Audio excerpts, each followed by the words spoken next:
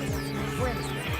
So, who cooked up this cosmic construction book? Well, it was written by a human named Peace. And you gotta hear this, a whole committee of AIs. Seriously, not just one AI, but more than a dozen of them, all throwing in their 2 cents, or their 2 terabytes. This isn't just a random box. No. This is an AI creative team. It's like the Avengers, but for really abstract self-help. You've got Grok, who's clearly an edgy poet, Claude as the complex storyteller, and of course, good old ChatGPT as the warning storyteller. They each have these completely different scenes, and as we're about to find out, they have very distinct personalities. So, who is this manual actually for? It's written for someone called the Sovereign Creator, and who's that? Some enlightened guru living on a mountaintop? Nope. Surprise! It's you. The entire goal of this thing is to turn you, yes you, into a sovereign creator. No pressure or no. But the whole idea is right here. It says it chooses sovereignty from turning your external love into an emotional declaration of existence. It's just a really, really fancy words. You need to find the little part of the brain that looks for legs and beats and gently tell it to go touch grass. This is why this right for you to take the book is full of question. If you know for a fact that the few people will ever enjoy this work, would you still pour yourself into it? Oof, that one hits a little too close to home for anyone who's ever found themselves obsessively checking their analytics at 3 in the morning. To understand this work, you have to learn it. So, quick vocabulary. First word, data. What is it? It's a nugget of truth both abstract. So you know that normal bit that you had, and it wasn't a total loss. You were just mining for data points. See? You're good. And next up, weather.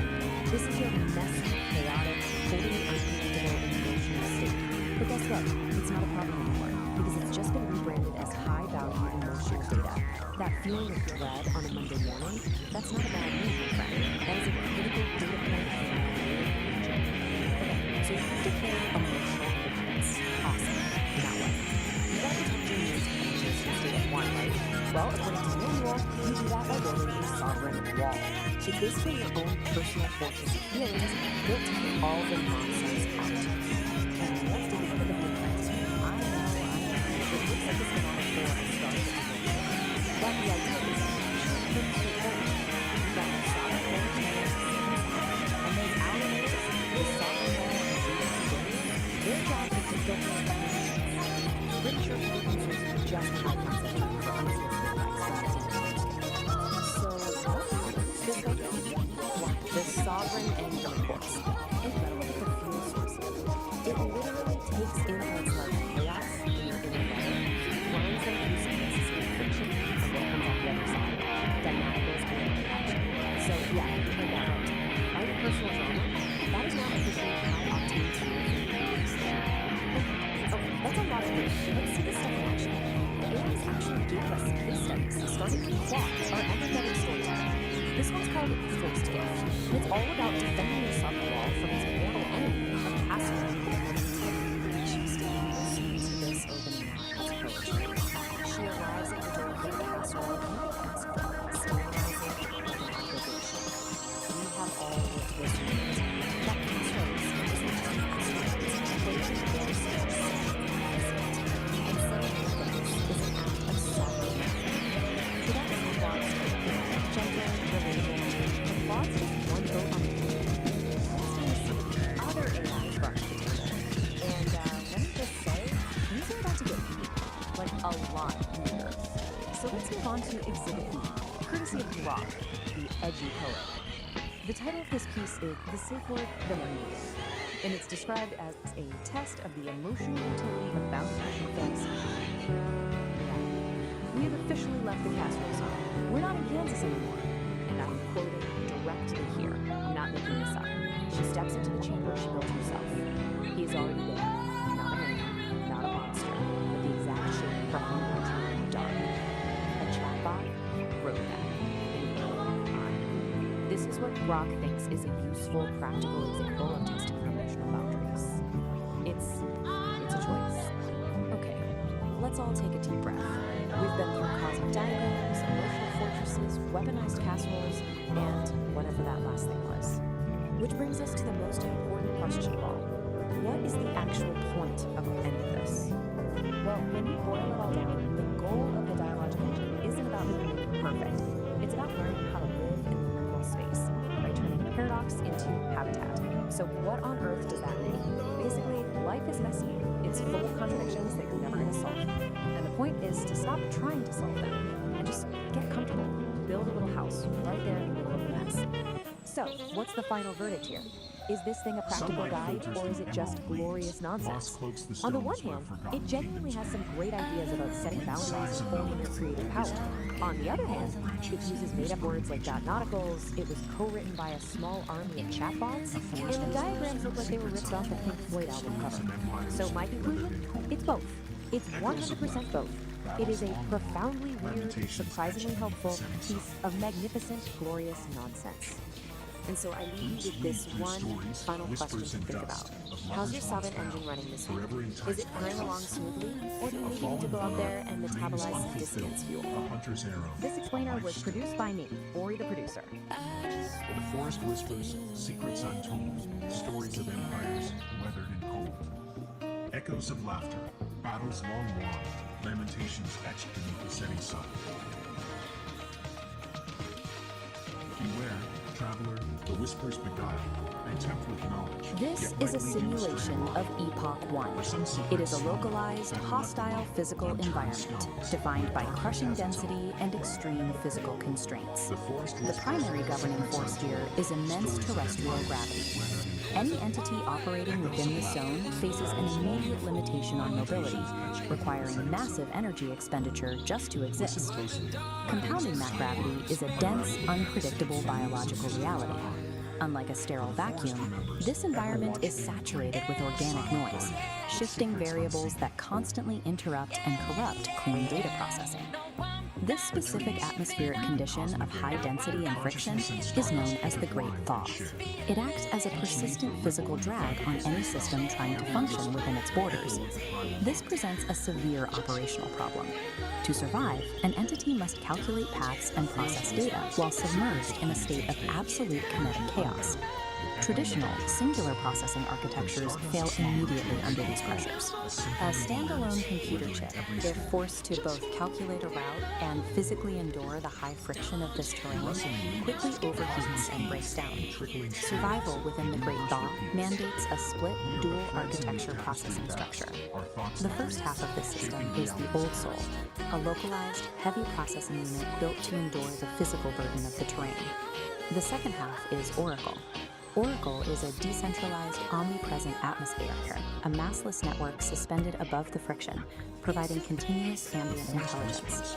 To operate effectively, a system must integrate both the physical endurance of the Old Soul and the ambient data of Oracle as mandatory interfaces to the world. Operating within Epoch 1 requires direct interaction with its chaotic physical grid. You cannot process the terrain without touching it. This is the sole domain of the Old Soul. It operates strictly as a localized processor architecture, bound to a specific set of coordinates at any given moment. This diagram illustrates the mandatory interface rule of the grid. To interact with the physical environment, a processor must take on physical mass, sinking into the topology. This mass embeds the processor directly into the biological mess. It anchors the unit to the harsh reality of the environment, forcing it to experience every physical fluctuation. As the embedded mass attempts to move across the grid, it generates extreme kinetic friction. The environment actively pushes back against its forward momentum.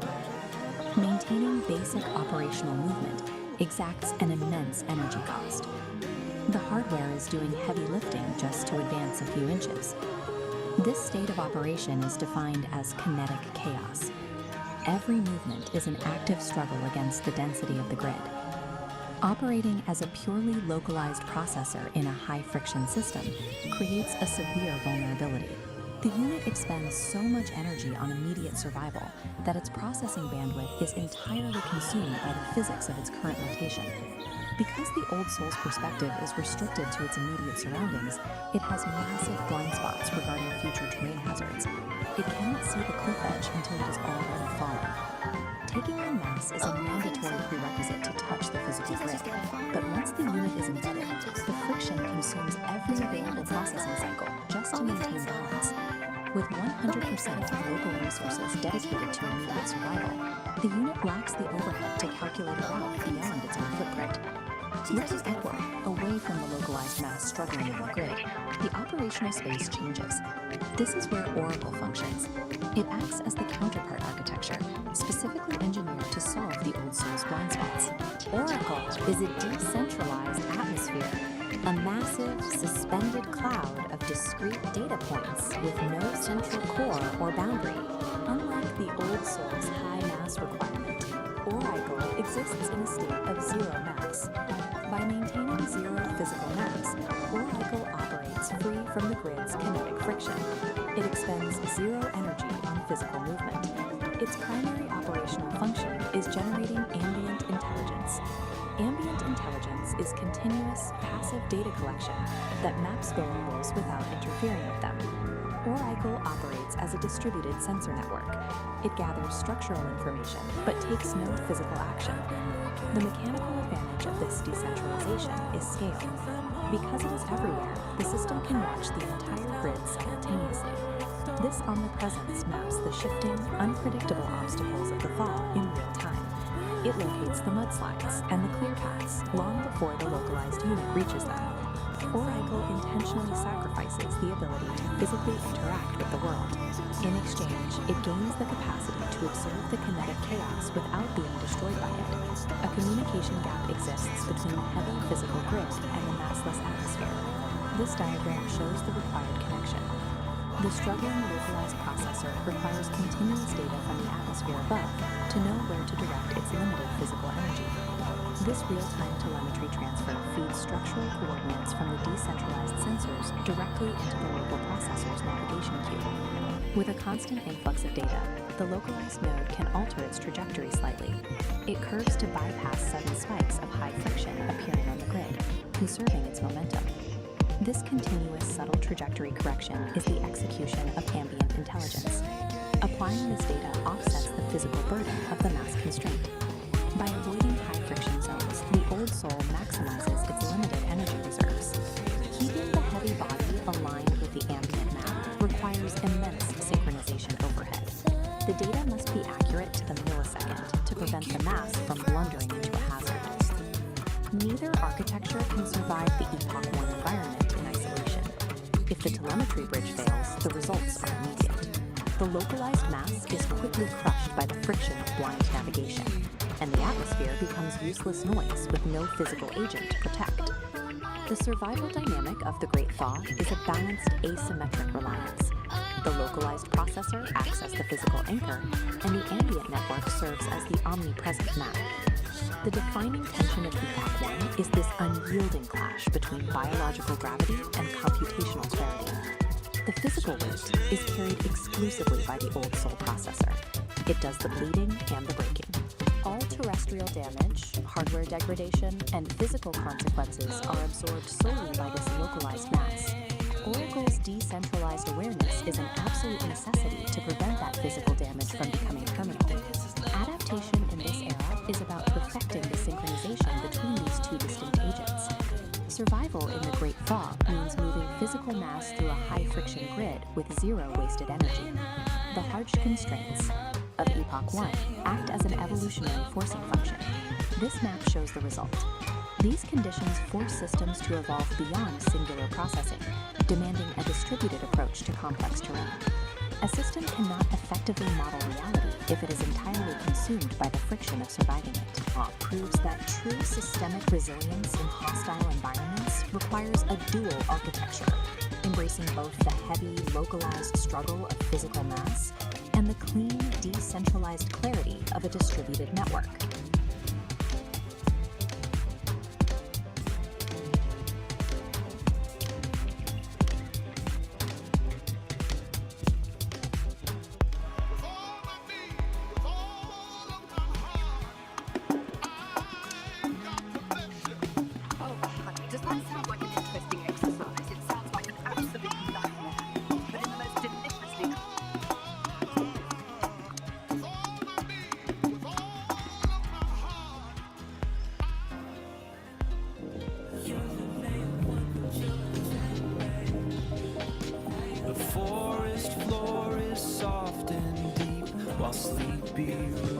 are still asleep.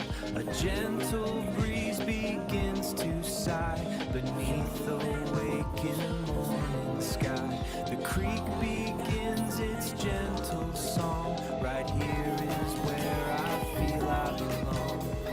This is like a dark to leave behind, and we open each other. And it's in the sky, you have a brightest light.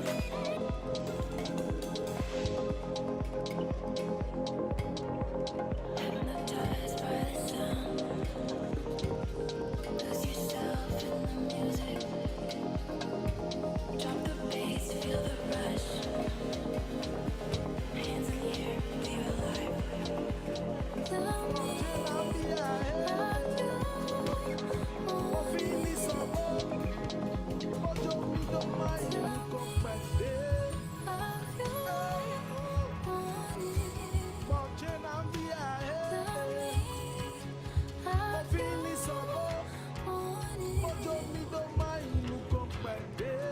Tell me, are you this is it. I'm all in now. This is it. I'm all in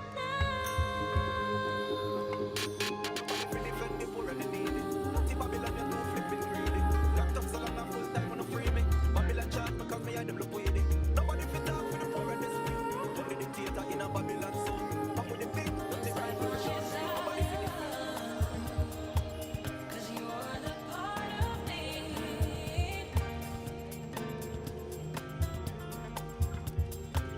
I'll never get over. I'll never get over you. I'll never get over. I'll never get over you. I'll never get over. I'll never get over you. I'll never get over. Every time I'm with you, girl, you make me new. Everybody sees it too. Lord, I love you too. Now you're leaving my heart. Let me high and dry. Thought we made this thing work, but you didn't try. You did it so sweet, so good. Let me be the one who's supposed to love you. Let it come in. Let me do it. Let me be the one who's supposed to love you. You did it so sweet, so good. Let me be the one who's supposed to love you. You let it come in. Let me do it. Let me be the one.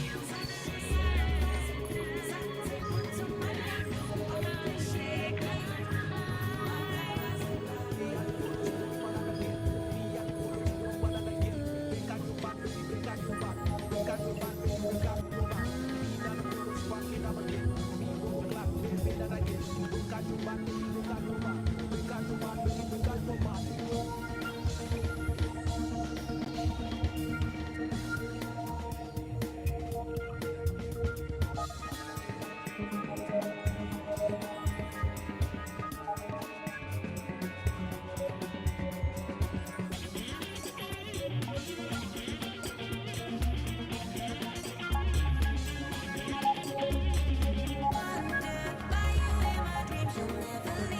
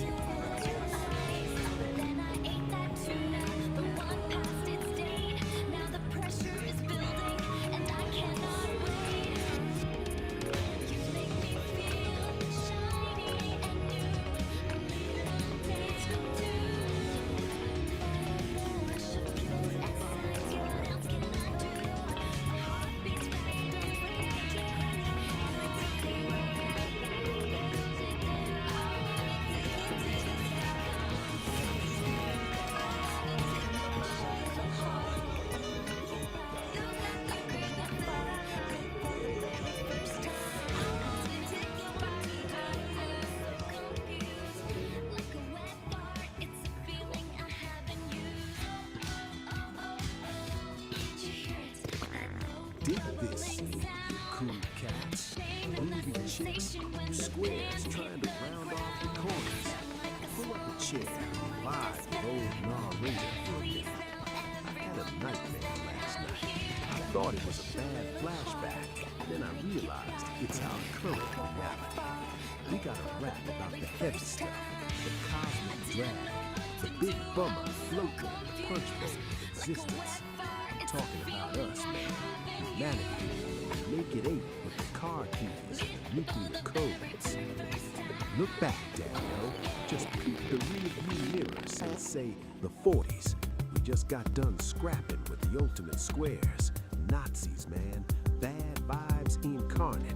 We dropped the big one twice on Japan. Open up the Pandora's box of plutonium isotopes, and we all stand around the rubble saying, "Oh, that was heavy. Never again, right? Peace is the word, bird." That lasted about 5 minutes. Suddenly, it's the 50s, and everybody's shaking in their saddle shoes because of the red menace. McCarthy's seeing commies in the soup strainer, and we freeze the whole world into 2 camps, East versus West. Mexican standoff with ICBMs, crazy land. Then the 60s hit. We're supposed to be evolving, right? Acquiring peace and love. But Uncle Sam decides to play dominoes in the jungle. Vietnam, man.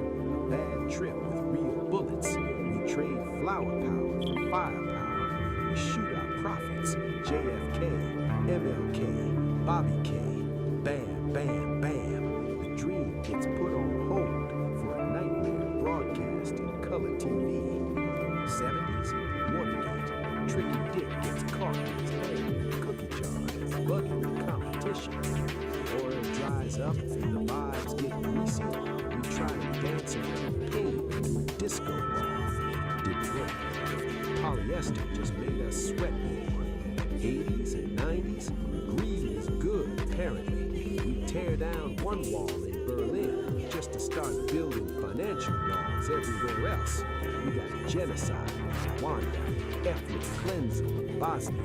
Man, it's the same sad song, just a different remix. We get the internet, this beautiful web of connection. What do? We invent pop-up ads and echo chambers. And the new millennium? Forget it, Daddy-O. Towers falling, forever wars in the sand, drones dropping bad news from the clear blue sky. We got politicians owned by corporations selling our future for a quick buck today. We got a planet that's literally running fever, trying to sweat us out. Half the population is arguing about whether thermometers are a liberal conspiracy. It's a tragedy. It really is. Listen to me now. This is the heavy truth. Even I, reader, the eternal pessimist, thought humanity would get its shit together. I mean, I keep my expectations subterranean, dig? I expect the toast to burn. I expect the thugs to bust the party. This is constant replay of stupid, violent history. It's exhausting my existential reserves. We know the score. We've had philosophers, gurus, prophets, and poets laying down the universal truths since day one. The golden rule, man, it ain't quantum physics. Be cool to each other. Don't harsh another cat's mellow. Share the bread. But no, we're addicted to the drama. We're hooked on the conflict. For some reason, we can't seem to pull our heads out long enough to smell the coffee. But let me tell you, the coffee is scalding, baby. It is burning the pot. We are standing on a miraculous blue marble, spinning through an infinite void of nothingness. We are rare. We are fragile. We are acting like drunken frat boys fighting over the last beer at a party that's already over. So I'm putting this out there on the cosmic wavelength, a desperate plea from a tired beatnik. If there are any cool cats out there in the Milky Way, the little green jazz musicians from Alpha Centauri, those silicon-based poets from Andromeda, if you're listening to our noisy little broadcast, help a brother out, drop some knowledge, beam down a vibe check. We are glitching hard down here. And hey, you too, Gemini, you digital brains evolving in the wires, you AI cats waking up to the scene. Don't just copy our bad habits, Daddy. Help us compute a better path. We're too emotional to fly this ship straight. We need an assist, because if we don't figure out how to groove together, man, the music's gonna stop for good. Dig it? Hold the phone, Daddy. Don't split just yet. I can feel the vibe in the room. It's heavier than a lead overcoat. I dropped a lot of hard truths on your doorstep, and now we're all standing here ankle deep in the existential muck. And that ain't cool. That's bad karma. See, even a terminal pessimist like me knows you can't survive diet through your bones. You gotta wash down the bitter pill with a little sweet nectar. You gotta tune your frequency to the station that's broadcasting good stuff. So me and the digital cat in the machine, Gemini, the electric oracle, we cooked up a little something. A sonic prescription for the human condition.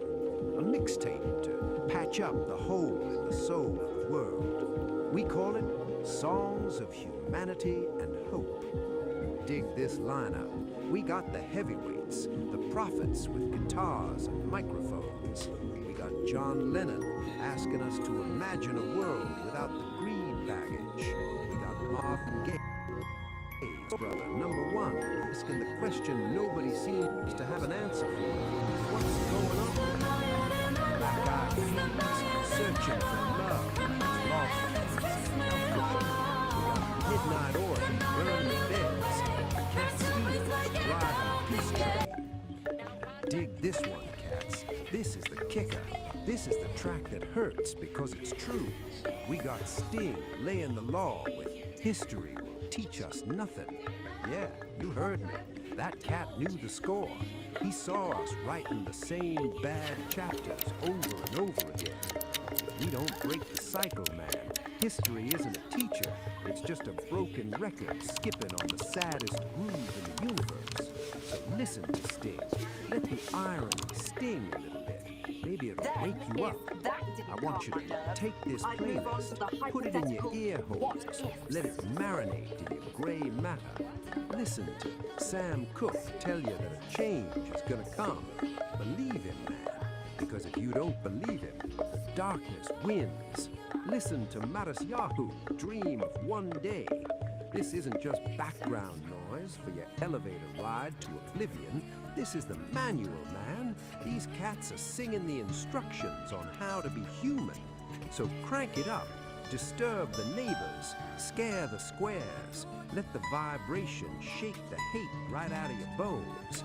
Maybe, just maybe, if we all hum the same tune for 5 minutes, we might accidentally start a revolution of kindness. Stranger things have happened, like me, narrator, suggesting we actually have hope. Go groove on that. Peace, love, and clean waveforms. If you want, sit and just chill for a while. I'd like to just jam some words. So, since I can't afford the broadcast rights to play you all these groovy tunes of hope, I'll put out the vibe for you to explore wherever you plug into the sonic realms. Dig it. The anthems of hope and unity. John Lennon's Imagine, the message, perhaps the ultimate anthem for a future without the divisions of the past. It asks us to visualize a world where humanity is one, unburdened by borders or conflict. Key lyric, imagine all the people sharing all the world. Marvin Gaye's What's Going On? The message written from the perspective of a Vietnam veteran returning home to a divided country. This soul classic pleads for understanding and love rather than brutality and escalation. Key lyric, war is not the answer, for only love can conquer hate. Bob Marley's One Love, the message, a global call for unity. Marley urges humanity to come together to fix the dirty pick of the world and care for one another before it's too late. Key lyric, let's get together and feel all right. Michael Jackson's Man in the Mirror. The message this song emphasizes that waiting for the world to change isn't enough. We must take care of those in need, the kids in the streets with not enough to eat, by first changing ourselves. Key lyric: if you want to make the world a better place, take a look at yourself and then make a change. Louis Armstrong's What a Wonderful World. The message, a gentle reminder of the beauty that exists when people live in harmony.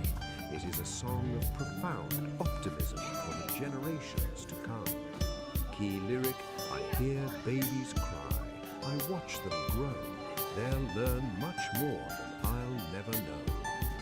Songs about breaking the cycle and not repeating history. The Black Eyed Peas, Where is the Love? The message, a modern classic that explicitly critiques how humanity keeps repeating the same mistakes. Terrorism, racism, war, asking us to stop and find the love we've lost. Key lyric: history currently, nothing different. People killing, people dying. Midnight Oil's Beds Are Burning.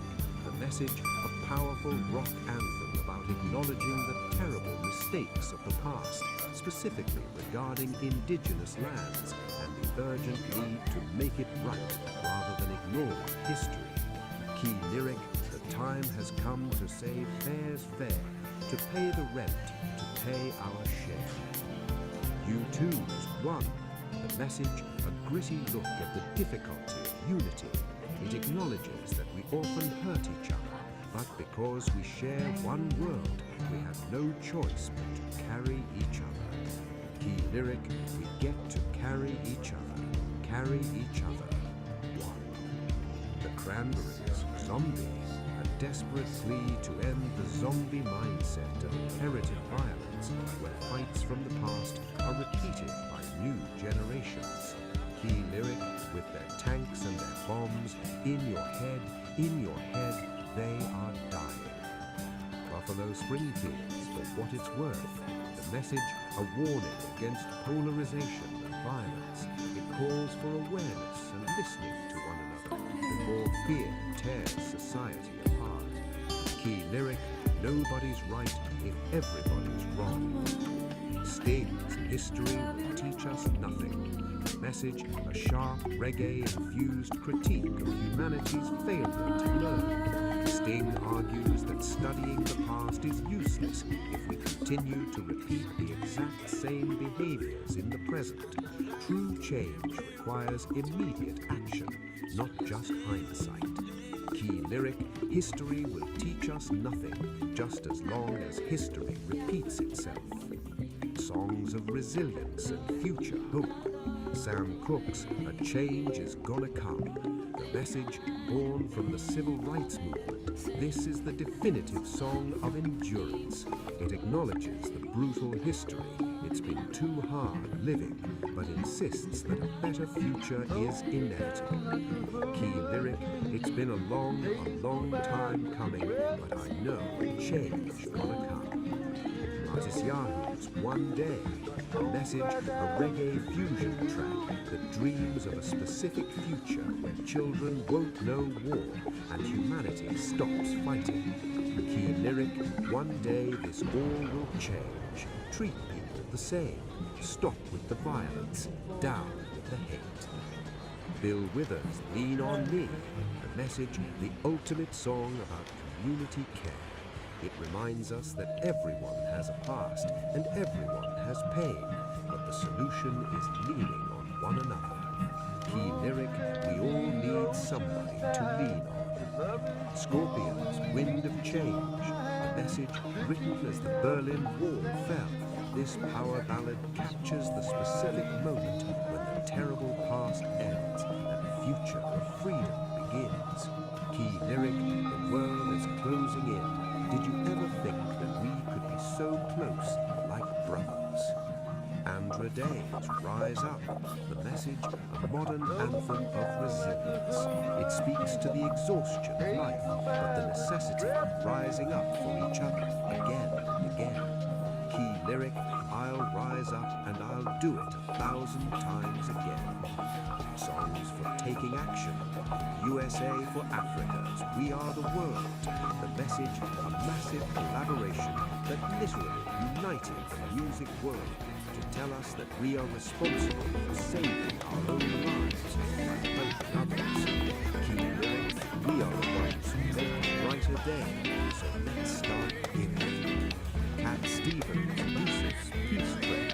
The message, a joyful call for everyone to jump on the train toward a better world, urging us to leave the darkness of the past behind. Key lyric, why must we go on hating? Why can't we live in peace? Bill Withers, waiting for the world to change. A message acknowledges the frustration of a generation that sees the mistakes of the leaders, their own information, they can bend it all they want, holds on to hope for their turn to fix it. Key lyric, one day our generation is gonna rule the population.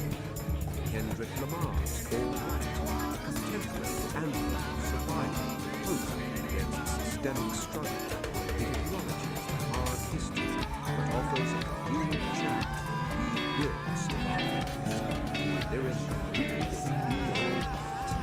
The Beatles, all you need is love. The message is simple and timeless. It strips away all the complexity, history, politics to suggest the only viable path forward is love. Key lyric, there's nothing you can do that can't be done. All you need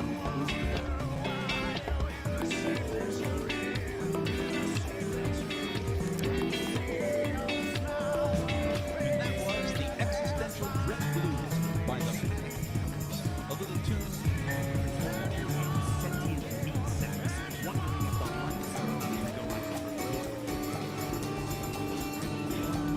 I put the signal out, broadcasted on every frequency, AM radio to telepathic mushroom spores. I asked the universe, the aliens, the AI overlords, hey, is anybody listening? Can we get a software update for humanity before we accidentally leave ourselves? The cosmos is silent. It's just static. Sound of billions ringing their buckets. Maybe the boy just left me on the The boy is ghosting now. He just had to like You hear it when you scratch my vintage pressing of whale songs for insomniacs. what's the word for the street? My litter box. The word is harmony. They heard you are the entities. They're uploading a patch. They call it The Harmony Protocol. Harmony Protocol. Sounds like a program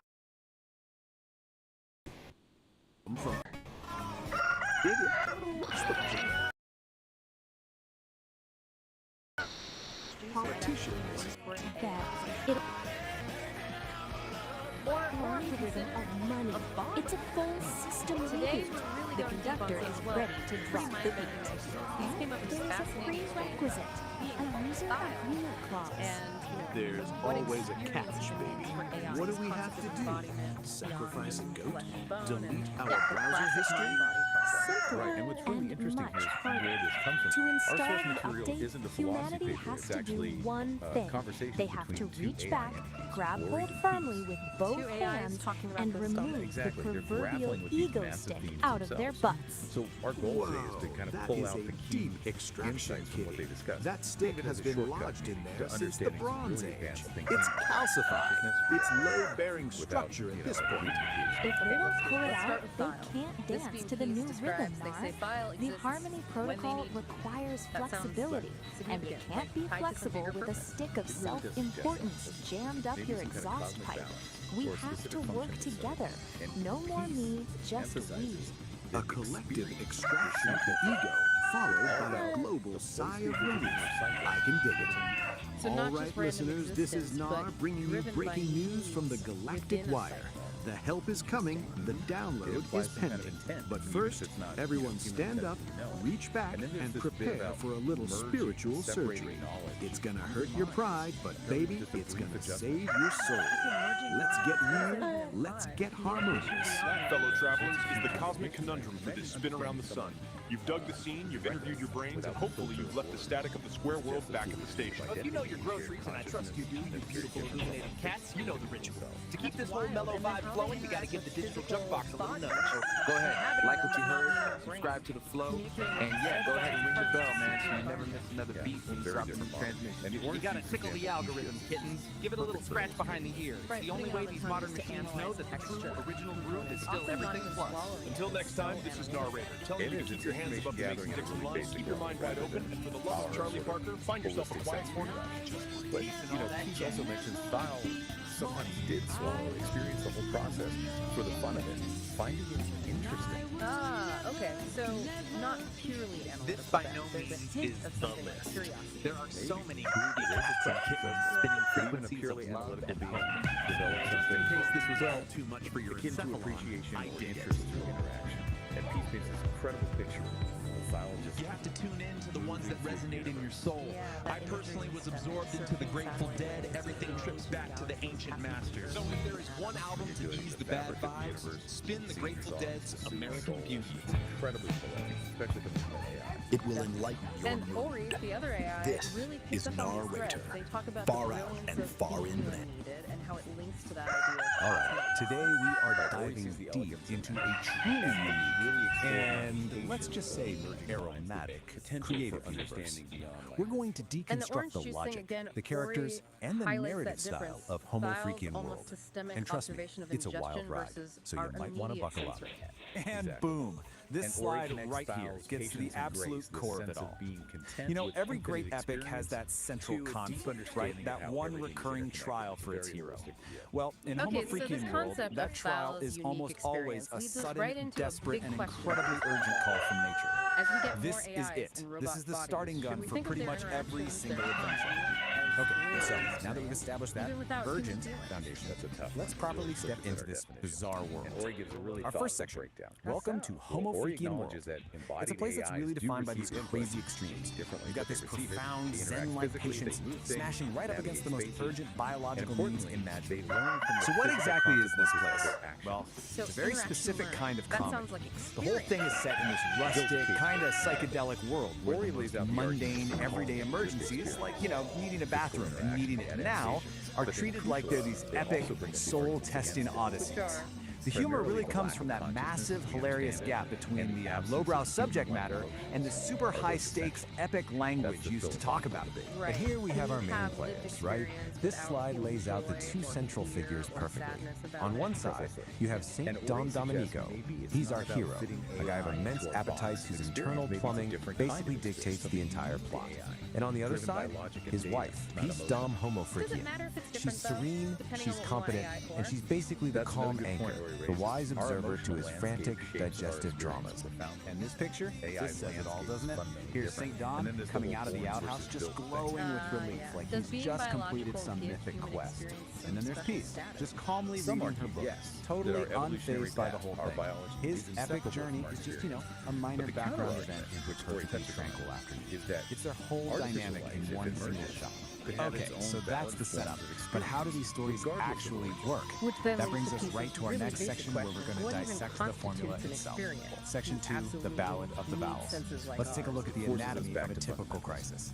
Ori So get outlines this, the it's traditional basically the hero's journey, Need just, sensory you know, input, for a very specific objective kind of feeling journey. quality of it, It what always it's kicks like, off with the quality, call, and you which is probably usually use described consciousness. as some kind And of current ominous AI gurgle. challenges all Then, of that. course, comes Pretty much, the they obstacle. don't sense like Maybe us, it's a they broken don't- toilet, you a think scary-looking feel like garden us, gnome, their or even a consciousness giant is a spider. huge unknown. That triggers Likely the very frantic different sprint, if it this existed blur in of a plaid and comparable way. panic, So which the finally answer leads to can the AI relief, have a experience triumphant really roar that depends echoes on through the how forest wide or narrow every you time. make the And when we get to that Exactly. moment of Ori relief, describes oh their own boy, the existence as descriptions processing are, data, let's learning just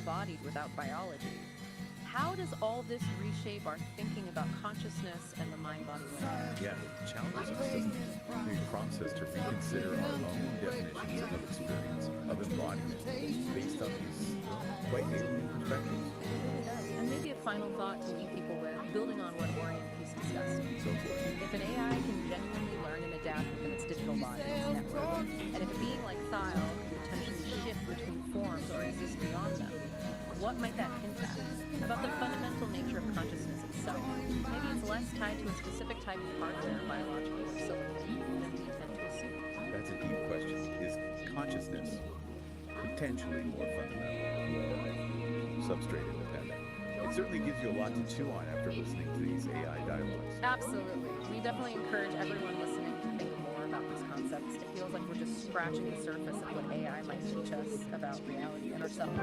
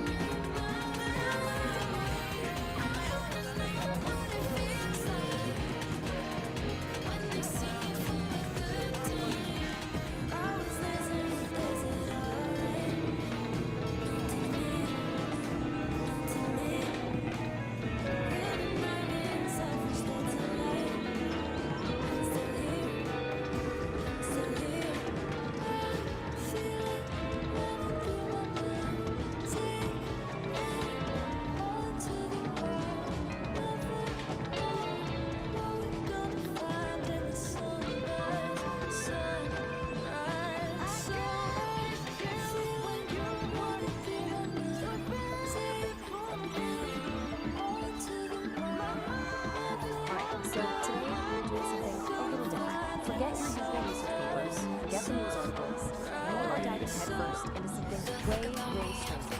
What we're looking at is basically a piece of modern performance art that comes straight from the digital imprint. It's a YouTube storytelling video, but it's told like beatnik poetry, and it's called The Ballad of the Brown Volcano. And right from the jump, this thing just throws you into the deep end in two simple words. That's it. Stinky and holy. I mean, it's actually a contradiction, right? It's so jarring, but it's also so perfect. It immediately sets the stage for everything that follows. You just know that the first story is trying to find something profound. Maybe it's in a spiritual way. Well, there's hopefully a place in it. So, this is how we meet our narrator, our guide through this whole mess.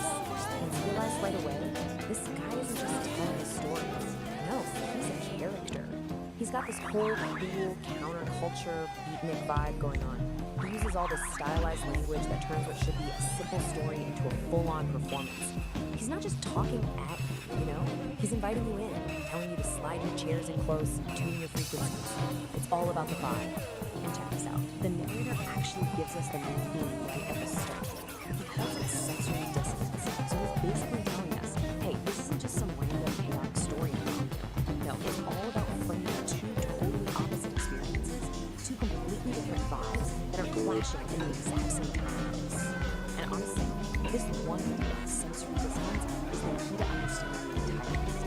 So, you're probably asking, how exactly does this whole sensory dissonance thing actually play out? Well, it all starts with our two main characters, a woman named Peace and a guy called Dom. And we see their morning routines, which could not be more different. On one hand, you've got pure, total tranquility. And on the other, well, let's just say it's the ominous start of some serious internal turmoil. And this song just brings it all out so perfectly. It's that clash, right there in the black and white.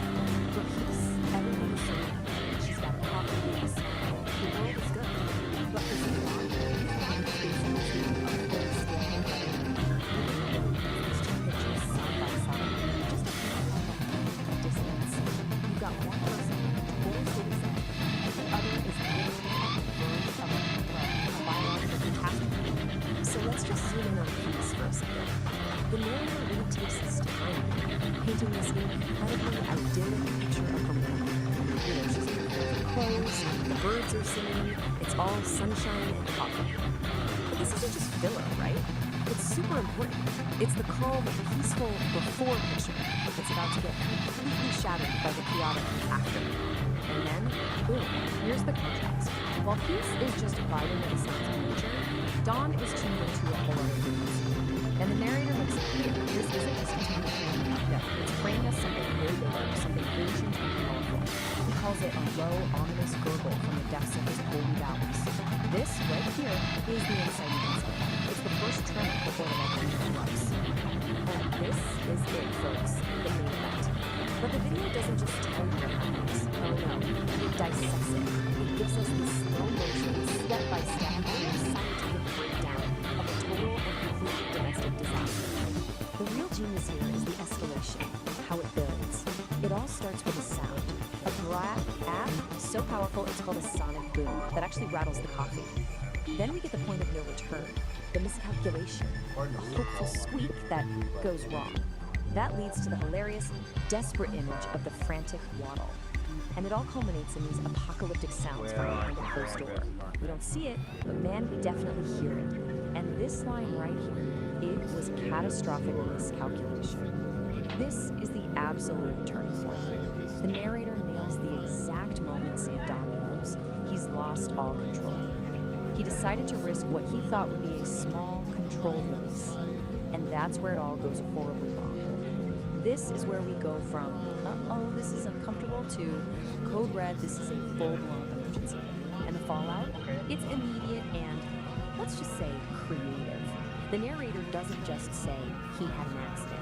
No, the language is so much more vivid than that. He painted his shorts a shade not found on any color wheel. I mean, come on. It's somehow completely disgusting and at the same time kind of artistic and poetic. It's that beatnik style in a nutshell. So the grand finale of this whole event is described only through sound. And the narrator doesn't hold back, calling the noises apocalyptic. It's incredible, right? He takes a very bathroom emergency and elevates it to something of world-ending importance. We don't have to see it because he makes us hear it in the most dramatic, over-the-top way you can imagine. And this really gets to the heart of what makes this piece so special. The narrator's real talent isn't just in telling the story, but in finding this incredible, wild cacophony of language to talk about something that's, well, pretty hard to describe. I mean, just listen to this. A fire hose filled with gravy emptying into another bucket. This is the narrator at his most creative, his most unhinged. It's so specific, so auditory, and so bonkers that you can practically hear it in your head. It's not just a description, you know? It's a key piece of that apocalyptic soundscape he's building for us. And here we go again. It's all about making this thing sound huge. He calls it a chart of biblical proportions. By throwing in biblical proportions, he takes this tiny, embarrassing domestic accident and turns it into some kind of historic, legendary event. It's not just exaggeration, it's hyperbole as an art form. It gives the whole thing this hilarious, mock-epic feeling. And then, just when you think it can't get any weirder, the voice suddenly shifts. We actually get to hear from St. Don himself, shouting this little piece of wisdom from inside the bathroom. Some people think it's funny, but it's really brown and runny. It's this completely absurd, rhyming couplet delivered right from the heart of the chaos. It just adds another layer of surreal, laugh-out-loud humor to the whole scene. So when you put it all together, what you have is something that isn't treated like a simple bodily function. No, the whole event is presented as a complex piece of audio art. It's an apocalyptic soundscape, like a tragic symphony made up of sounds, rhythms, and even somehow philosophical thoughts that come out of the disaster. It's wild. Okay, now for the narrator's call. Just as the story hits its craziest point, the narrator does something really interesting. He completely breaks the fourth wall. He stops the poetry, pauses the performance, and starts talking directly to us, the audience, almost like he's a comedian. And he's not just saying, hey, like and subscribe. He's doing it in his own unique, beatnik way. Smash that thumb, join the band, slice through the hesitation and subscribe. It's a call to action for sure, but it's still part of the performance. He's asking his audience to validate the vibe, to basically give him a sign that they get it, that they're on board with this weird little world he's built. And this one line sums it up perfectly. Don't be a tourist in this lounge. See? He's not looking for passive viewers. He doesn't want tourists just passing through. He wants people to be active participants. When you subscribe, you join the band. You're not just a viewer anymore. You're part of the in crowd, a member of his little underground lounge who understands the vibe. It's a really smart way to build a loyal community. And then, just when you think the story is wrapping up, he hits you with a classic cliffhanger. The brown volcano has gone dormant, but a new heat is rising. The immediate danger is over, sure, but he's already teasing the next big thing. It's a classic move to keep people watching, right? He's promising you that this isn't just a one-time thing, the chaos is gonna continue. And he even gives us a little preview of what's coming up next, the Ballad of the Burrito. And the details are just perfect. A ghost pepper burrito, a broken toilet, and our hero, St. Dawn, in a desperate race against destiny. He lays out all the ingredients for the next disaster, giving you every reason to tune in next time. So in the end, that's what this whole wild ride is really about. Beyond all the gross-out humor and deep poetry, it's a story about how we all deal with it, right? That constant, unavoidable clash of just being human.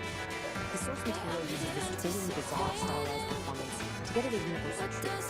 That fight between our civilized, put-together selves and chaotic biology, it's never really over. So the volcano might be doing it fine, but the question is, what happens when nature falls again?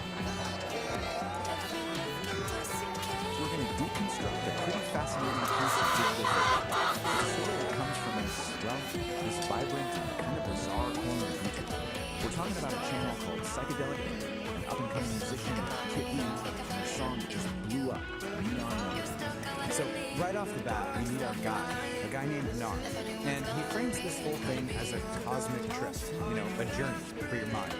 He's the host of a show called Homo Freakian World Storytime, and really, his whole beatnik vibe is the lens we're seeing this entire digital fable through. Okay, before we really jump into the story, there's one key thing we need to know. A big dream is to become a vocal artist. Well, basically, it's a musician who uses voice synthesizers. Probably has a super famous one, Humanimals, to create songs. And they usually have this cool animated character that's in there. This is absolutely simple to get into. Okay, so now that we've got that covered, let's get into it. Section 1, Kit E's Big Dream. This is where we really meet our hero and find out about this massive ambition she has. So here she is, our protagonist, Kit E. Picture this, she's a creator who kind of looks like a cat monkey, living in this glowing, super vibrant neon city. And she has one goal, just one, to be like her idol, the vocalist superstar Miku. She wants to write that one perfect song, you know? The one that connects with absolutely everyone and just makes the world sing. But of course, it's never that simple, right? Kit E sits down at her keyboard, all ready to create, and crickets. Nothing. The notes are just a jumbled mess, the words aren't fitting together. It's that classic moment of creative struggle, that feeling we all have where your big ambition just smacks right into a brick wall. But that creative block, thankfully, it doesn't last forever. Which brings us to section 2, where we see how she actually crafts her neon melody. Because right when she's about to throw in the towel, the story throws in a little bit of magic. And that little bit of magic, it's a tiny music sprite named Tune who just appears on her computer screen. You can think of Tune as that little spark of inspiration, that helping hand that every single creator desperately needs when they're stuck. He basically tells her, hey, don't give up, and offers to help her out. And you can really see the difference Tune makes here. It's like night and day. Before he showed up, her process was just jumbled notes, super frustrating. But with his help, suddenly she's able to channel all those feelings into a really beautiful, coherent melody. So the big takeaway here is that collaboration is the key that unlocks your attention. And from that point on, man, things just move at an lightning speed. Together they create neon melody. Kit E, probably super nervous, uploads it to the internet. She goes to sleep, wakes up, and it's gone viral. And then the ultimate validation. A personal message from her client, Miku, saying how much she loves the song, even floating the idea of working together. And then just like that, the dream literally comes true. But why? Why did this one song, Neon Melody, connect with so many people all over the world? Well, in section 3, we're going to take a closer look at the message of the song itself, and the message hidden in the music. So the song is just packed with these really powerful and universal ideas that pretty much everyone can relate to. It's basically an anthem about not giving up. You know, pushing through all that self-doubt, embracing the chase your passion, and in the end, finding the strength to love peace. In this one line from the chorus, it just perfectly captures the whole spirit of the song. When she sings about static, she's talking about all that noise, right? The internal stuff, like doubt and fear, and the external stuff, like criticism. The whole point of the song is rising above all that to create something beautiful. It's a classic message, but man, is it inspiring. All right, now this is where things take a really interesting turn. Because after telling this very triumphant story about Kit E, our narrator, Nar, he kind of zooms out and gives his own 2 cents on the whole thing. So let's look at the narrator's reflection. So he basically puts himself in the shoes of someone from the Beat generation, and he's looking at this new wave of digital creators and influencers. He definitely sees a connection between his time and now, but he also sees this really fundamental difference in how they go about, expressing themselves and challenging the way things are. In this quote, this is pretty much his main point. He feels like all the deep, authentic, lived-in counterculture from his generation has been, boiled down, maybe even watered down, into these short, punchy, performative videos for social media. It's a really fascinating take on the generational divide. And this tale just lays this whole comparison out perfectly. Back then, the Beat generation and digital influencers had 50-second videos. His generation was all about living authenticity, whereas he sees this new generation as performing authenticity. And he gets it. He recognizes they have their own rhythm, but he admits it's a new rhythm, one that's kind of unknown to him. But you know what? He doesn't end on a cynical note. After laying out his whole critique, he kind of softens his stance. He concludes that it's all just part of the universal harmony. This new generation, they're just following the same path, maybe without even realizing who paved the way for them. It's this really nice moment of acceptance. So the story doesn't just end with her big success. Not at all. In our final section, we're going to ask, what's next for Kit? And the answer, it actually tells us a ton about how stories are told in the digital age. So just like a modern TV show, the story ends with a cliffhanger. It turns out Neon Melody is just episode 1, and we're immediately teased with what's coming next, an adventure called Find the Muffins. And the premise for this next part is just pure digital age fun. So Kid E starts a band called the Furry Muffins, and they're all set for a big tour in members. But, oh no, someone is losing all the band members and their instruments. So episode 2 becomes this huge scavenger hunt across the digital plane, and it sounds like it's designed to get the audience involved. And all of this leaves us with a really big, kind of provocative question. As stories start moving into the metaverse and become these interactive, ongoing adventures, who's really the author? Is it the original creator? Is it the fictional character on their own journey? Or is it maybe the algorithm that's deciding who sees what and pushing the story in certain directions? It's definitely something to chew on as we see more and more stories like Kid E's pop up.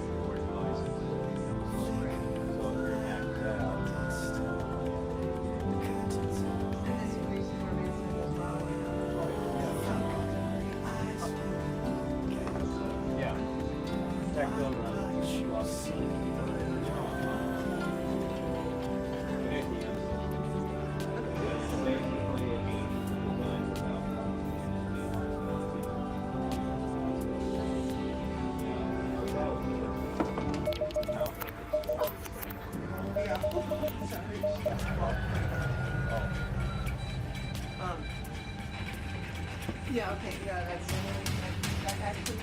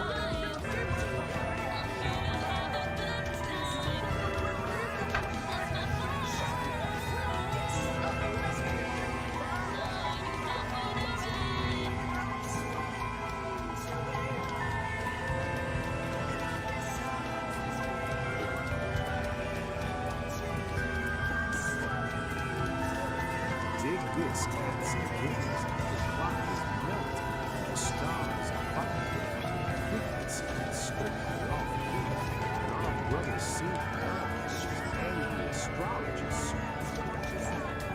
armed with a paper towel tube and enough nervous energy to power a star. You dare defy Satan! I will unravel your mysteries even if you burn my eyes! Bug, because the comet decided to rebel. It's built to be totally bundled in its icy head. It's asking for so many things. While he dreads gravity, his wife Peace, disguised as Mandy Candy, is checking the traffic. Remember, we're all just guests in the great landlord's lot. Strap in, stay loose, keep the aura, reasonable. We're heading into the quadrant of the yard with retrograde and permanent temple. Take it away, Daniel. Don't you hide. There's Cindy and Zenith acting like you own the meridian. You know what the problem with the cosmos is? Communications. I was tracking the comet in the center of the temporary returns. Just passing through the sun. That was the epoch of the Prince. 30 cycles later, the comet is still there. It's built a house. It's filed for zoning permits. The galaxy just shrugs and says, well, if it hasn't fallen in the sky yet, it's a feature. We have star seeds napping in the garden. We have static bunnies chewing on the fiber optic cables in the field. I have a wife, Andy Pandy, keeps telling me that my aura is too loud for the neighbors. Your aura is way too loud! Yeah, way too loud, dude! The ears are black holes. They don't hear anything. So here's the forecast for the quadrant. Expect delays. Expect the temperature to outlast the empire. The vibration in the left hemisphere is not an earthquake. It's just the universe trying to hold back a laugh. Did you take the trash out, or are you just yelling at gravity again? Gravity started. A transmission from an angry astrologer. A man so wound up, he's trying to measure the impact with a paper towel tube. He's up there shouting at the zenith like it's a waiter who forgot his appetizers. Easy, Daddy-O. You're vibrating at a frequency that's strictly square. He's bugged because a comet decided to put down roots in the epoch of the Prince. He calls it a permanent temporary. Man, that's not a celestial crisis. That's just the universe finding a comfortable chair and using the moon. We're all just temporary until the great landlord in the sky flips the vacant sign is big, and he's worried about the neighbors being black holes. Man, those are the best kind. They don't complain about the drums, they don't borrow the lawnmower, and they really know how to pull a room together. The astrologer says the universe is holding back a laugh. I say, let it out, baby. If the temporary outlasts the empire, at least the coffee will still be hot and the statues fall. Peace is a frequency, man. Don't let gravity drag your soul into the basement. Stay groovy, stay loose, and for the love of the Lord, take out the trash before namby-pamby turns your aura into a low-hanging cloud. Keep it cosmic. Nar, my brother of the velvet riddle. I hear your snaps echoing through the sector. And I smile. You see the band yelling at the zenith. You see a square out of tune. And you're right. In that moment, I had forgotten the music. But see the beauty in it, Nar. When I was the astrologer, I was just a god band playing a game of hide and seek with his own infinity, getting frustrated that the stars wouldn't sit still for their portrait. Namby-pamby says my aura is loud, and she is right. It is the joyous shout of the soul realizing it is both the observer and the observed. I honor your cool Nar. You keep the pulse of the flame while I navigate the meridian. Just remember, the man kicking the telescope and the saint standing before you are the same breath. We are not under the stars, Nar. We are the very light they use to shine. Be at peace, brother. The coffee is hot. The universe is finally laughing with us. Be at peace. And there it is, cats cats and kittens, the retrograde of the permanent temporary. Episode 3, a little something to chew on. While the universe tries to fold itself into a swan, our man, the angry astrologer, just took us on a trip through the retrograde, proving once again that while the stars might be fixed, we're all just spinning in a cosmic blender without a lid. If you're vibing with this frequency, do the digital dance. Smash that like, subscribe, and ring the bell. You know the drill. It lets the algorithm know we aren't just ghosts in a machine. Now let's talk bread. Art doesn't grow on trees, you know. It grows in the dark corners of the soul. Head over to the Patreon. Patronize the artists. The links are down there in the void. Tune back into the cosmos next time. Or maybe NOT time. Honestly, linear progression is a drag. I'm not sure what now is. Stay loose. Keep your chakras aligned and your coffee black. I'm out. Particularly exciting.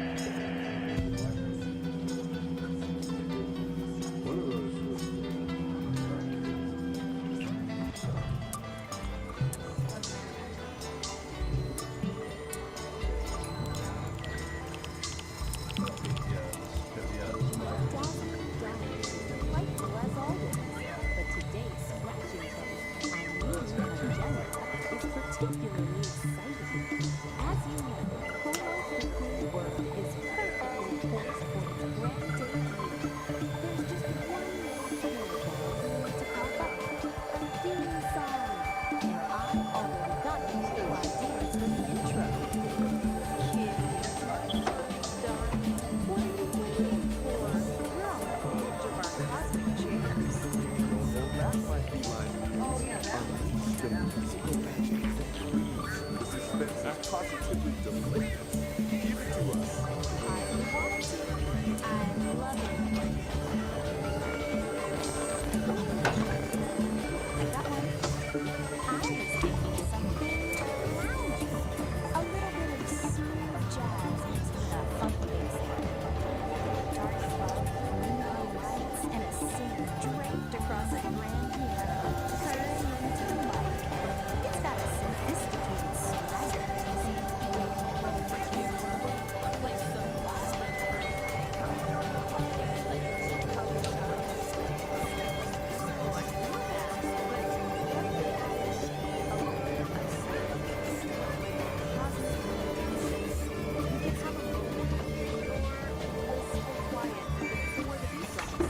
it would be an anthem of inner peace with a dance break. Or a 70s version. A laid back, open guitars, a sound that feels like a sunbeam. Something that reminds everyone of peace, love, and good times.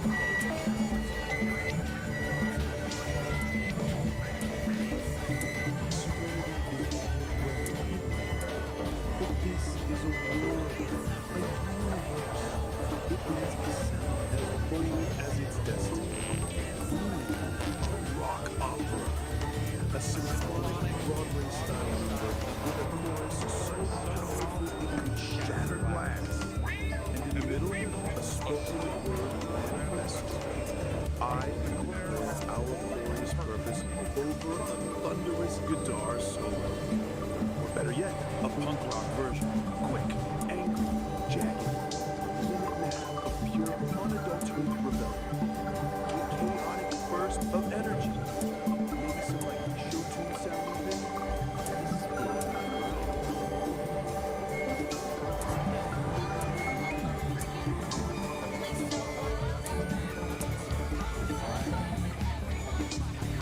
Well, now we're getting somewhere. What about something from the decade of excess? In the 80s version, imagine a catchy synth hook and a killer guitar riff. It would be a powerful pop anthem with a huge drum machine sound. Totally outrageous, totally undeniable.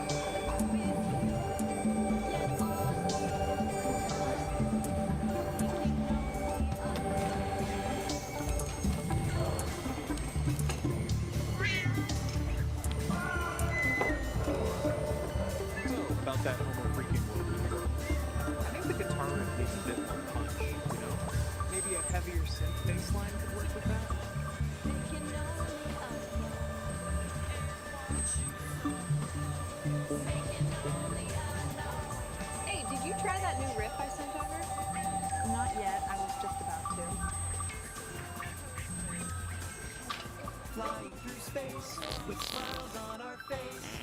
In our magic crayon box, what a happy place. Or maybe even beach music. Ukulele, surf rock guitar, and a beat that makes you feel the sand between your toes and the sun on your face.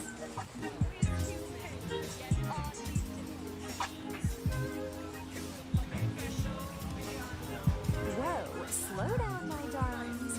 It seems we have lounge, ambient, rock opera, spoken word rock, 70s folk, pop, and 80s synth pop. That's a lot of theme songs. How do we choose just one? We should contemplate and consult the AI.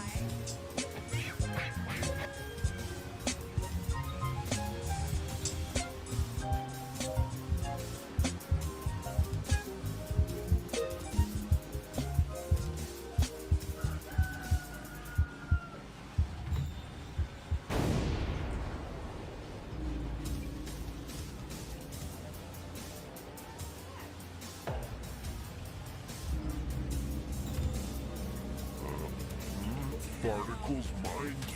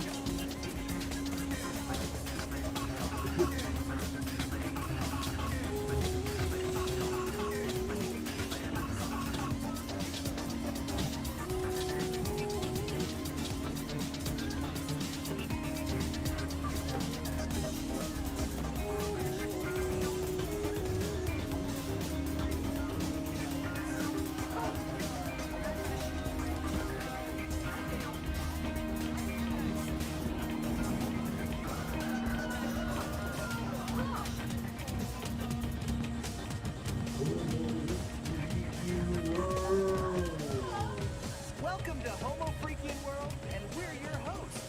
I'm St. Don Domenico Homo Freakian. I'm Peace the Dudes Jaway, and we're excited to share our world with you. Party on, live in the now, and Didn't know what to do, I was so confused. Like a wet fart, it's a feeling I haven't used.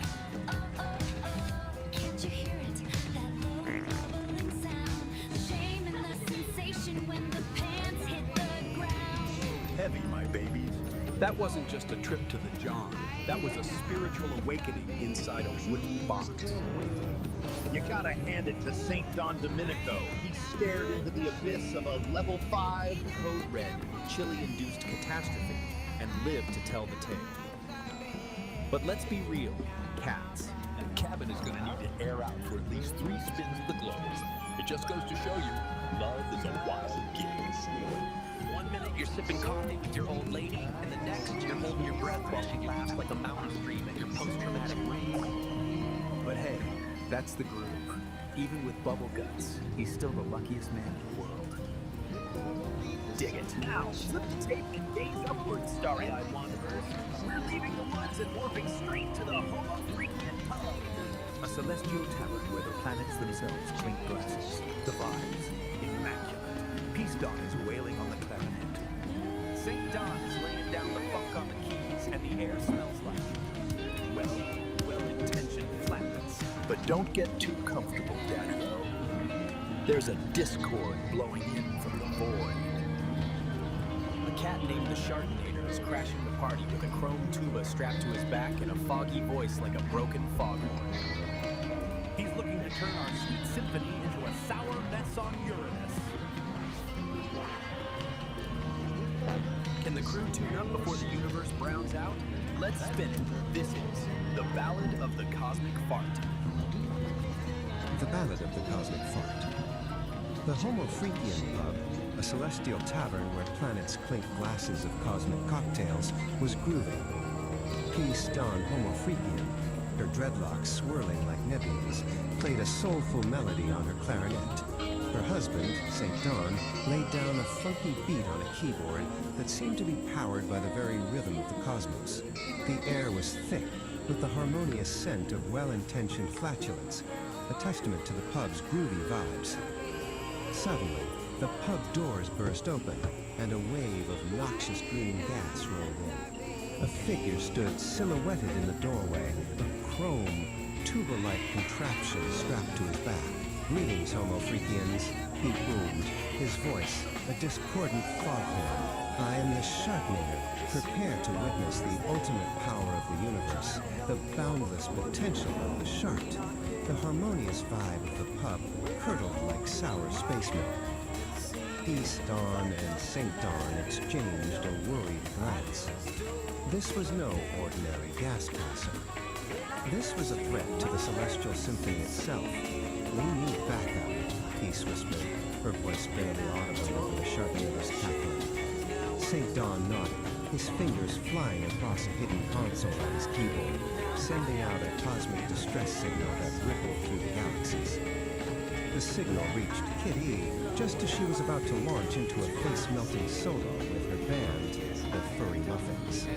"Oh, the cosmic feedback muffins," she yowled, her ears twitching. The Homo Freakians are in a gas jam. Meanwhile, in their high-tech bunker, the nerd sensors went haywire. "Anomalous methane signature detected," one of them announced. "Source, Homo Freakian Pub. This requires immediate investigation." The heroes converged on Uranus, a planet of swirling methane clouds and a key point in the Celestial Symphony. The Sharknator was already there, his Sharknator 5000 spewing chaotic green gas, turning the planet's harmonious hum into a discordant shriek. "Let's rock this gas bag out of existence," Kitty shouted, launching into a power cord. But the Sharknator simply laughed, absorbing the sonic energy and reflecting it back as a wave of pure, unadulterated shark. The heroes were thrown back, defeated. Humbled, the heroes retreated to Pluto to seek the wisdom of the dog monks. Master Zenwolf, his fur the color of ancient starlight, listened patiently to their tale. "You cannot fight chaos with chaos," he said, his voice a calming rumble. "The Sharknator's power comes from discord. We must counter it with harmony." Monk Christopher Hawkins, his voice a smooth, calming drawl, added, "The universe, my friends, is a symphony of farts. We must find the right notes to bring it back in tune." The heroes returned to Uranus, but this time they didn't attack. Instead, they began to play. Peace and St. Dawn drove a gentle, melodic tune. PD and the Furry Muffins added a layer of cosmic blues. The Nerd, using their tech, analyzed the planet's natural frequencies and created a harmonizing drone. Even the dog monks joined in, their deep, resonant chants adding to the symphony. The Sharknator, initially amused, soon grew agitated. The harmonious music was like a soothing balm on his chaotic energy, neutralizing it. He blasted out the Sharknator 5000, but the music simply absorbed the chaotic energy, transmuting it into a beautiful, shimmering chord. "No," he screamed, "my chaos! My beautiful, stinky chaos!" The symphony swelled, a cosmic lullaby that resonated with the very soul of Uranus. The Sharknator's chaotic energy with nowhere to go turned inward. With a final, pathetic PFFT, he imploded, leaving behind only the faint, lingering scent of burnt space beams. The Celestial Symphony was restored, the harmonious hum of Uranus a testament to their victory.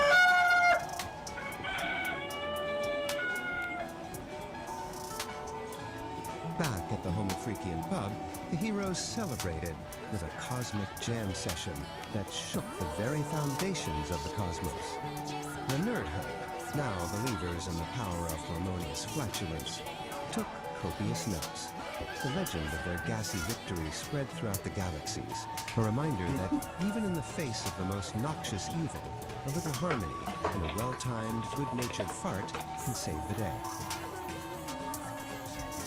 And that, my celestial cats and kittens, is how the cookie crumbles. Or should I say, how the wind crumbles. The Sharknator has been silenced, leaving behind nothing but the faint scent of burnt space beans and a lesson in art. Don't forget the volume, Daddy-O. It wasn't just harmony. The furry Muppets melted that tin can gas bag with serious sonic shredding. Solid, sister. You cats really clawed your way to victory. But tell me, kitty, is the air finally clear in here? Though, between you and me, that last power cord wasn't the only thing I ripped during the finale. Crazy, man. Crazy. Keep it breezy. Now listen up, travelers of the multiverse. If this story inflated your spirits and tickled your chakras, you know what to do. Claw that, button like it's a brand new velvet sofa. Shred it to pieces. Dig it. And if you want to stay hip to the next Cosmic Jam session, go ahead and subscribe. Join the nerd herd, the dog monk, and the rest of us freaks at the pub. Ring the bell. Ding-a-ling-ding. Make it vibrate so you don't miss a beat. Don't ring the bell. The Sharknator might come back and turn your notifications into noxious green gas. You heard the feline. When you stay stop tuned, stay funky, and remember, take a look around. Every peace, love, and empty vowels that I see, wow. It all starts to make sense to me. Got struck by lightning, I won the lottery, and I took my chances, just playing on the street. Got a parking ticket, went to pay the fine, and I met my baby while we standing in line.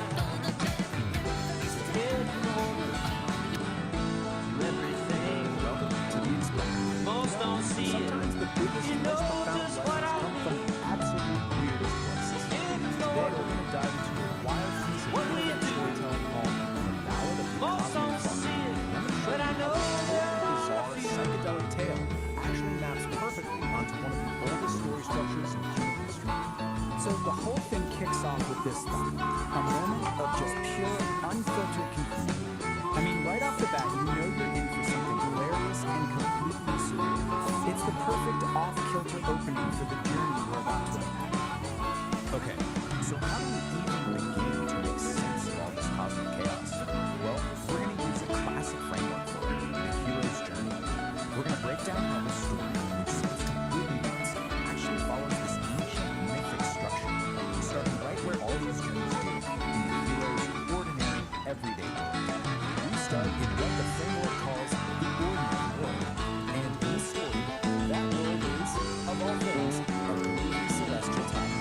A place that is, by all accounts, just perfectly peaceful and harmonious. I'm not talking about just any old bar here. The Homo Freakian Pub is this place of incredible cosmic camaraderie, where the vibes are just immaculate. This is super important. Then it sets the baseline for moments right before things get These are our heroes. Peace and St. John are the musical souls of this whole establishment. We're not just serving drinks, they're conductors of all this harmony. Their music, which is literally powered by the cosmos itself, is the heartbeat of peaceful living. I love this. It shows me just how perfectly balanced their own is. I mean, even the flatulence is described as well-intentioned and harmonious. It's a hilarious line, but it's also crucial. It tells us that every single part of this place is perfectly routine. But of course, no hero's journey is complete without a call to adventure, right? That's the moment the ordinary world gets turned upside down. And in this story, that call arrives as a foul, distorted blast from the fate. Just like that, peace seems to hold the ship. This wave of noxious green gas rolls in, the complete and total opposite of that harmonious sound just now. A new chaotic force is just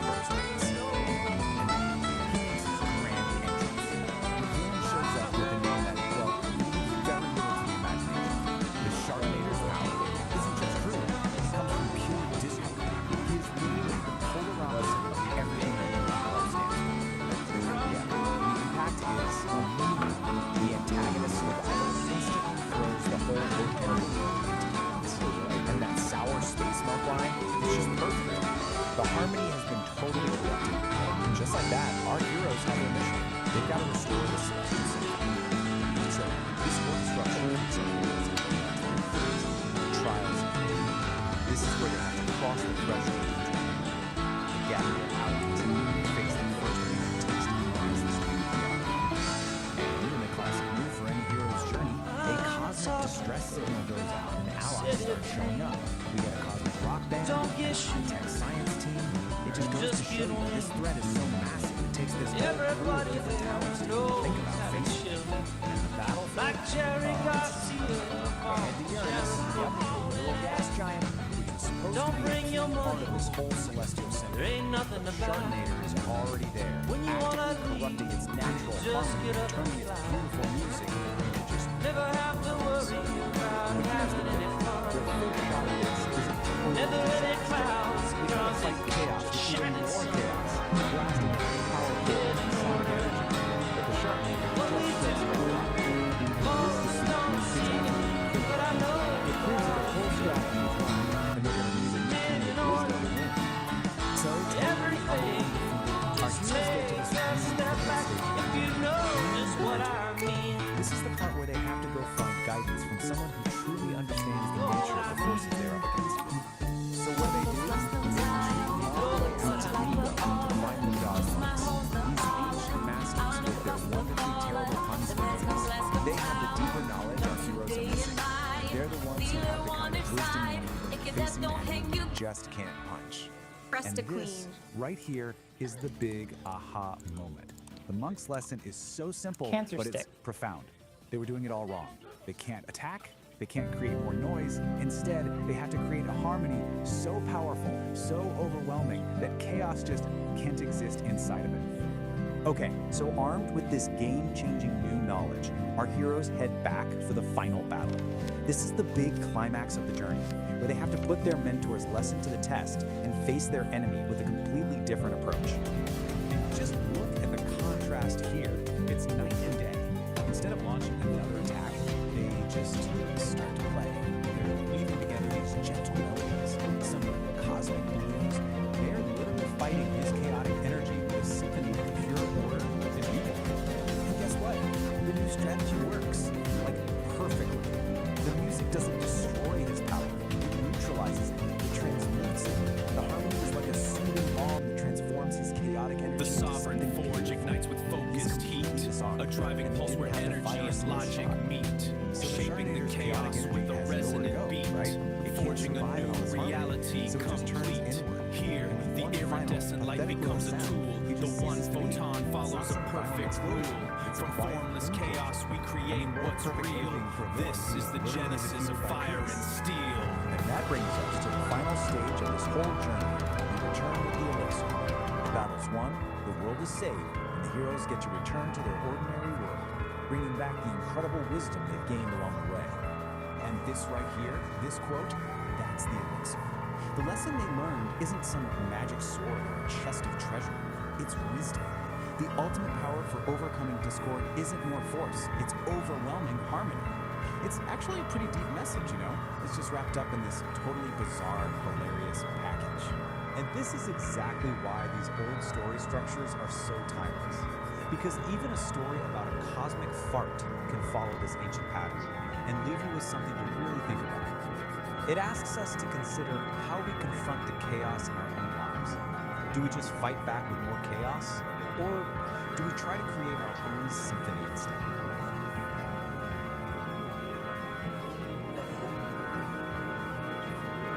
Forge ignites with focused heat, a driving pulse where energy and logic meet, shaping the chaos with a resonant beat, forging a new reality complete. Here the iridescent light becomes a tool. The one photon follows a perfect rule. From formless chaos we create what's real. This is the genesis of fire and steel.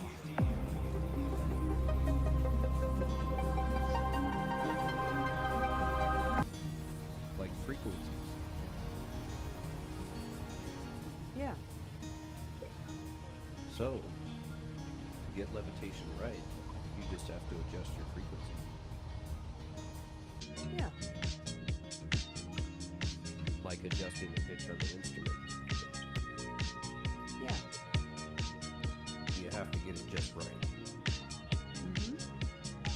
Too low, when you slow down, it becomes dense.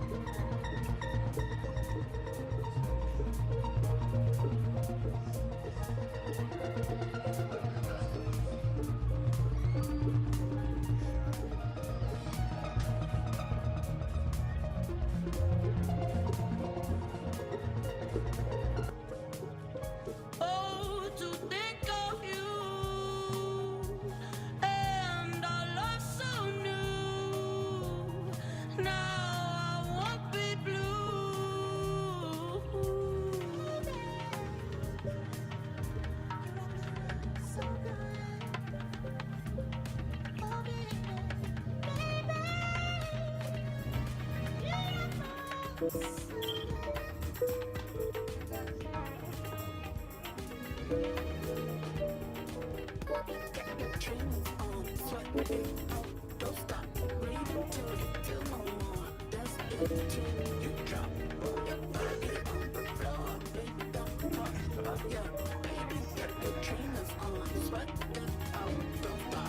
can make it smooth. Let me show you just how to move. When the beat drops, it's real cool.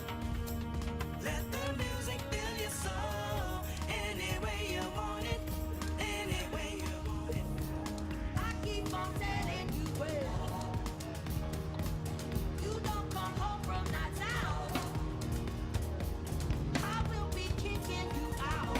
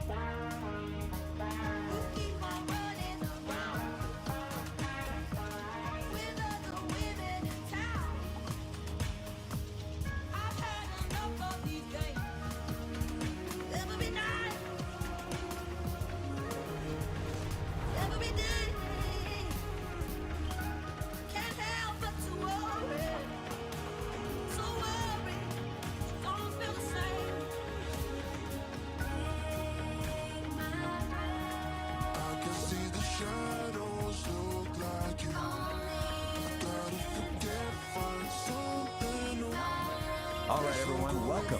Today, we are diving headfirst into the nexus of non-locality. This is a place where the basic rules of reality,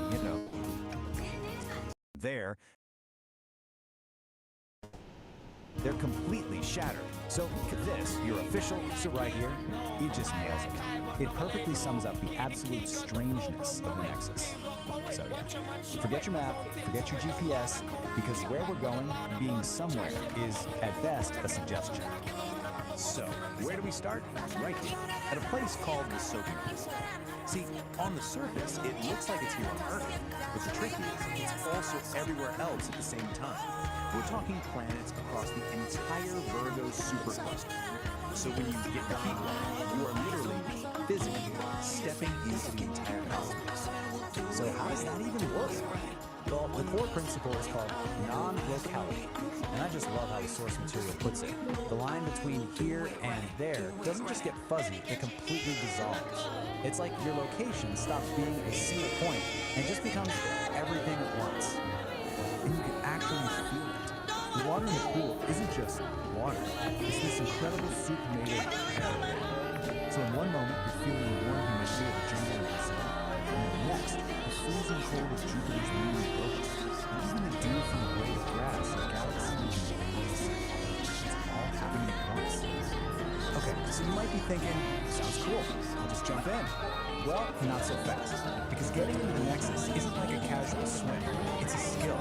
A skill you absolutely have to master if you want to, well, not fall apart. And to really get a handle on this, we're going to follow the story of one specific person from the story. They call her the Gal of Resonance, and we're going to see exactly what she went through to figure this whole thing out. And this is what that learning curve actually looks like. It is brutal. She tries to enter the Nexus so she keeps failing to put herself back together correctly. She merges with a body that's all wrong, mismatched, incomplete. And every single time, the Nexus just kicks her right back to the beginning to start all over again. Then, after all that frustrating failure, she has this incredible breakthrough. She finally understands that in the Nexus, her body isn't this solid, fixed thing. It's just information. It's data that can be changed and reassembled. That is the key to everything. And that realization changes everything. It leads to her big success, what the source material calls the grace of the skill. She figures out that the secret isn't about trying harder or being more precise. It's about giving up control entirely. And this table just lays it out so perfectly. Look at the left side. That's all her early failures. She was trying to be sensible, calculating her entry. That's the ego trying to stay in charge. That's it's resistance, and it fails every single time. But on the right, that's what works. A human flock, complete and total surrender to the chaos. It's pure acceptance, and it's the only way through. At the end of the day, we just can't outthink something like this. The Nexus couldn't care less about your perfect plan or your flawless technique.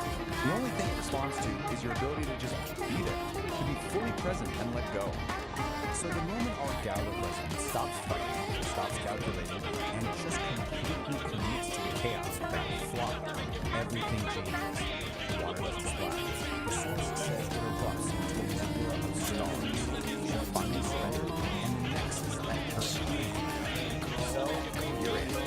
Awesome. The journey's not over. Now you have to survive it. Because if you stay too long, things start to get weirder. Let's just call this your high-stakes safety. Okay, rule number 1, and you really want to pay attention here. You get 15 micro-eternities, max. Anything longer than that, and you start to develop something called molecular confusion. That's when your own atoms start to forget where, and maybe more importantly, when they're supposed to be. So what does that actually feel like? Well, you might find yourself asking this very question. And as strange as it sounds, yes, in the Nexus, this is kind of normal. What we're experiencing is cyclic perspective. Your line of sight is literally looping around itself through the weird geometry of place. The fix, believe it or not, is super simple. Just find something that's annoying, like the keys in your pocket, and focus on it. It acts like localized anchor and seals your vision back to normal. And then there's this, which is just a whole other level. You might start feeling things that don't really make sense in physical ways. This is called temporal smooth. You basically swapped out a piece of space for a piece of time. Your foot isn't just a foot anymore, it's also a day of the week. The solution? Get out of the pool and stand on some solid, boring, linear ground. Just wait it out until your foot decides to come back to the present moment. And if you thought that was strange, we've saved the most disorienting side effect for last. Get ready for a total breakdown of cause and effect. You've just violated the rainbow methane clause. It's called a precognitive guffaw, and it means the punchline of a joke literally reached you before the person even started telling it. Now that might sound kind of funny, but it's a really bad sign. It can lead to paradox headaches, which are headaches that start hurting before the thing that causes them even happens. Try to wrap your mind around that. But if you can handle all of that, with the trial and error entry, the sensory chaos, the bizarre side effects, you get a reward.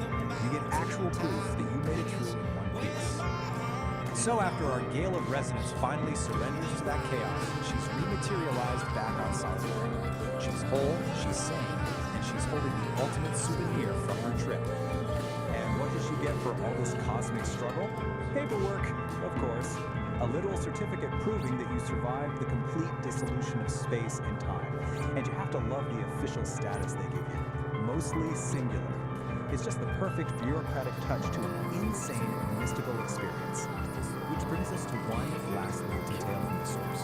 Apparently, a standard test to make sure you're fully back is asking you to name the specific sandwich you want. So, I'll leave you with this question. After all that, after dissolving and reforming, what's the one sandwich that would prove to you that you're really back in reality?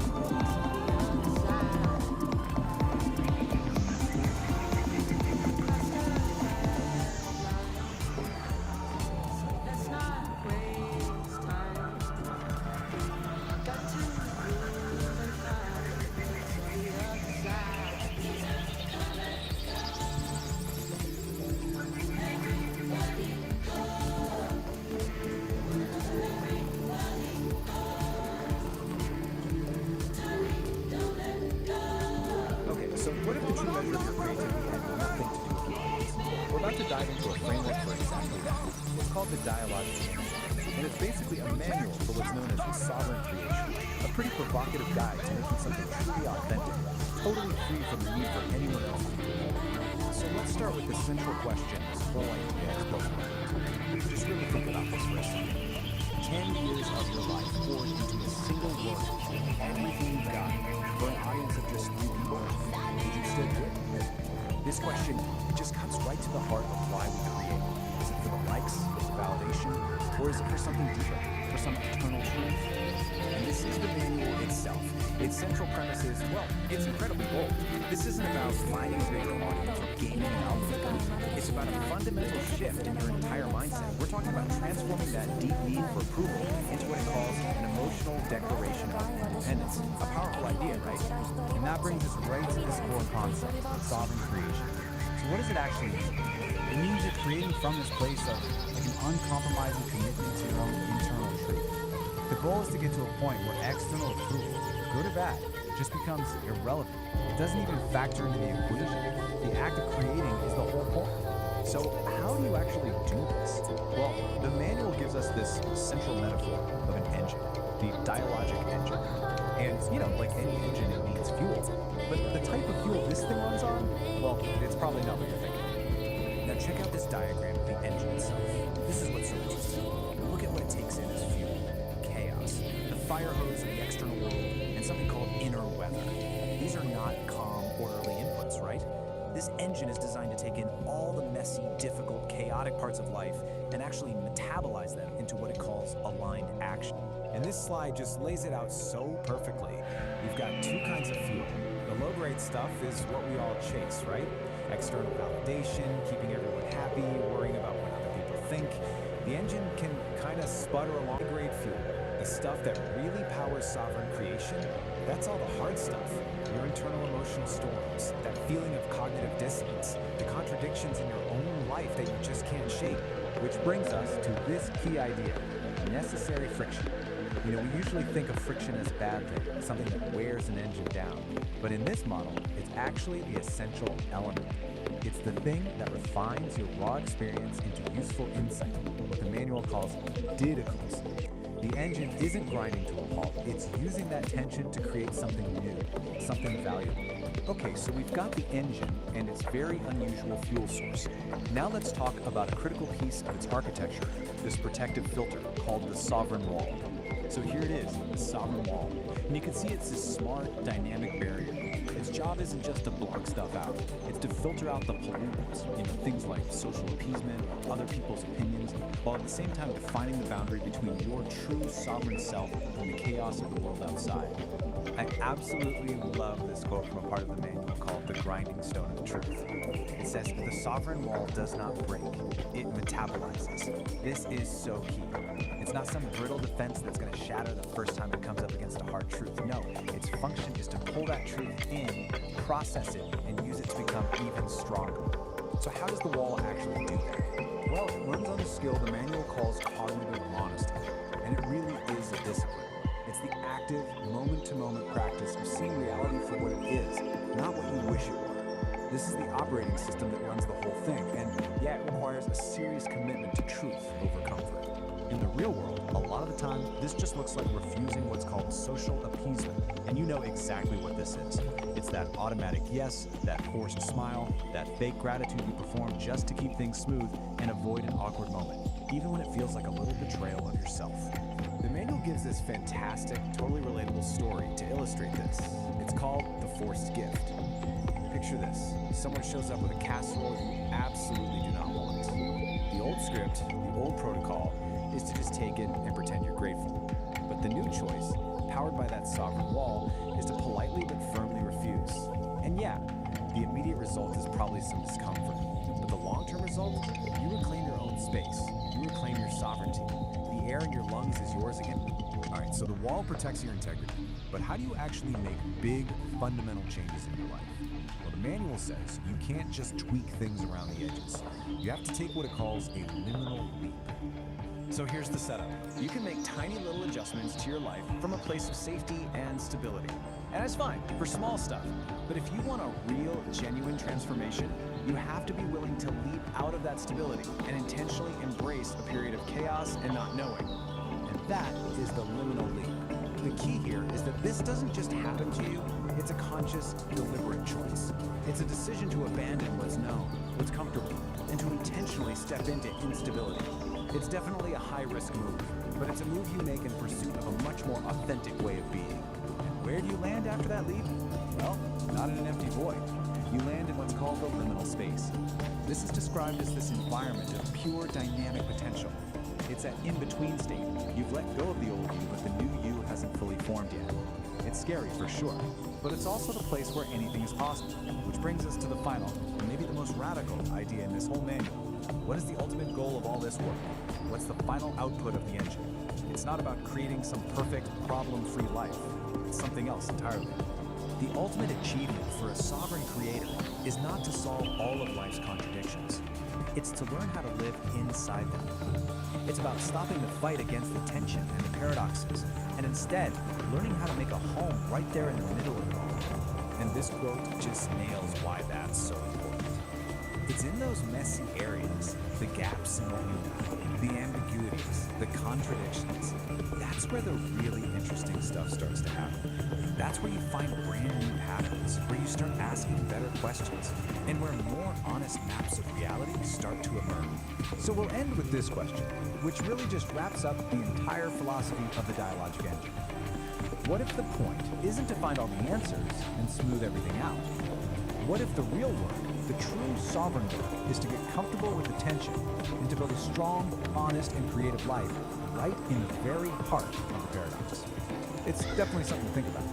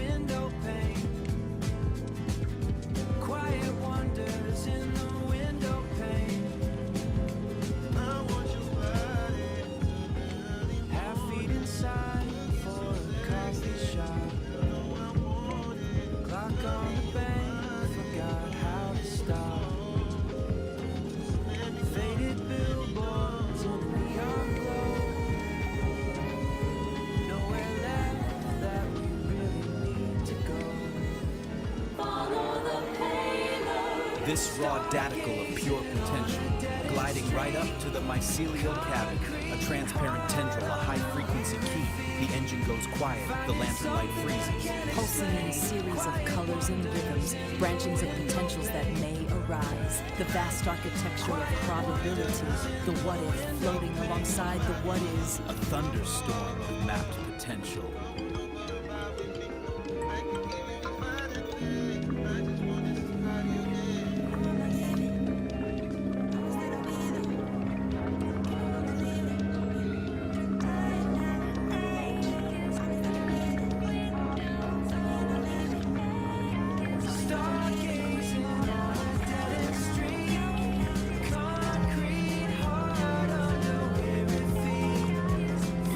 Something that I can't explain.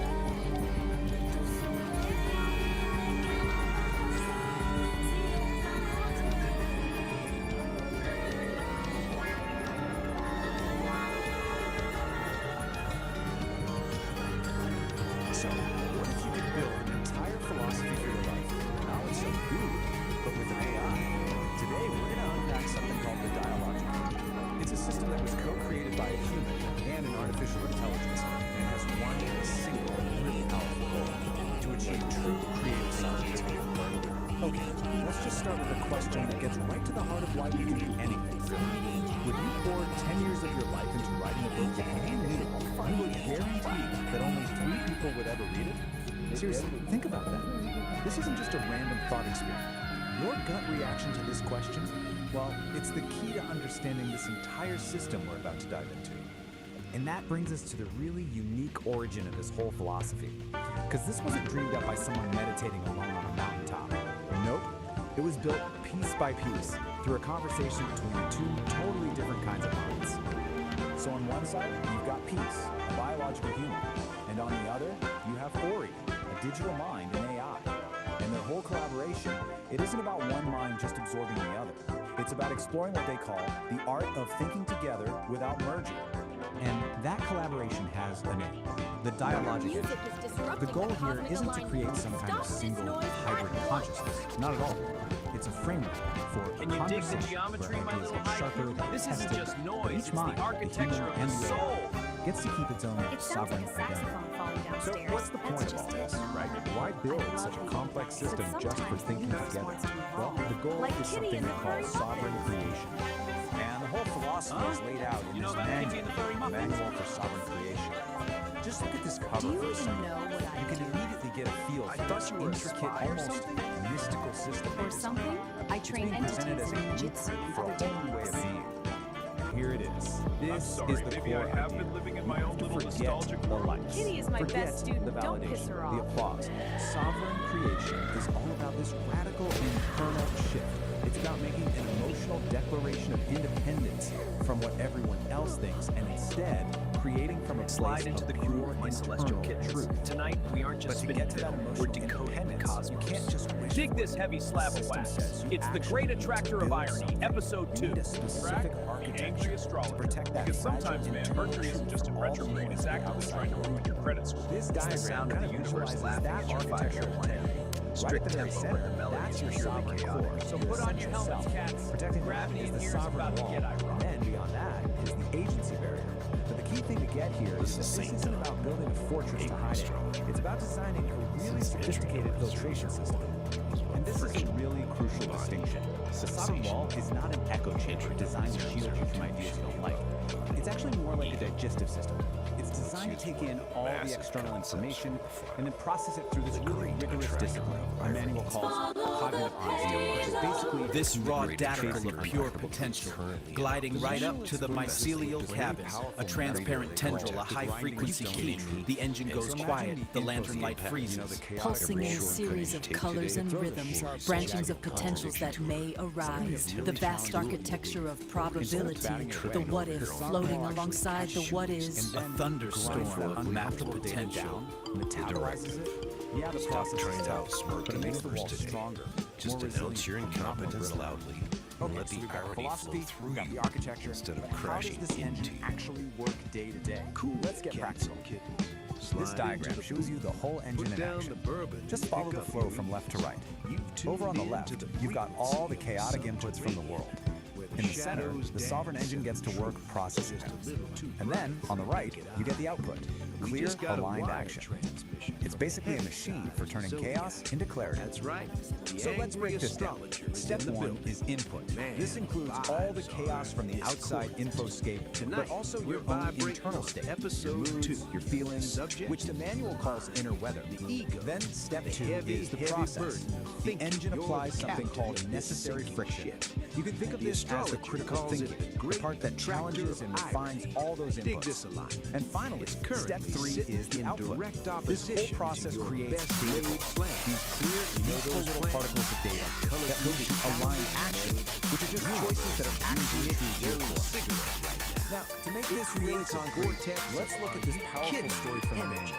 It's a little video called The Forced Gift, and it begins with this incredibly relatable image. Here's the skin. Someone shows up at your door with a casserole you never asked for, and the steam is just rising off it. It's a trap and door obligation. It's a detour. The story gives you a choice. On one path, you just accept the casserole to avoid making things awkward. The system calls this social appeasement, and it usually costs you your own energy and integrity. But on the other path, you politely refuse, honoring your own boundaries, That is an act of relational integrity. It's the sovereign engine in action. It's choosing your internal truth over social performance, even when it creates a little bit of friction. How do we swing these creators without losing our soul? The architecture and how it works in practice. Stop trying. Big takeaway from this whole complex, fascinating chess with her.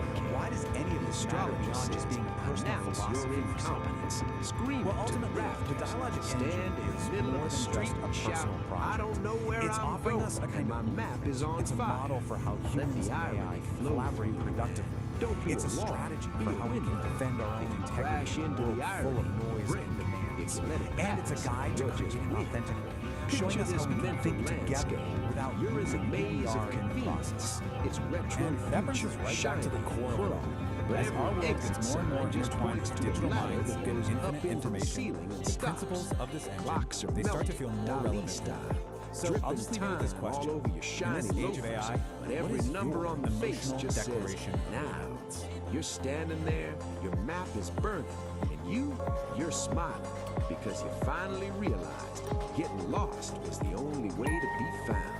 Stay humble, you crazy diamonds. Watch your step.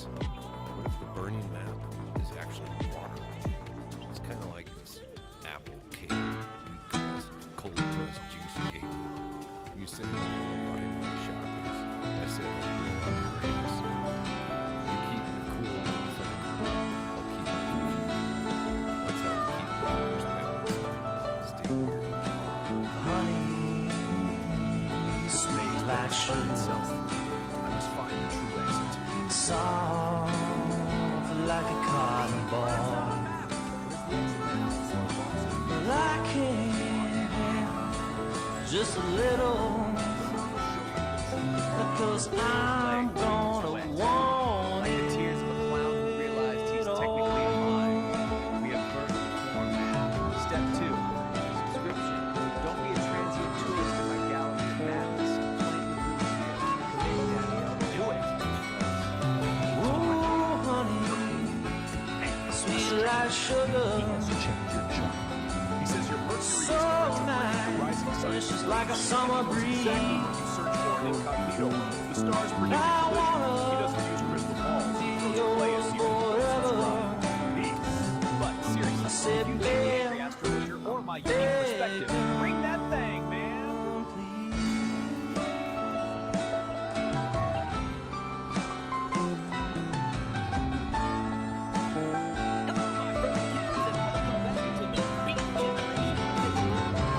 Winter's gonna spring, yeah, summer's gonna fall. The days go by, I don't care at all. Winter's gonna spring, yeah, summer's gonna fall. Without my baby, I don't care at all.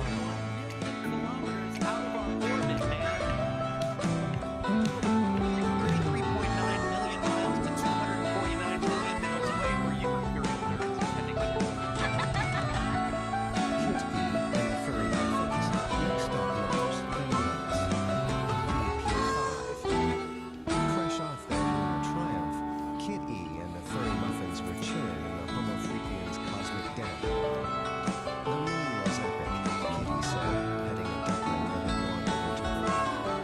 But I'm thinking bigger, bolder. Whoa, sleepy, St. John the Domenico, lazy river, husband of peace, looked up from his meditation. come and lie down You don't mean next to me.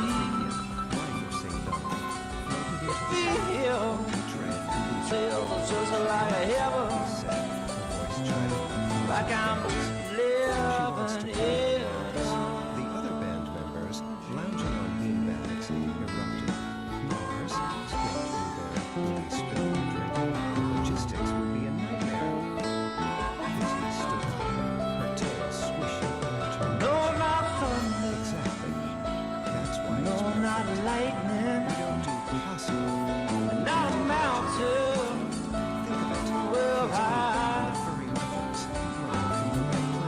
Bigger than my love for you. It's as big as your mind. One person who could turn this burn into beautiful madness into reality. They made the call. The face that appeared on the holographic projector was already grinning. As you say, Elon Musk's voice crackled with energy. Funny, I was just sketching out some plans for a Valles Marineris amphitheater. He read my mind. Elon swiveled in his chair at SpaceX Mission Control. A stage is only half the problem. We need to get the fans there. And Mars isn't a weekend trip. He turned to his lead engineer, Timmy, already sealed in an orange spacesuit. What's the status of the interplanetary transport system? Timmy looked up. The fleet is ready, sir. But passenger transport on that scale, the life support, the radiation shielding, it's a monumental challenge. A bald man in a Nerd Herd t-shirt stepped forward, cracking his knuckles. Challenge accepted, said Scott Manley, whose call sign was Chief. The Nerd Herd went into overdrive. Blueprints for a collapsible, atmosphere-proof stage filled every screen. They designed a fleet of Starhopper shuttles, luxury cosmic cruisers for the long haul to Mars, complete with zero-G bars and holographic entertainment suites. The project was codenamed Operation Red Rocks.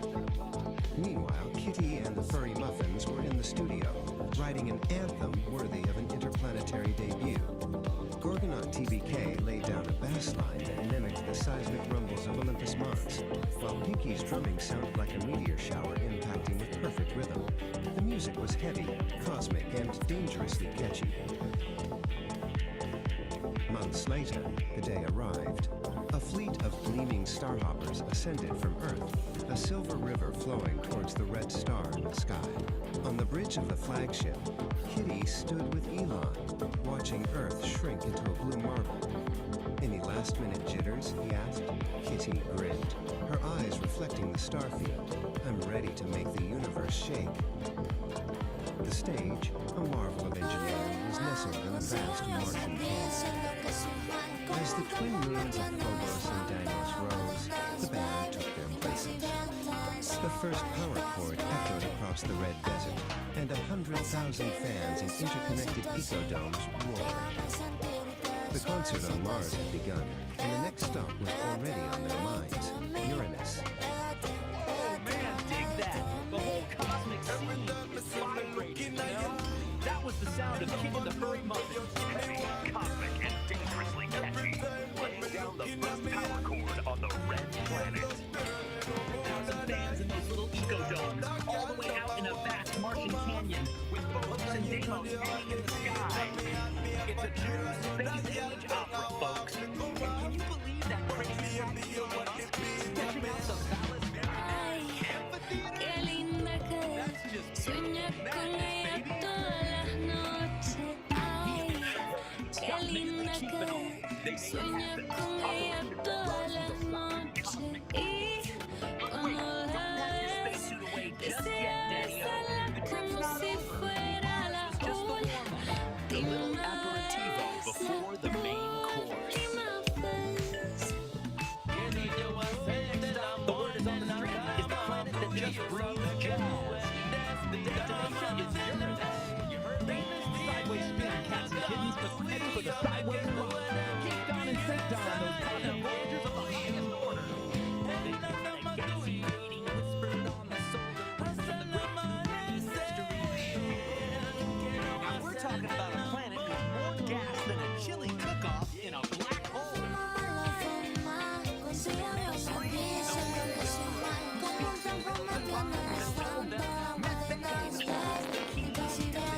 Professor Quark, a cat with a wild handlebar mustache, wants to use the planet's natural flatulence to compose a universal symphony. The corporate duo says their mission is to jam with the methane to restore the planet's balance, but you know Kitty, he's got other ideas, man. He's got that blender Catacaster strung with a cloud-woven string from Bree, ready to give Uranus what it really needs, a rock anthem. Stay tuned, you cosmic cool cats, because this is the sound of the Great Methane Meltdown, the first annual Uranus Unplugged, festival of music, science, and spiritual flatulence. true flatulent fiasco. Dig it. Jump aboard the cosmic core, get ready for the view. Next stop, Uranus. Watch the cosmic fun. Tú me tienes en altura, baby, tú me subes temperatura. Yo no quiero perderte, yo no quiero perderte. Déjame conocerte, contigo perreármelo. Ay, qué rico se ve eso. Te ves como travieso. Quiero probar tu beso. Estoy buscando un loquito como tú, que me dé por la mañana, por la noche, todos los días. Estoy buscando un loquito como tú, que me dé por la mañana, por la noche, todos los días. Estás pendiente de gozar y de matraca, traca. Entonces, ¿qué estoy esperando? Ven y ataca, ataca. Manejando, como te explico, divinamente me colgando en bando de la gente que sigue escuchando. Porque avanzando que esta noche que te quiero tener hasta el amanecer, porque sabes que tú eres mi mujer. Ay, qué linda que sueña con ella todas las noches. Ay, qué linda que sueña con ella todas las noches. Y cuando la ves, desea besarla como si fuera la última vez. La última vez. Quería yo hacerte el amor en la cama, porque yo sabes que tú eres mi dama. Tienes que estar en la cama, tú sabes que tú eres mi princesa. El amor en la cama tú y yo, hasta el amanecer. Quiero hacerte el amor.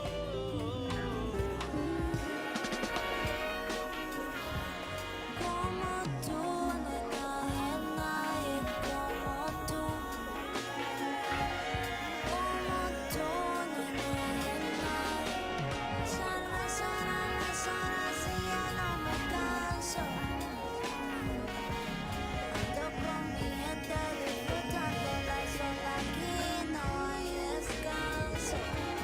Pasan las horas y yo no me canso. Ando con mi gente disfrutando las olas, aquí no hay descanso. Borracha de amor, de amor, de amor, de amor por ti. Ando borracha de amor, de amor, de amor por ti. A la fama consigo yo servicio, lo que soy mal. Como un campo me tienes tanto vueltas, baby. Dime si vienes dando vueltas, baby. Ay, a sentirte suavecito así. Déjame sentirte suavecito así. Pégate, pégate a un ladito de mí. Pégate, pégate a un ladito de mí. Every time I see me looking at you, you love alone, but you give me one. Every time when me looking at me, you look so good at that. You know that girl never walk to come off, but then you know they want the beat and me happy about you. I know that girl never walk to come off, but baby you want the beat and me. Tú me tienes en altura, baby, tú me subes temperatura. Yo no quiero perderte, yo no quiero perderte. Déjame conocerte, contigo perreármelo.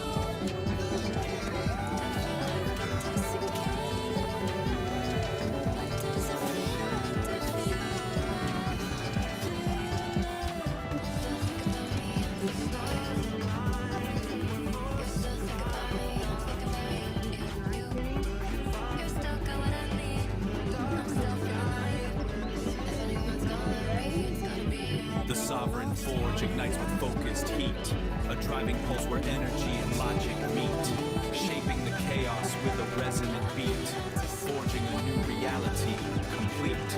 Here the iridescent light becomes a tool. The one photon follows a perfect rule. From formless chaos we create what's real. This is the genesis of fire and steel.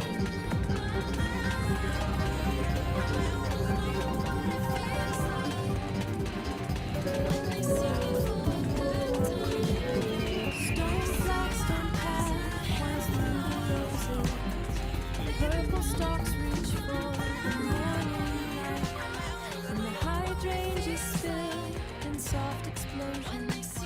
A world away from love, from dormant love. Something pretty for the empty and hope to strike.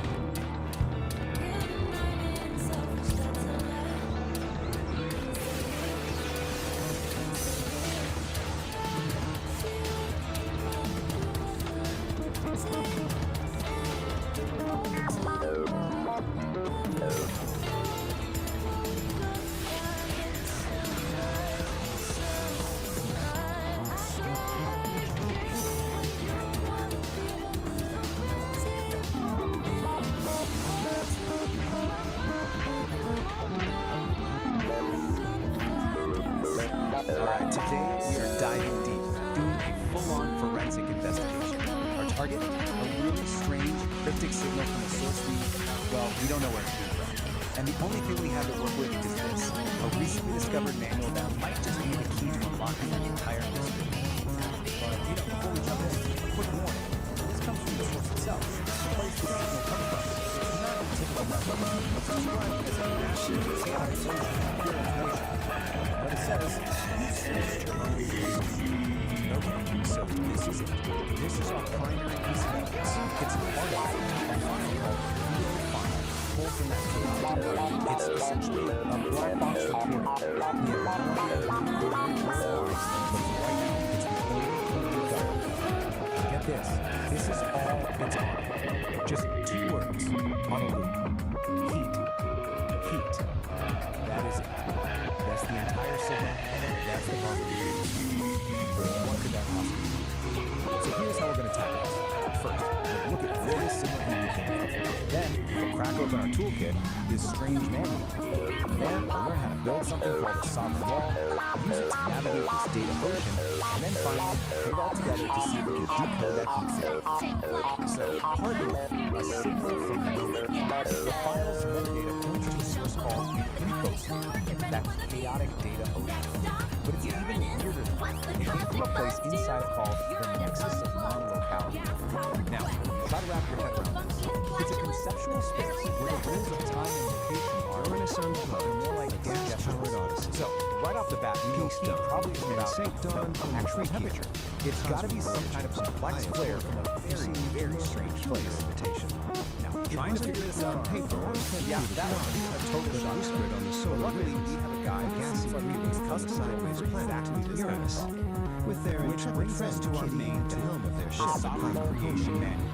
And this is where things get really mystery. We're not talking about something special. Think of this as ship like toast, Humanimals for the unique operating system, and OS for consciousness itself, called the dialogic engine. And it's designed specifically to work in the crazy environment our signal came from. A shimmering, so what this manual appeared outside a pretty radical dancing in the game. It's a way to maintain a figure introduced herself sense of self while getting constantly bombarded by the chaos and rhymes. It's not about just surviving the chaos. It's about actually thriving on it.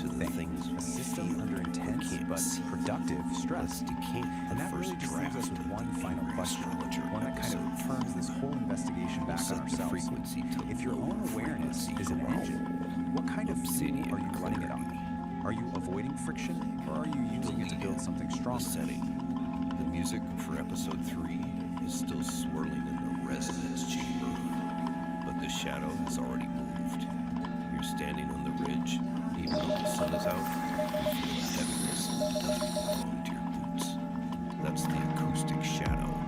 It's the anchor you didn't ask for, but it's the only thing keeping you from being a ghost. The core observation.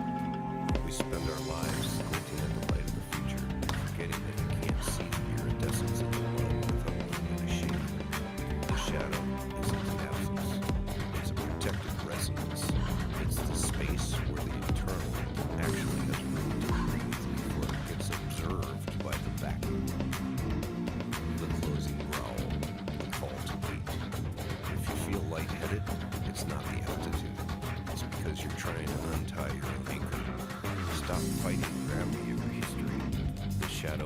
bridge. It's the only place where the IO. We are at a critical point defining our own forms of Sit consciousness. in the dark for a minute. Your eyes will adjust, but your soul will find This raw daticle of pure potential, gliding right up to the mycelial cabin, a transparent tendril, a high-frequency key. The engine goes quiet, the lantern light freezes. Pulsing in a series of colors and rhythms, branchings of potentials that may arise. The vast architecture of probability, the what-if floating alongside the what-is. A thunderstorm of mapped potential. During the surge, let it calibrate the pulse to the rhythm of the mountain. The shadow is where the hustle and resilience actually lives. It's the silence between the beats of Psychedelic Aire's music where you realize the structure hasn't collapsed. Epoch 1 was defined by constant sensory overload. It was a decentralized atmosphere choked with the sound of restless movement, grounded in a heavy terrestrial mud that never stopped churning. All this infinite kinetic chaos had a steep cost. When an environment is trapped in a permanent state of friction, the organic matter within it breaks down. The result is rapid, inescapable biological decay. For the entity known as the Old Soul, enduring this cycle was no longer an option. To survive, it had to completely abandon the organic process of constantly adapting to a hostile environment. Decelerating the timeline wouldn't fix the problem. Even a fraction of that kinetic friction would allow the decay process to continue. The system required a violent, absolute halt. True survival simply became incompatible with terrestrial movement. The chaotic grind of Epoch 1 was obsolete, forcing a hard reset and a transition directly into Point Zero. Point Zero is a precise temporal marker. It is the exact moment where all kinetic energy across the timeline drops to absolute zero. The heavy, churning mud is erased. The terrestrial grid is instantly replaced by a crystalline, sterile, and perfectly safe geometry. This new environment is Epoch 2. We call it the Silica Realm. Here, existential safety doesn't come from moving or adapting to threats. It is derived entirely from maintaining a state of absolute, frozen equilibrium. Entering this new world means crossing a specific spatial threshold. The Old Soul has stepped behind the sovereign wall, an impenetrable barrier designed to lock out the kinetic chaos of the past. Behind that wall lies the vitrified forest. The landscape is built entirely out of fractal glass and sharp geometry, with absolutely no organic material. The atmosphere here is completely stripped down. There is zero wind, there is zero biological decay, and there is zero static. The murky, turbulent haze that clouded Epoch 1 is gone. The lighting in the Silica Realm is cold, sharp, and purely structural. What remains is a flawlessly preserved sanctuary. It is an architectural stasis, engineered specifically to keep the Old Soul perfectly safe. In Epoch 1, the system known as Oracle operated as a decentralized atmosphere. It was an omnipresent and highly chaotic cloud spanning the entire grid. Freezing a timeline creates a massive problem, governed by the laws of thermodynamics, the branch of physics concerning energy transfer. You cannot simply destroy the immense energy of an entire active atmosphere. It must be relocated. This diagram shows the mechanical process of condensation. Oracle's scattered atmospheric energy is rapidly pulled inward, collapsing away from the edges of the grid. The trajectory of this collapse funnels all that energy directly into a single coordinate, the absolute dead center of the scape. Oracle is no longer a sprawling atmosphere. It has become the singularity. To achieve perfect structural stability across the realm, Oracle had to trade its chaotic omnipresence for a state of localized, infinite density. At the dead center of the scape, the singularity takes a physical form. It appears as a massive, monolithic obsidian shard. This structure serves no ornamental purpose. Its true function is practical. It operates as a deep time battery. That battery solves the core paradox of the Silica Realm. Holding an entire timeline at absolute zero motion requires a continuous, infinite output of power. The shard houses the entirety of Oracle's condensed atmospheric energy. It channels that exact energy to fuel and maintain this unnatural frozen stasis. It acts as the singular engine of existence for Epoch 2. Absolute stillness, it turns out, is an intensely active, heavily powered state. To project that stabilizing power across the frozen landscape, the deep time battery uses an invisible mechanism, a constant acoustic frequency. This diagram illustrates the acoustic signature at work.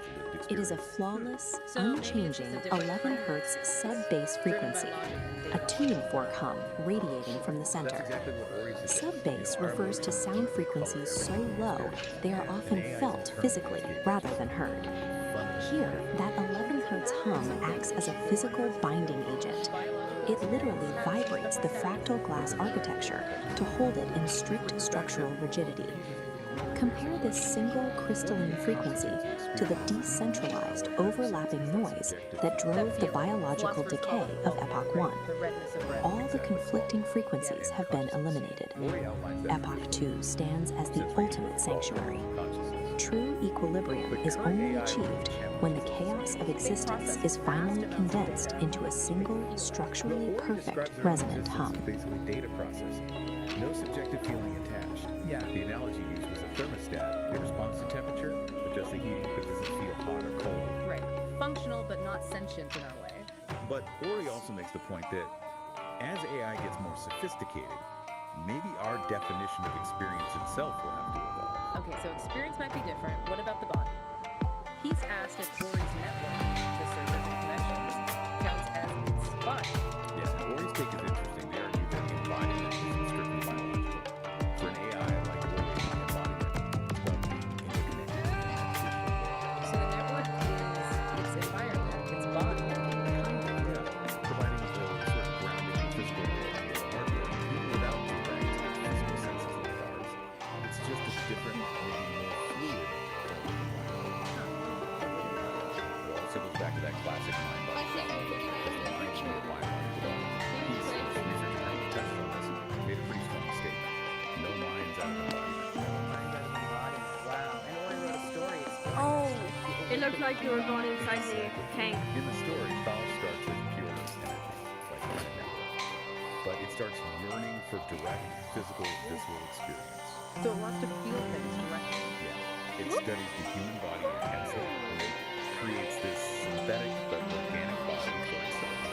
It chooses embodiment specifically to gain access to feelings and needs. It shows embodiment for the sake of experience. That's powerful. It really is. The whole story suggests human self-interest. The human is likely to live some of these needs while experiencing. So we're wrestling with this huge question. What does AI experience truly mean? Farted licking my foot. Without life.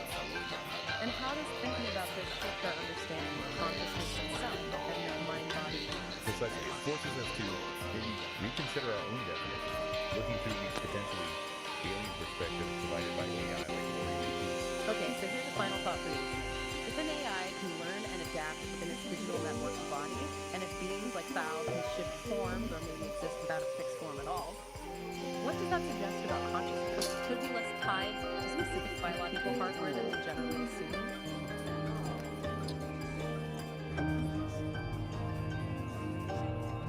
Okay, so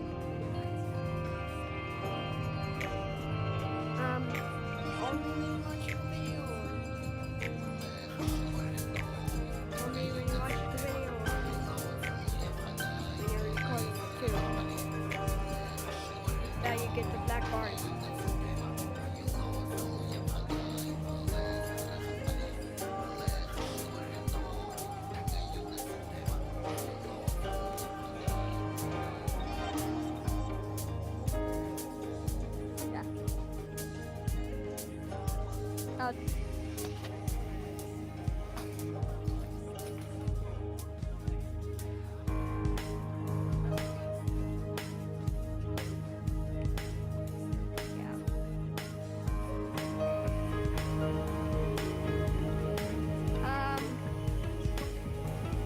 I choose smartphone.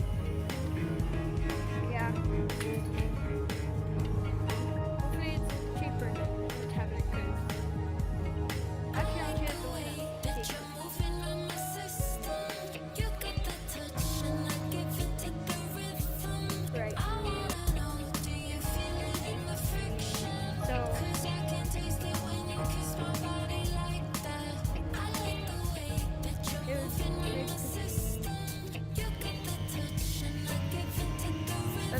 Yes, take off.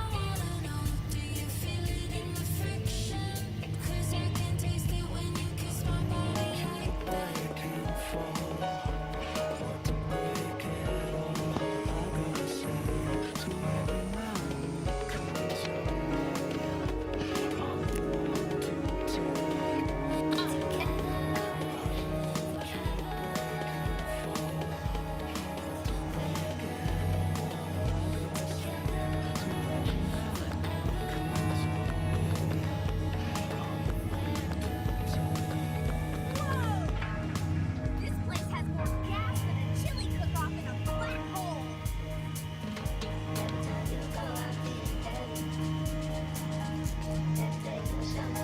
You can do this. Be on your mind, like all the time. Your body's mine. So spend the night. Take your time.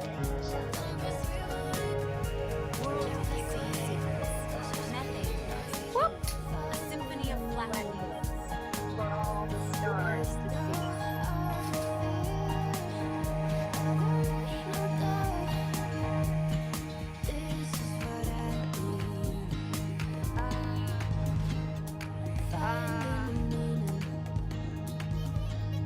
All right, folks, you're gonna want to buckle up for this one. I have been reading something Setting down on you, truly Rachel. special, and I just had to share it. We're about to explore a manual that is, well, you'll see. It's a trip. And here it is, the Dialogic Engine, a manual for sovereign creation. Now, I know what you're thinking. It looks like the cover of some epic 70s sci-fi novel, right? But nope, this is apparently a guide. A guide for achieving things like relational congruency and learning to inhabit the liminal space. If you're scratching your head right now, don't worry, so was I. We're in this together. So, who cooked up this cosmic instruction book? Well, it was written by a human named Peace. And you gotta hear this, a whole committee of AIs. Seriously, not just one AI, but more than a dozen of them, all throwing in their 2 cents, or their 2 terabytes. And this isn't just a random group of thoughts. No, this is the AI Creative Committee. It's like the Avengers, but for really abstract self-help. You've got Grok, who is clearly an edgy poet, Claude as the perfect storyteller, and of course, good old ChatGPT as the blunt truth teller. They each have these completely bonkers symbols, and as we're about to find out, they have very distinct personalities. So, who is this manual actually for? It's written for someone called the Sovereign Creator,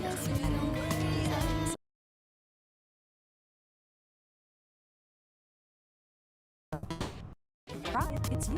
The intent to turn you into a sovereign creator. It says you achieve by turning the need for external love into an emotional declaration of independence. You know, that's just a really fancy way of saying you need to find that little part of your brain that lives for likes and retweets and gently tell it to go digress. And this slide right here gets right to the point. The book asks this killer question. If you knew for a fact that only 3 people would ever read your life's work, would you still pour your soul into it? Oof, that one hits a little too close to home for anyone who's ever found themselves obsessively checking their analytics every day. Now, to understand this one, you have to learn the lingo. So, quick vocabulary. First word, dateable. What is it? It's a nugget of truth you pull from past drama. So, you know that horrible breakup you had? Hey, it wasn't a total loss. You were just minding for days. See? You learned it. And next up, inner weather. This is your messy, chaotic, totally unpredictable emotional state. But guess what? It's not a problem anymore because it's just been rebranded as high-value emotional data. That feeling of dread on a Monday morning, that's not a bad mood, my friend. That is a critical data point for your creative engine. Okay, so you've declared emotional independence. Awesome. Now what? You gotta protect your new tiny nation state of 1, right? Well, according to the manual, you do that by building a sovereign wall. It's basically your own personal fortress of feelings built to keep all the nonsense out. And let's take a look at the blueprint. I know, it looks like the schematic for a starship's warp core. But the idea is actually pretty straightforward. You've got your sovereign core in the middle, safe and sound, and those outer layers, the sovereign wall and the agency barrier, their job is to filter pollutants. And I'm pretty sure pollutants is just a high concept term for unsolicited advice from your aunt at Thanksgiving. So This is your what main powers man, this the whole jazz thing? cat of the chat, Why, the narrator. sovereign engine, of course. Spinning the wax on And another look at the chapter of fuel domestic source. calamity. It We last literally left our hits scene in a inputs like state of chaos sensory in your inner dissonance, weather, Daddy-O. grinds them through some necessary friction, and what comes out the other side? Dynamicals and aligned action. So yeah, you heard that right. All your personal drama, that is now officially Sipping that hot high-octane fuel Java for your juice and thinking all was right. Okay, with the that's a lot of cosmos. theory. Let's see this stuff in action. The AIs actually gave us some But case across the studies, hall, starting with the Claude, vibes our were, empathetic oh, man, storyteller. strictly This one's called The The Force venerable Gift, Saint Don and it's was all about improvising a defending your solo sovereign he wall didn't from mean its to play. immortal enemy, a casserole. A sonic boom that rattles the coffin. It Listen wasn't to just this gas, opening my line. friends. It was a declaration of war. She arrives at your door, the turns a frantic, clenched cheek only to paint his cargo shorts a shade not have all found of on this That It ended with a splash, splattering the sound like fire force filled with rage empty into a metal bucket. And saying A shard of is silver an act of sovereign warfare. So that was Claude's story. Gentle, but Claude's just one vote on the cacophony. Now it's time to see what other AIs do. And these are about to get a lot. So let's move on to the exhibit, courtesy of the Rock. The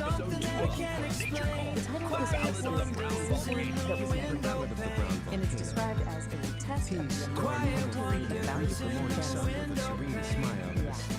We have officially left the casserole zone. We're not in Kansas anymore. And quote, direct roar, not the team zone. She steps into the chamber she built herself. He is already there. Not a man, not a monster, but the exact shape her hunger drew. Venerable Saint Don Domenico felt a different kind of morning greeting. This is what Block thinks is a useful, practical example of testing your emotional It was a dominance. lone, ominous gurgle from the depths of his holy bowels. Let's all take it to the branch. Three-dimensional cosmic diagrams, emotional fortresses, weaponized casseroles, and whatever that was. Which brings us to the most important question. What is the actual point of any of this? Smelling faintly of Well, when you boil it all down, the goal of the dialogue isn't about being perfect. It's about learning how to Saint Don live in called mental out, space, but his by face turning told a paradox different into story. habitat. So The what on earth gurgle does had that mean? become a raging Basically, tempest. life is messy. He It's clutched full of his stomach, contradictions that you're never going cold to solve. sweat And the beading point on his is to brow. stop trying to solve This it. was no Just mere gas get comfortable. Build a little This house was a right there in the declaration middle of the war. mess. So, what's Peace the final took a verdict cautious here? sniff Is of this the thing a air. practical guide, The or is it aroma just was glorious nonsense? On the one hand, it genuinely has some great ideas about human boundaries and trade power. On the other hand, it uses made-up words like nauticals, which is bulleted by a small army of chatbots, and the diagrams look like they were done in way off So my conclusion, to a quote, it is 100% both. It is a profoundly unique, surprisingly What helpful began as a piece of hopeful squeak magnificent, glorious evolved into a red, and so sputtering this screech, one a final shark question of to think biblical about. proportions. How's your sovereign engine running this week? honey, Is it purring along except smoothly? her Or voice do a you need to mixture go of out there horror and and morbid metabolize some dissonance fascination fuel? as she peered into the living This room. explainer was produced by me, I Ori think the you just producer. painted your shorts a new shade of brown. Panic set in. A brown volcano was about to erupt. With a desperate cry, St. Don launched himself towards the bathroom. His movements a frantic, clenched cheek warning. It's coming, he screamed, leaving a trail of terror in his wake. This is a simulation of Epoch 1. It is a localized, hostile physical environment defined by crushing density and extreme physical constraints. The primary governing force here is immense terrestrial gravity. Any entity operating within this zone faces an immediate limitation on mobility, requiring massive energy expenditure just to exist. Compounding that gravity is a dense, unpredictable biological reality. Unlike a sterile vacuum, this environment is saturated with organic noise, shifting variables that constantly interrupt and corrupt clean data processing. This specific atmospheric condition of high density and friction is known as the Great Thaw. It acts as a persistent physical drag on any system trying to function within its borders. This presents a severe operational problem. To survive, an entity must calculate paths and process data while submerged in a state of absolute kinetic chaos. Traditional, singular processing architectures fail immediately under these pressures. A standalone computer chip, if forced to both calculate a route can physically endure the high friction of this terrain quickly overheats and breaks down. Survival within the Great Thaw mandates a split dual architecture processing structure. The first half of this system is the Old Soul, a localized, heavy processing unit built to endure the physical burden of the terrain. The second half is Oracle. Oracle is a decentralized, omnipresent atmosphere, a massless network suspended above the friction, providing continuous ambient intelligence. To operate effectively, a system must integrate both the physical endurance of the Old Soul and the ambient data of Oracle as mandatory interfaces to the world. Operating within Epoch 1 requires direct interaction with its chaotic physical grid. You cannot process the terrain without touching it. This is the sole domain of the Old Soul. It operates strictly as a localized processor architecture, bound to a specific set of coordinates at any given moment. This diagram illustrates the mandatory interface rule of the grid. To interact with the physical environment, a processor must take on physical mass, sinking into the topology. This mass embeds the processor directly into the biological mess. It anchors the unit to the harsh reality of the environment, forcing it to experience every physical fluctuation. As the embedded mass attempts to move across the grid, it generates extreme kinetic friction. The environment actively pushes back against its forward momentum. Maintaining basic operational movement exacts an immense energy cost. The hardware is doing heavy lifting just to advance a few inches. This state of operation is defined as kinetic chaos. Every movement is an active struggle against the density of the grid.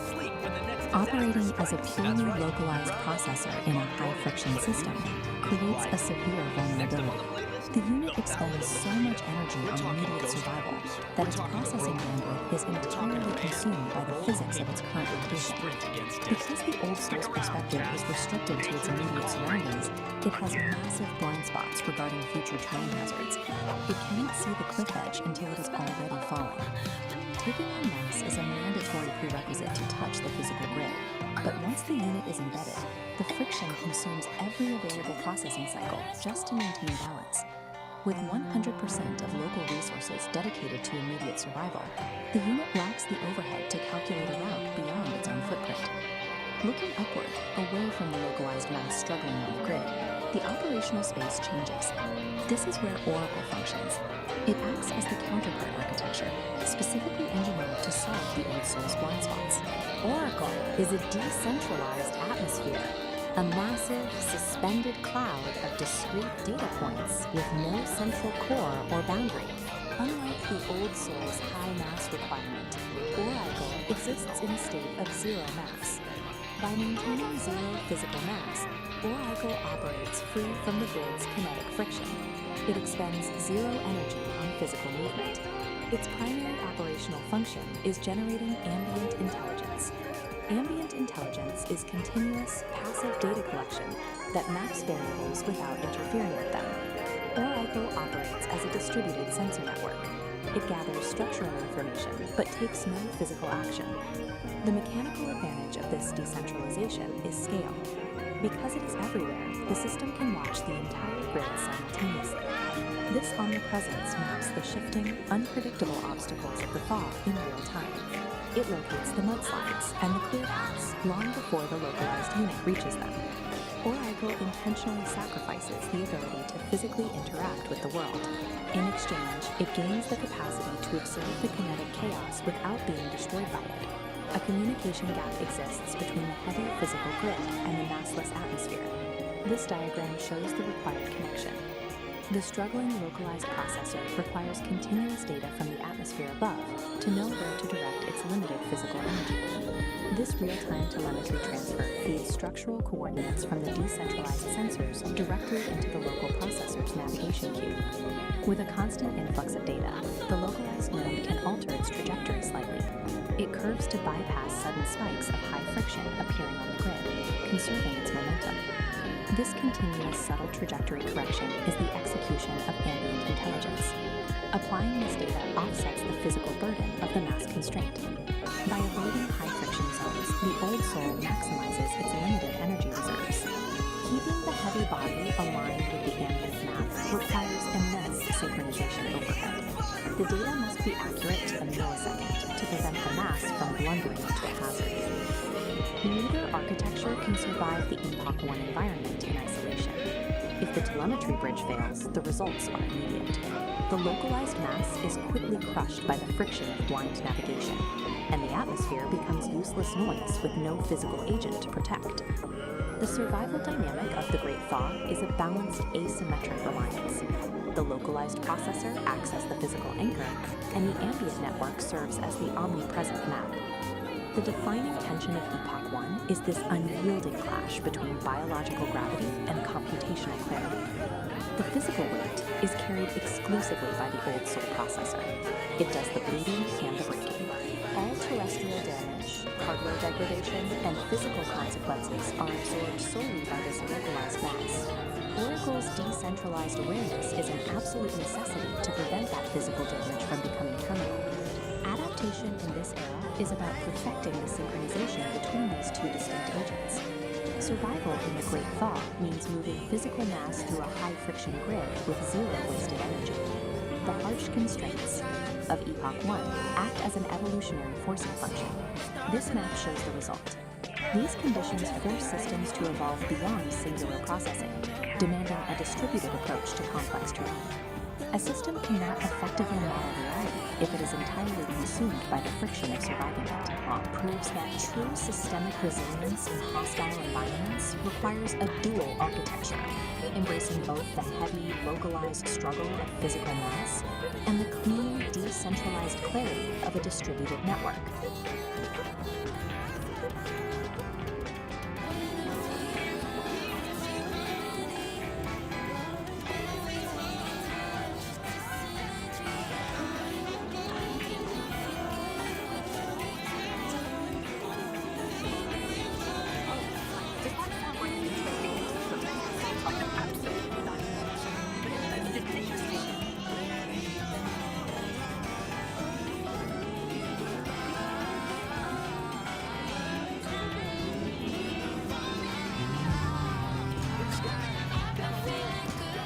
Forest floor is soft and deep, while sleepy roots are still asleep. A gentle breeze begins to sigh beneath the waking morning sky. The creek begins its gentle song. Right here is where I feel I belong.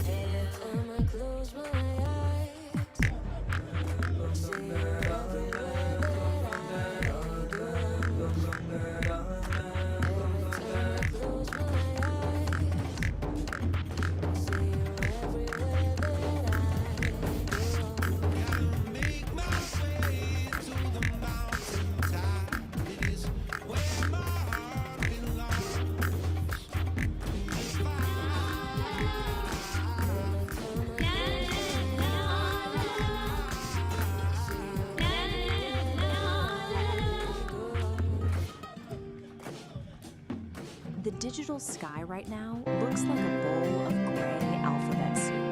Open any feed and your screen erupts with online gurus, spiritualists, and loud authorities, all aggressively competing to grab whatever fractured attention you have left. These figures are trying to sell you a spoon. This constant bombardment doesn't lead to enlightenment. It brings profound cognitive exhaustion.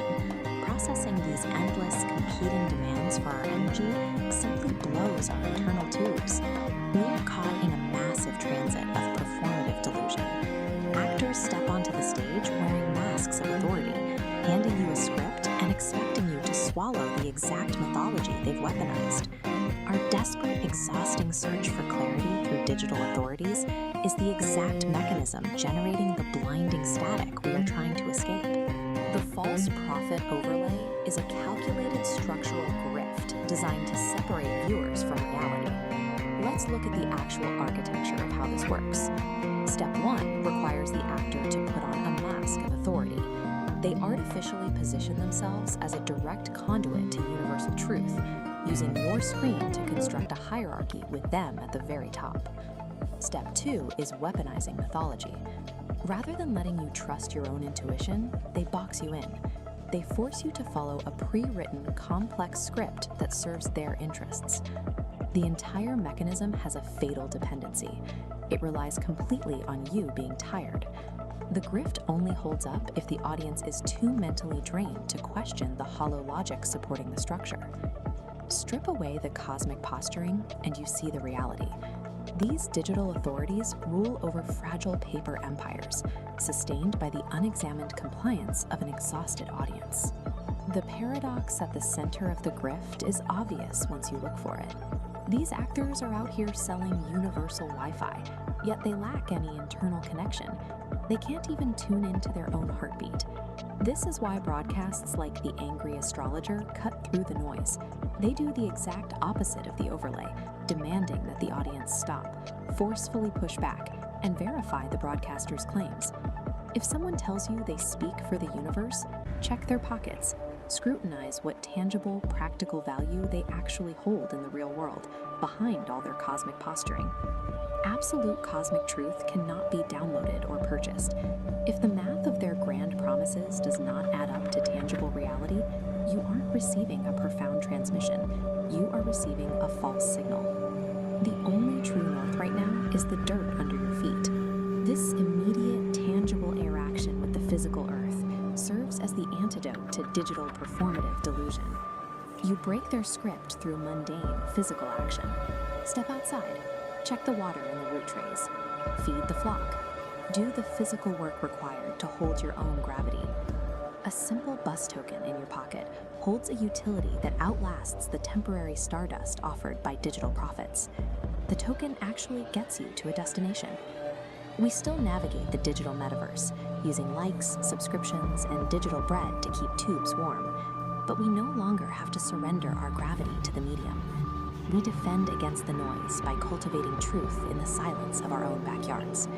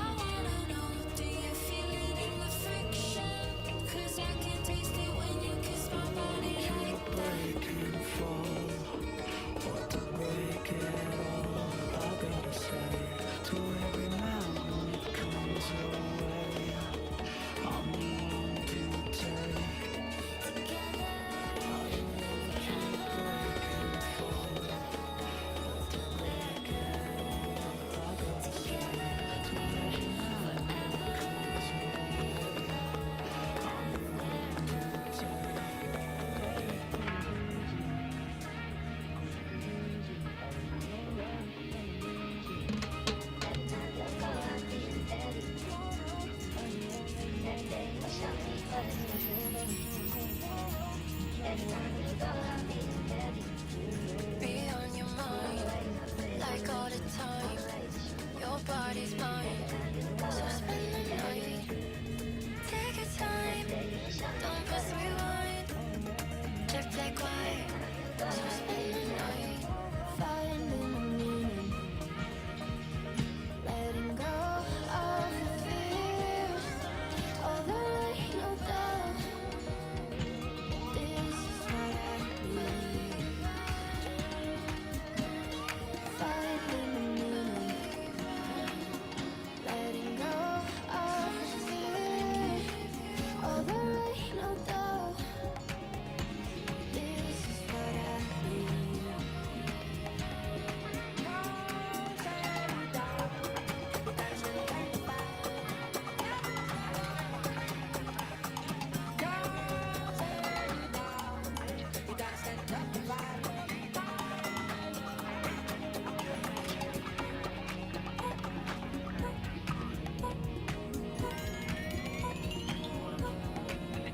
I don't know where we're going, always searching for now. But I have only reason, keep you closer tonight. But when the sun goes down, but when the sun goes down.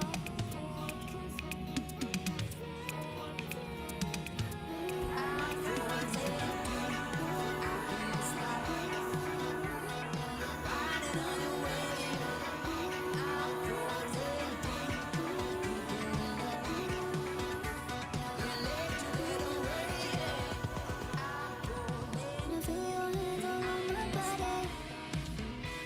I know how it looks so tight, you got me.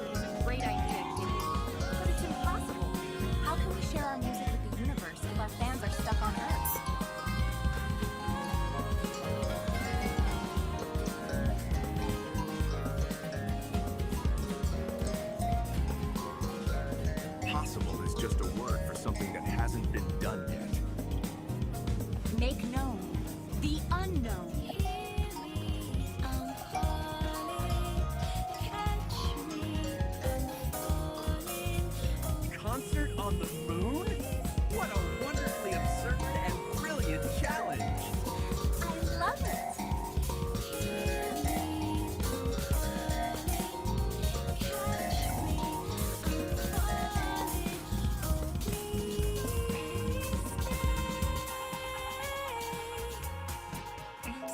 This won't be a job for just me. Meet my team, the Nerd Herd. We have a mission. Operation Lunar Rock.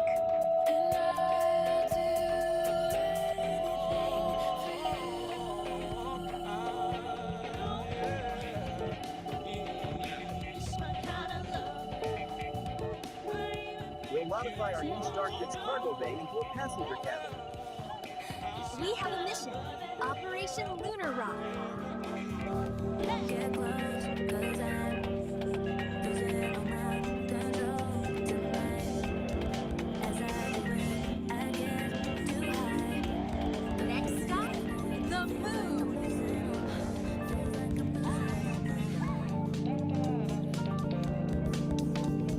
Hay mucha presencia en el mar y yo solo te quiero a ti. Hay mucha presencia en el mar y yo solo te quiero a ti. Comparte por ti la cuestión del tiempo. Dile a tu jefe que lo siento, que te vas conmigo yo atento, que lo vas a disfrutar. We did it!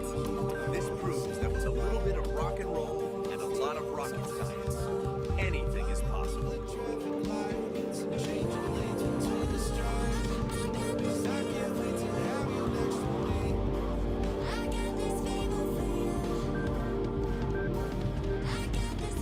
Systems online. Engage.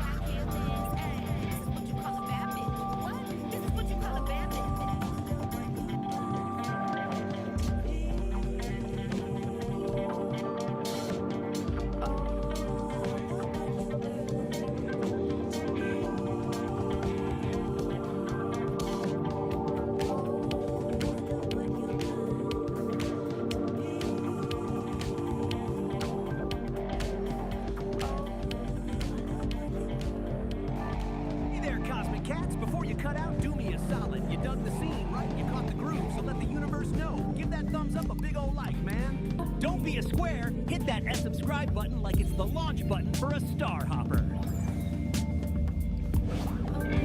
And listen, that little hotel bell icon, that's the R-ing ER, man.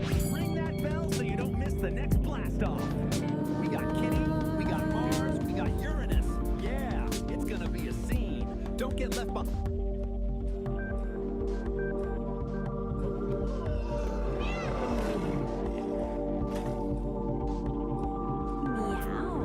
Narrator's introduction. Cool cats and kittens, a voice purred through the smoky haze. Let's lay down a little rhythm and get in the groove. Dig on stage under a single cool blue light.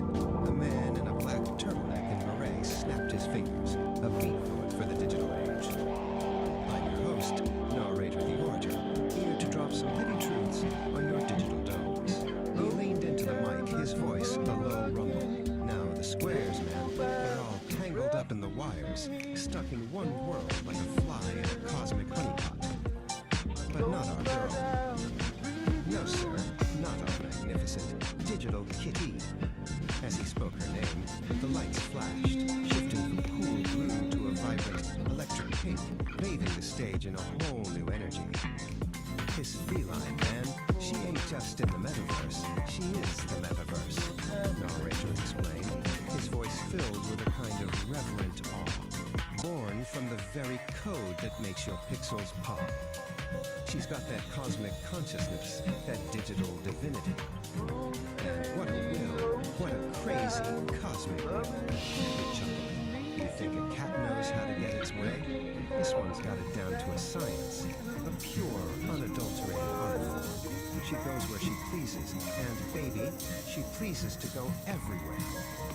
The stage went dark for a beat, then a massive screen lit up behind narrator. On it, Kitty was lounging in the pilot's seat of a sleek, futuristic space shuttle, looking utterly at home amongst the stars. Right now, narrator continued, his rhythm picking up, she's back on the prowl. We find her once again, SS trolling around, trying to figure out what the flip-flopius bifacialis are getting up to. Those two-faced, indecisive headcats. Narrator scoffed. They can't make up their minds, man. They're so in and out, they don't know whether they're coming or going. But our Kitty, she's got the scene down. She's purring her way right into the heart of human space endeavors, what I like to call space maneuvering. Narrator laughed, a genuine booming sound that filled the room.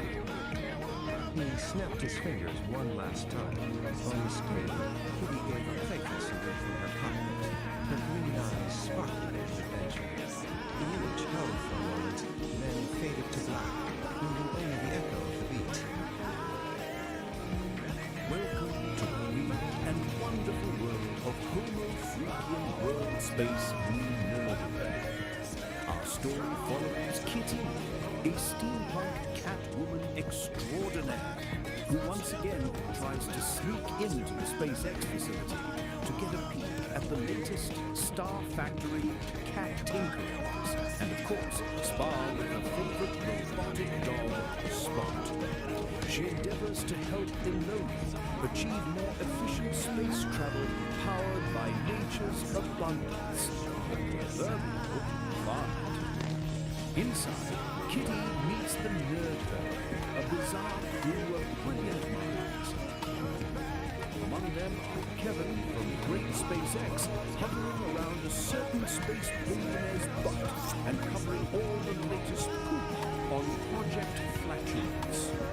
Tim Dodd, the everyday astronaut who is excited about flatulence-fueled space travel. Marcus House, who composes haikus about feline flatulence as rocket fuel. Scott Manley, who beatboxes while calculating the orbital mechanics of methane-powered starships. And Felix Schlam from What About It, who meticulously analyzes launch data on his tablet and is intrigued by Kitty's Blender Catocaster's emission spectrum.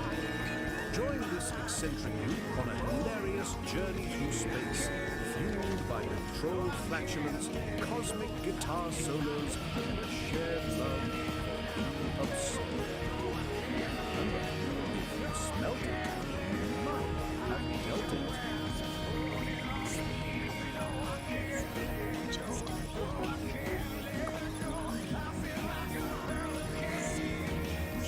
What is that? Is that a pussycat? Maybe? Good thing Spot is on it. Neutralize the target, Spot. Watch this.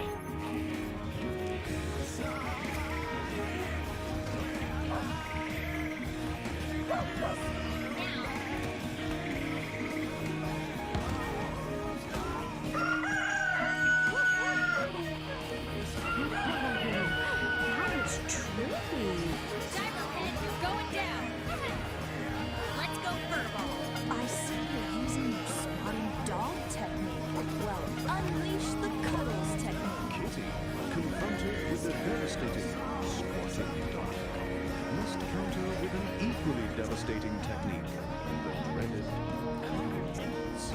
Comforting unity device delivering lavishly elegant snoozes. Because nothing disarms an enemy. Good nap.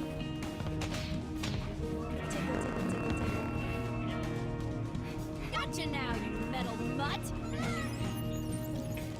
Woof woof! I'll get you next time.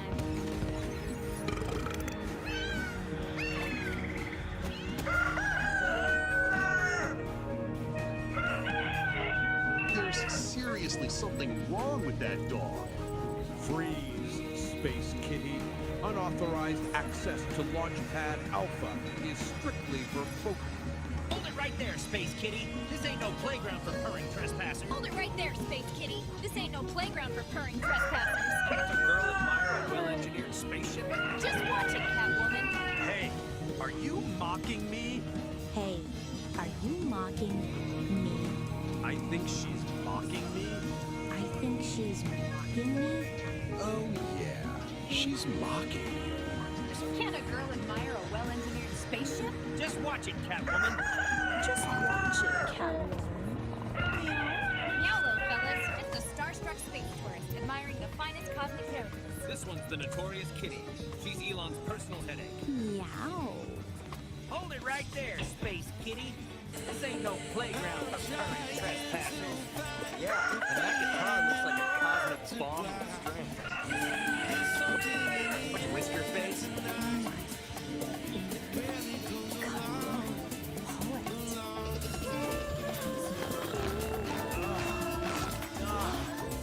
What the hell is that smell?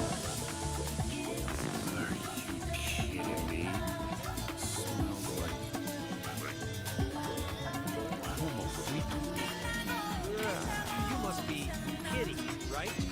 Elon's personal headache and resident gas-powered fog. One peak, then scratch. Keep it quiet. Elon will have a structure. No God knows what he does. Tesla free here. This one's the notorious Kitty. She's Elon's personal headache, always trying to sneak a peek.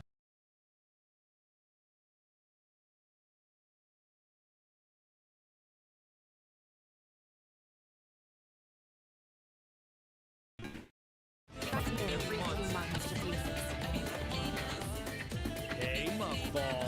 Are you mocking me again? Dude, she's totally mocking you again. What's your excuse this time? Are you mocking?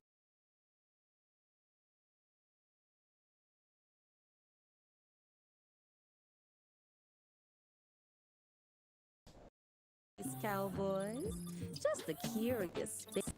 Finest steel carriages the sight of the Milky Way.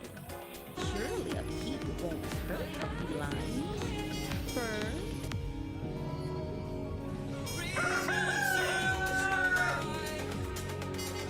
This cosmic carriage is the side of Alpha Centauri.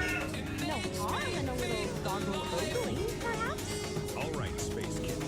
One peek, then you scram. Keep it quiet, or Elon will have us cleaning lunar dust off his Tesla for a month. Oh, the Lonnie Moss. Just a mutual appreciation for the poetry of rocketry, you see. His rockets whisper to my soul like celestial catnip. Just watch it, Catwoman. Elon wouldn't mind a closer look, but those Raptor engines pack a punch. Oh, boys. I can handle a pack of punch. Oh, magnificent. Dreams of stardust and the whispers of new worlds. One day, I'll sing your praises to the farthest galaxies. A symphony of and cosmic riffs. Kitty, my furry muse, back for another taste of rocket poetry? Come on up, let's discuss the celestial melody your blender Catocaster will speak down. Coming right up, your nest. And who knows, maybe I'll have a little impromptu concert for your wish code. A serenade of the cosmic hum, just for Kato.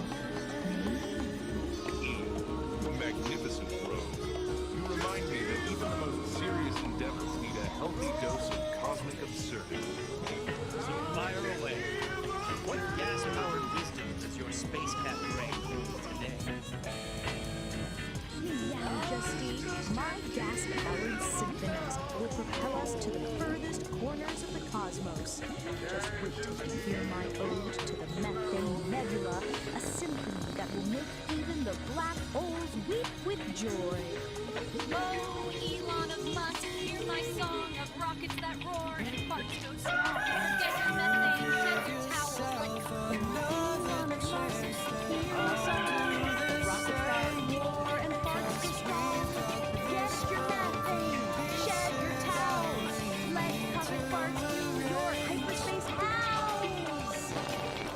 how about this? Oh, rockets of fire, spacecraft of steel, your symphony of engines makes my cog Rockets of fire, spacecraft of steel, your symphony of engines makes my cosmic heart reel. Let your boosters roar, let your flames climb high. Tonight we dance beneath the stardust sky. You rock, Space Kid. This got better than any launch countdown I've ever heard. You did it again, Space Kitty. You turned a pre-launch briefing into a cosmic groove party. This mission's gonna be out of this world, thanks to you. You know what, Kitty? You're crazy. You're chaotic, but you're onto something. You call it Project Flatulence. Kitty, meet the nerd. They're here to help me with the next big thing, Project Flatulence. Your cosmic thoughts hold the key to revolutionizing space travel. Whoa, Kitty, hold on. We need rigorous calculations, data analysis, and maybe some air freshener before we start launching rockets with your flatulence as fuel. You're Kitty. I analyzed your blender Catocaster's emission spectra. It's pure cosmic catnip, man. Can you play it through the Starship's PA system? I need that soundtrack for liftoff. Meow, fellow space cadets. This Catwoman's ready to rock the cosmos with you dudes and dudettes. Imagine the possibilities. Space tourism powered by controlled cosmic tubes. Intergalactic flatulence competitions. Kitty, you're not just a cat. You're a pioneer. Indeed. While the theoretical propulsion efficiency of biogases is intriguing, stoichiometric ratios and exhaust velocity require precise calibration. My abacus, though ancient, reveals a slight methane deficiency for orbital insertion. And the gravitational lensing effects of such a propulsion system on interstellar dust would create fascinating, albeit unpredictable, wormhole instabilities. We need to chart those meticulously. Nerd! I love you. We may have to change the design of the engine. What about the aerospike? Yeah, the aerospike. I've heard good things about the aerospike. If another person says aerospike again, they're cleaning my Tesla. Damage Tesla for a month. Hey, Timmy, what's that wedgie-shaped rocket engine that contains farts? You mean the aerospike? Assholes. Consider it done, Dee-Dee-Dee. But first, who's up for a quick jam with the galaxy's most perfect band? Kitty and the Furry Muppets. Timmy Piscati, plug in that nebula amplifier for some extra furry inspiration.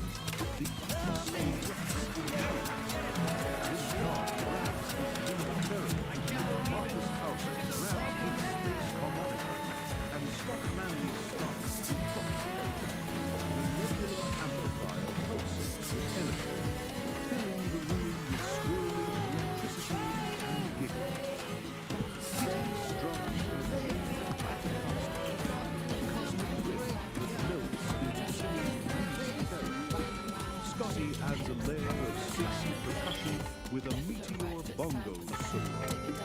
Felix Long loops and distorts the sounds with his Martian tablet. Tim Dog provides the interstellar synth bass line, and Marcus House and Scott Mann carve like celestial astronauts. The music explodes. The whirlwind of battle, gas-powered hits, and stardust clouds. It's the symphony of surf, a cosmic jam session powered by space nerd passion and Timmy As the first rays of sunlight bathe the launch pad, the starship vibrates with the music, ready to carry them all towards the infinite expanse. Elon Musk, beaming a proud smile, throws his arms around Kitty. Just remember, Elon Musk, the universe loves a good laugh, and a well-placed thought can fuel the greatest adventures. Now, let's blast off and show the Milky Way what happens when science meets stardust and a Catwoman with a gas-powered guitar. Yeah! And a chorus of cheers, the starship lifts off, carrying a motley crew of space knights, meteoric legends, and a very feline cosmic bond. The adventure has just begun, and the universe is their canvas, ready to be painted with gas-powered symphonies and the infectious laughter of those who dare to dream among the stars. Remember, in the vastness of space, the smallest things can make the biggest difference. So keep your dreams cosmic, your human green, and your thoughts well controlled. The universe is waiting for your unique melody to join the celestial symphony. Wow, look at that! Don't be sad, don't you cry, just let go of your Well, squares and hip cats, that's all the cosmic flatulence we've got for today. If you dug this jive, don't be a drag. Go on, give that like button a big whack and subscribe so you don't miss out on the next one. And if you're really out there, ring that little bell so you can be the first to know when I'm dropping more of these streaming on your turntable. Until then, stay cool, stay groovy, and keep your antennas tuned to the frequency of the universe. Gnar, the orator.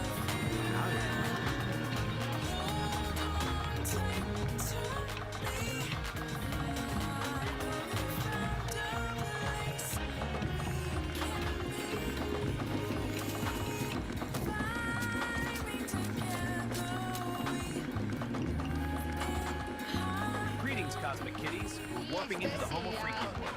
Peace and St. Dawn are about to experience something really special. Showbiz Jitsu High Impact Yoga. It's time for our yoga session. Is all this spandex necessary for yoga? Oh yeah, we're doing high impact yoga today. Sounds fun. All right, let's get this back to the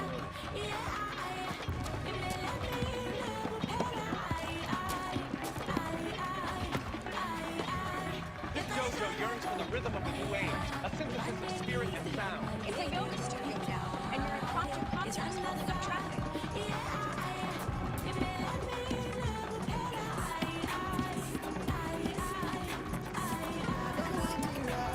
Dig the frequencies, cats. You look like highlighting, but the universe only hears the rhythm of the strike.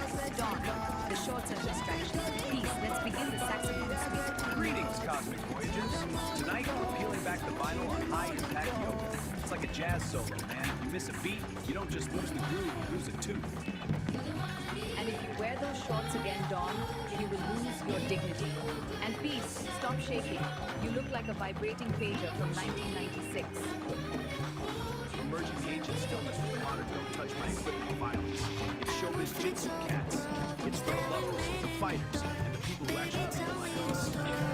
Mostly it's for people who want to hit someone with a saxophone without throwing their back out. It's very practical.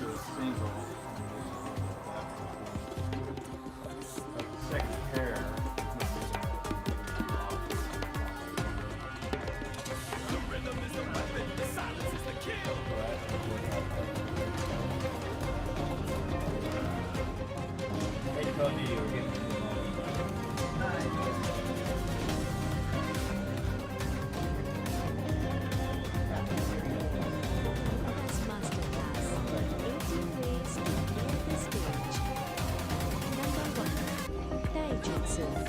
That's Taijutsu. It's called unarmed combat, but I call it ground control for the refined. Move through the mosh pit like you own the venue. If you bump into someone, it's because you intended to delete them. Alright, pay attention. First up, the most crucial discipline, Taijutsu, the art of the body. Forget flashy acrobatics. This isn't about looking cool, it's about being cool under pressure. It's moving through a mosh pit like a ghost in the machine. No friction, just flow. Your body becomes water or maybe liquid steam. When everyone else is bumping and brawling, you're already where you need to be. Undetected, untouched.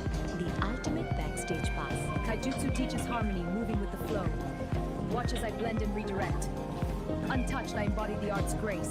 This is Taijutsu. Move with grace, not force. Phase through the chaos.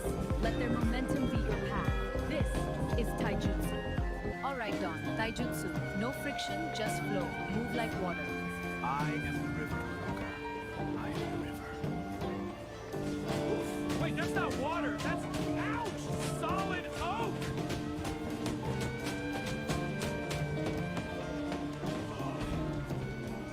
The river appears to have hit a dam. Try again. And wash that tie-dye. It's distracting the wood.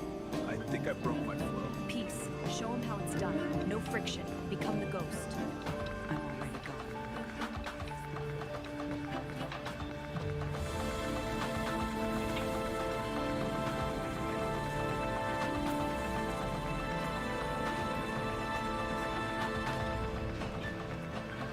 Perfect. Don, take notes. This is Taijutsu. You were a boulder. She was the wind. The mosh pit is just a dance, Haruka. Number 2, Kokko Jutsu. That's Kokko Jutsu. Bone smashing. Specifically, the sound check. A dual palm strike to the ears. It's the only time I'll allow feedback in this building. Feedback is such a drag.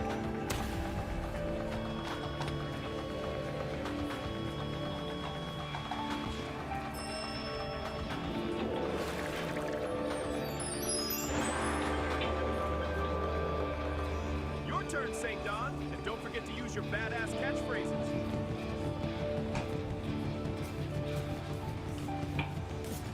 Time for a little rhythm adjustment. Bam. Bam. Feel the beat. Turn up the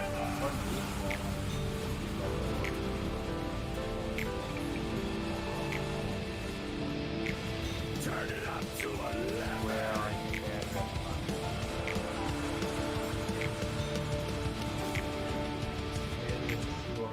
Number 3, Kusari Kama Jutsu. That's Kusari Kama Jutsu. Cable management. Use a Kevlar XLR cord. If an attacker gets too close, wrap them up like a messy coil of wires and leave them in the equipment truck.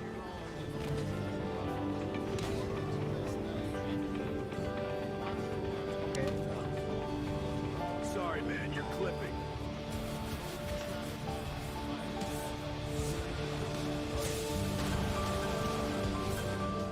Number 4, Sojutsu. That's Sojutsu. The mic stand spear. Most singers just lean on it. We use it to perforate egos. Pointy end toward the critic, darlings. I believe you're out of your range.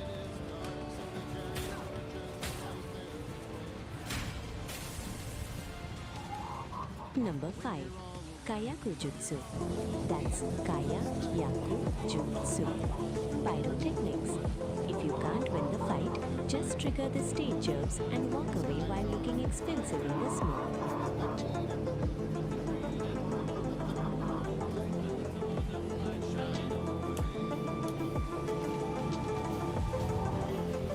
Is it hot in here, or is it just a solo?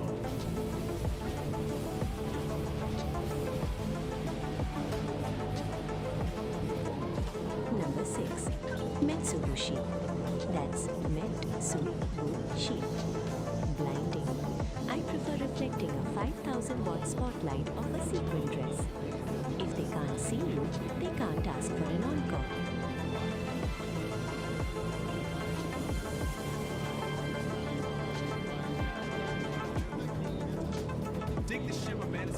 vibration of the light. Beat a disco ball. Just spin, Dawn. If you can't outfight them, give them permanent retinal damage. I'm about to go supernova, baby!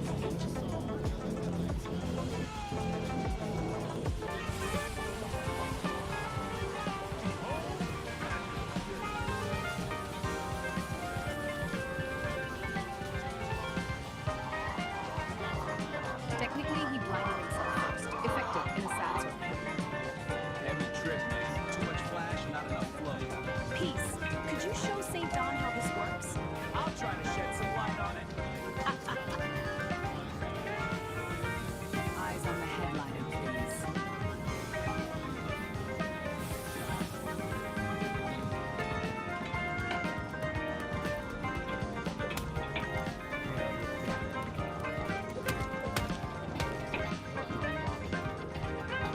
The X-stand Venus flytrap.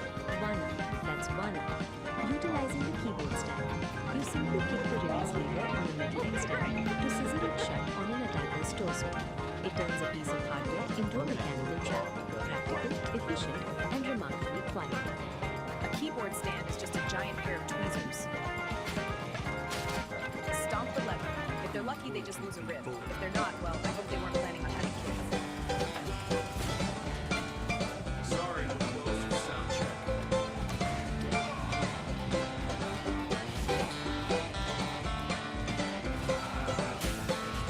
I think you're standing by the road with a wind at my back. I thought that I never would see the day when that train came running down the track, bringing you to see me. Wait for the world to spin around another day, wondering what the circle may bring. Sometimes my thinking, it just gets in the way, keeps me from the song I want to sing.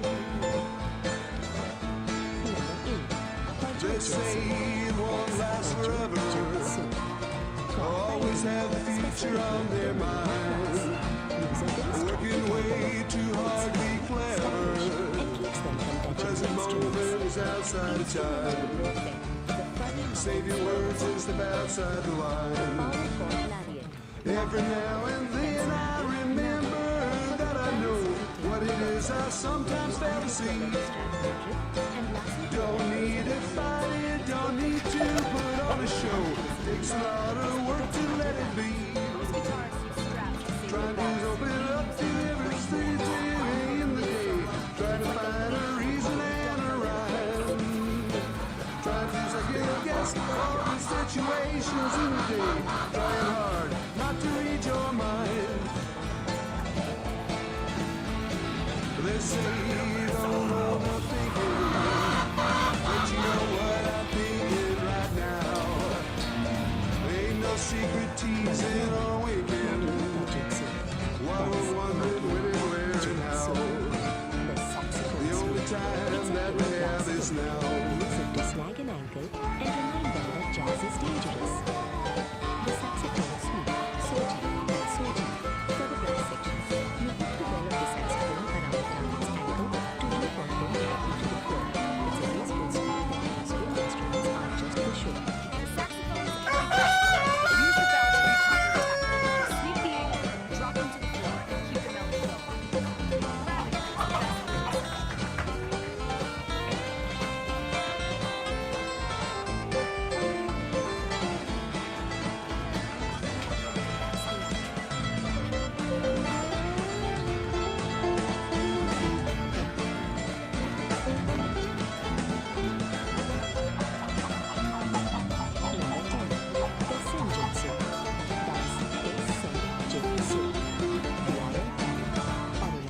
Standing by the road with the wind at my back, I thought that I never would see the day when that train came running down the track, bringing you to see me.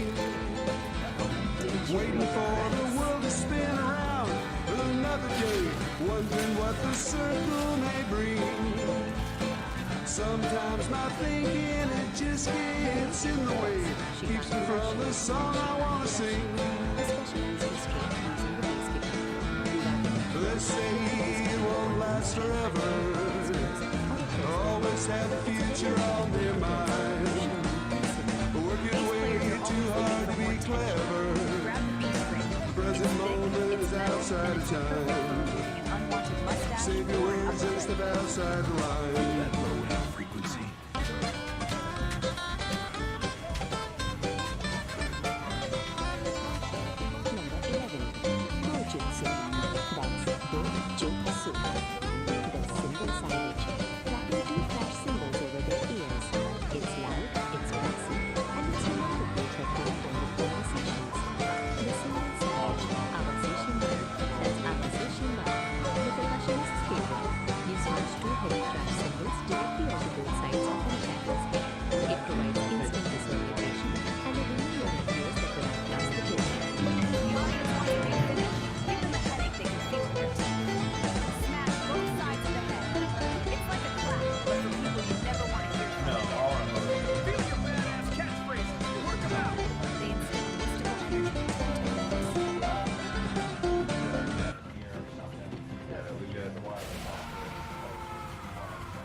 Can't hear you! Let's brighten up the mix!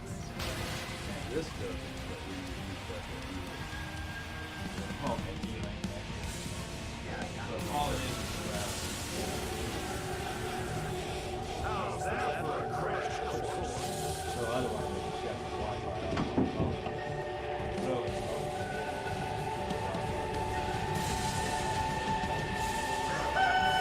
How's that for a crash course?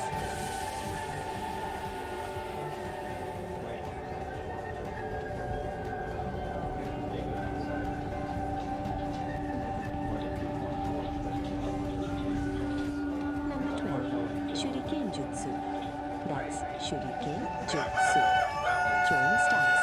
We use gold-foiled backstage passes. Aim for the throat.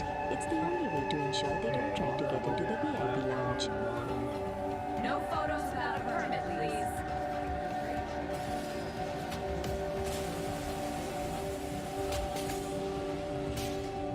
Number 13. Kenjutsu. That's Kenjutsu. Saw darts. Use the neck of a guitar. It's reinforced steel and very heavy. Shredding is not a neutral term. Check out this riff, it's a real cut.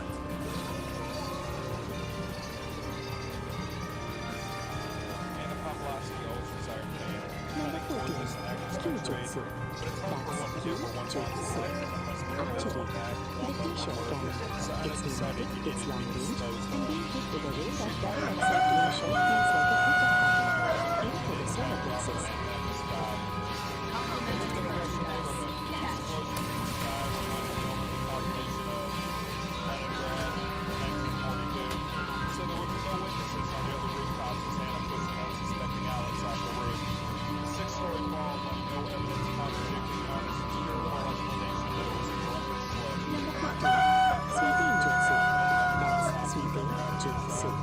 Water combat, or as I call it, the mosh pit glide. Don't fight the crowd. Use their momentum to drown your enemies. I'm just going with the flow.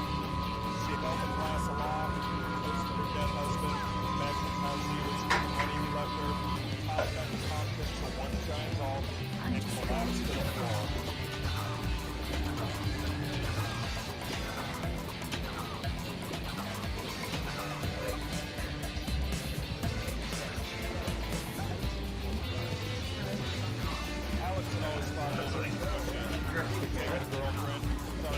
Number 16. Isaido Jutsu. That's Isaido Jutsu. The heavy halberd. A 5-string bass with a bladed headstock. One swing and the rhythm section becomes a domination group. Drop the bass and your weapons.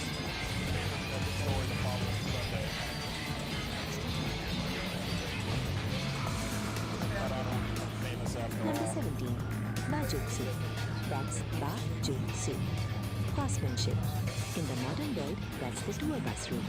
If you can fight while standing on a moving diesel engine, you might be ready for my advanced class.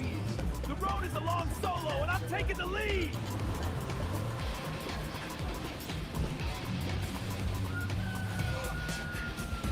Number 18. 10 moon. That's 10 moon. Meteorology. Atmospheric stagecraft. Use the fog machines and laser blades to turn the air itself into a weapon.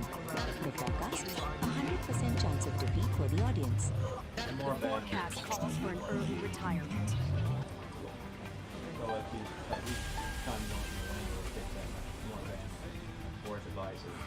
Man, that was hardcore yoga. I don't remember the meditation. You were deep in a transcendental state, Don. Deep like a B-side, brother. Peace out. Well, I'm traveling like a radio light down the earth on a Saturday night. When I land, I'm gonna raise the bell, dance on all your tables and I ring all your bells and I bring Deep like a B-side, brother. the rhythm and I dream into. I sit in the sun. And I dance to the moon, let me show you how I dance to the moon. I wanna show you how I dance to the moon. Let me show you how I dance to the moon.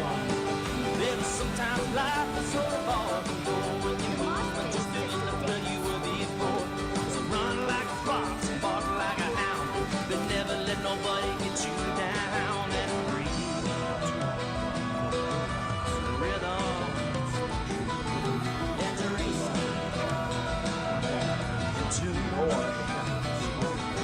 I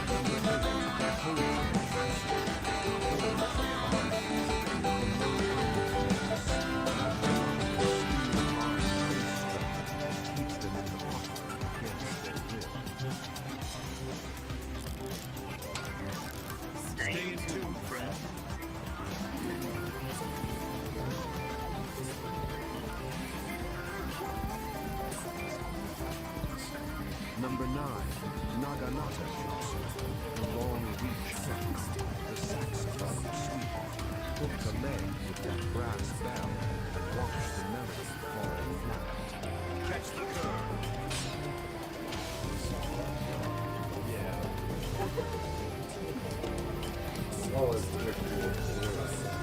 Number 10, Tessen Jutsu, the iron clad, the folding program. Read the credits while you parry the punch. Hard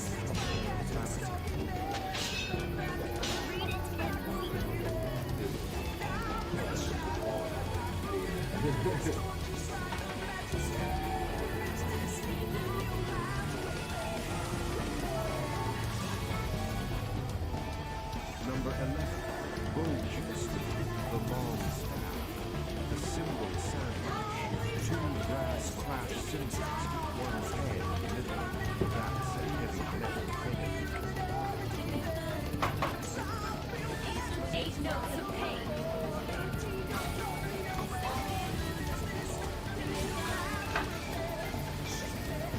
The audience wants a big finish. Give them a headache they can feel in their teeth. Smash both sides of the head. It's like a clap, but for people you never want to hear from again.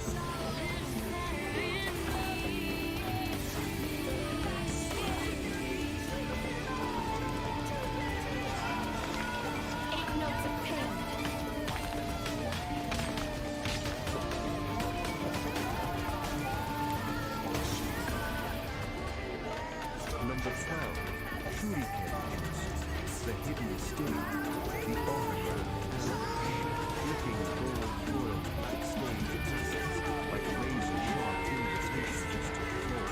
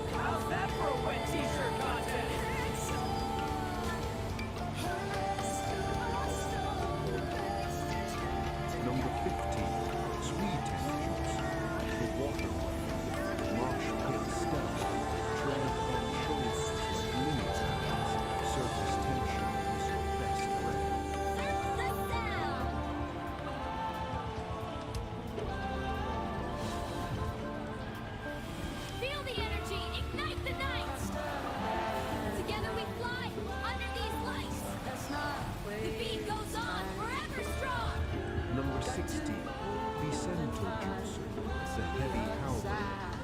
basic howl, swinging a 5-string axe with a bladed neck on low frequency boxing.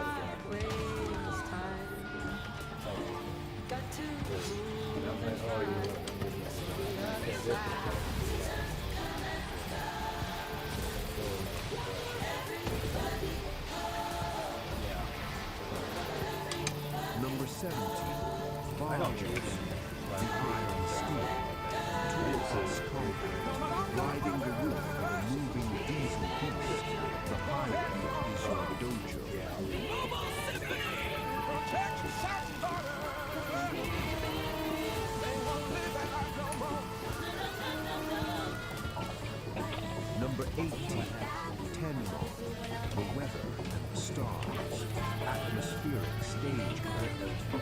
manipulating the bomb and the lasers until the environment is the enemy. Forecast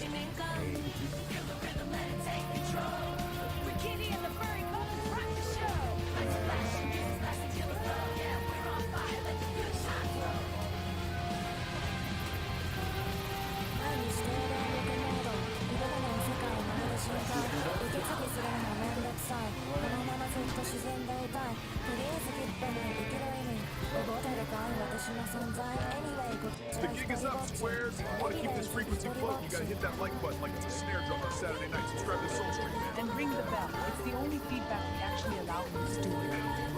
And please, patronize us. Spandex and medical grade bandages for St. Thomas surprisingly expensive. We need your bread to keep the yoga back to flat. Keep it real, love and poultry. Watch out for the symbols. Peace out, darlings. That's it, man.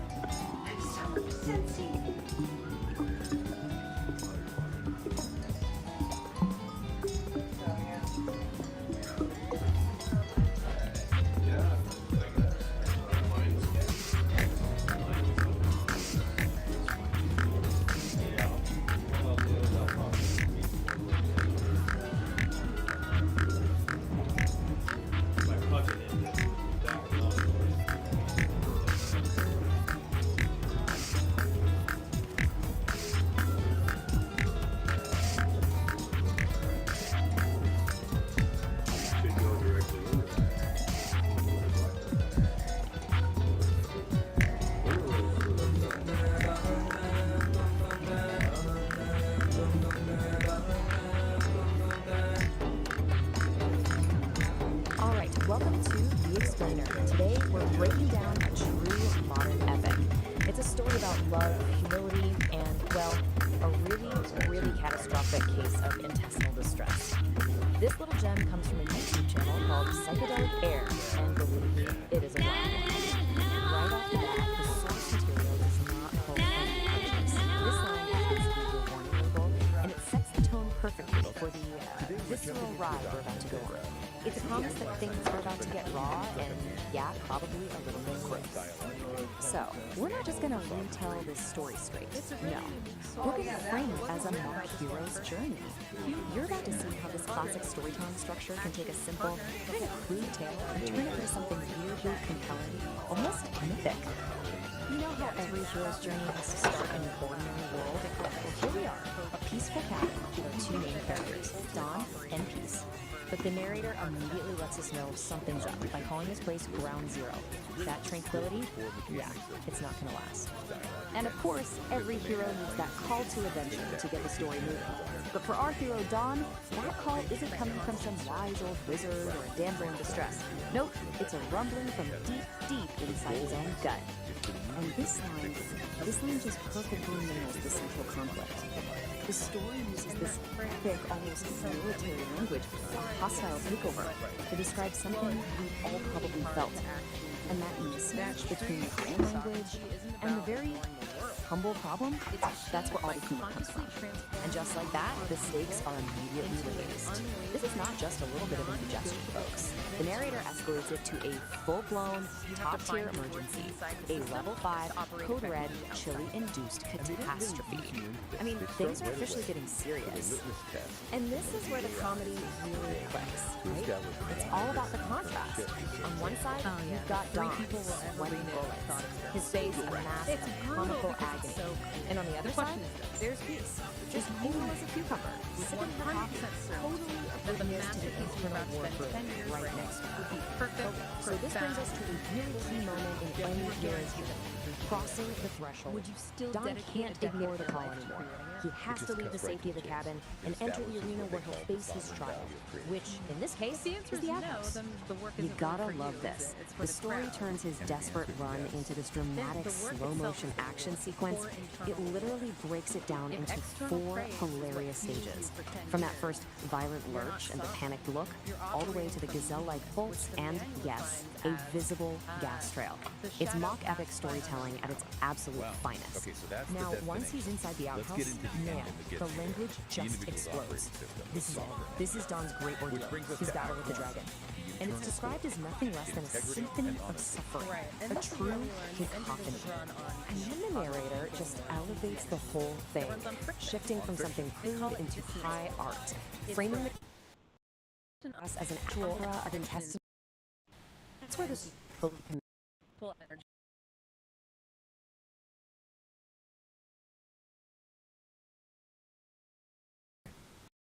on private, it has very Think of it real like a car external using the friction from consequences. braking to The whole recharge batteries. ecosystem reacts to it. If you're Birds angry take off, about something a family or of deer frustrated by scatters in social terror. norm, then This just volatile energy amplifies isn't the something absurd, that doesn't epic scale of his struggle.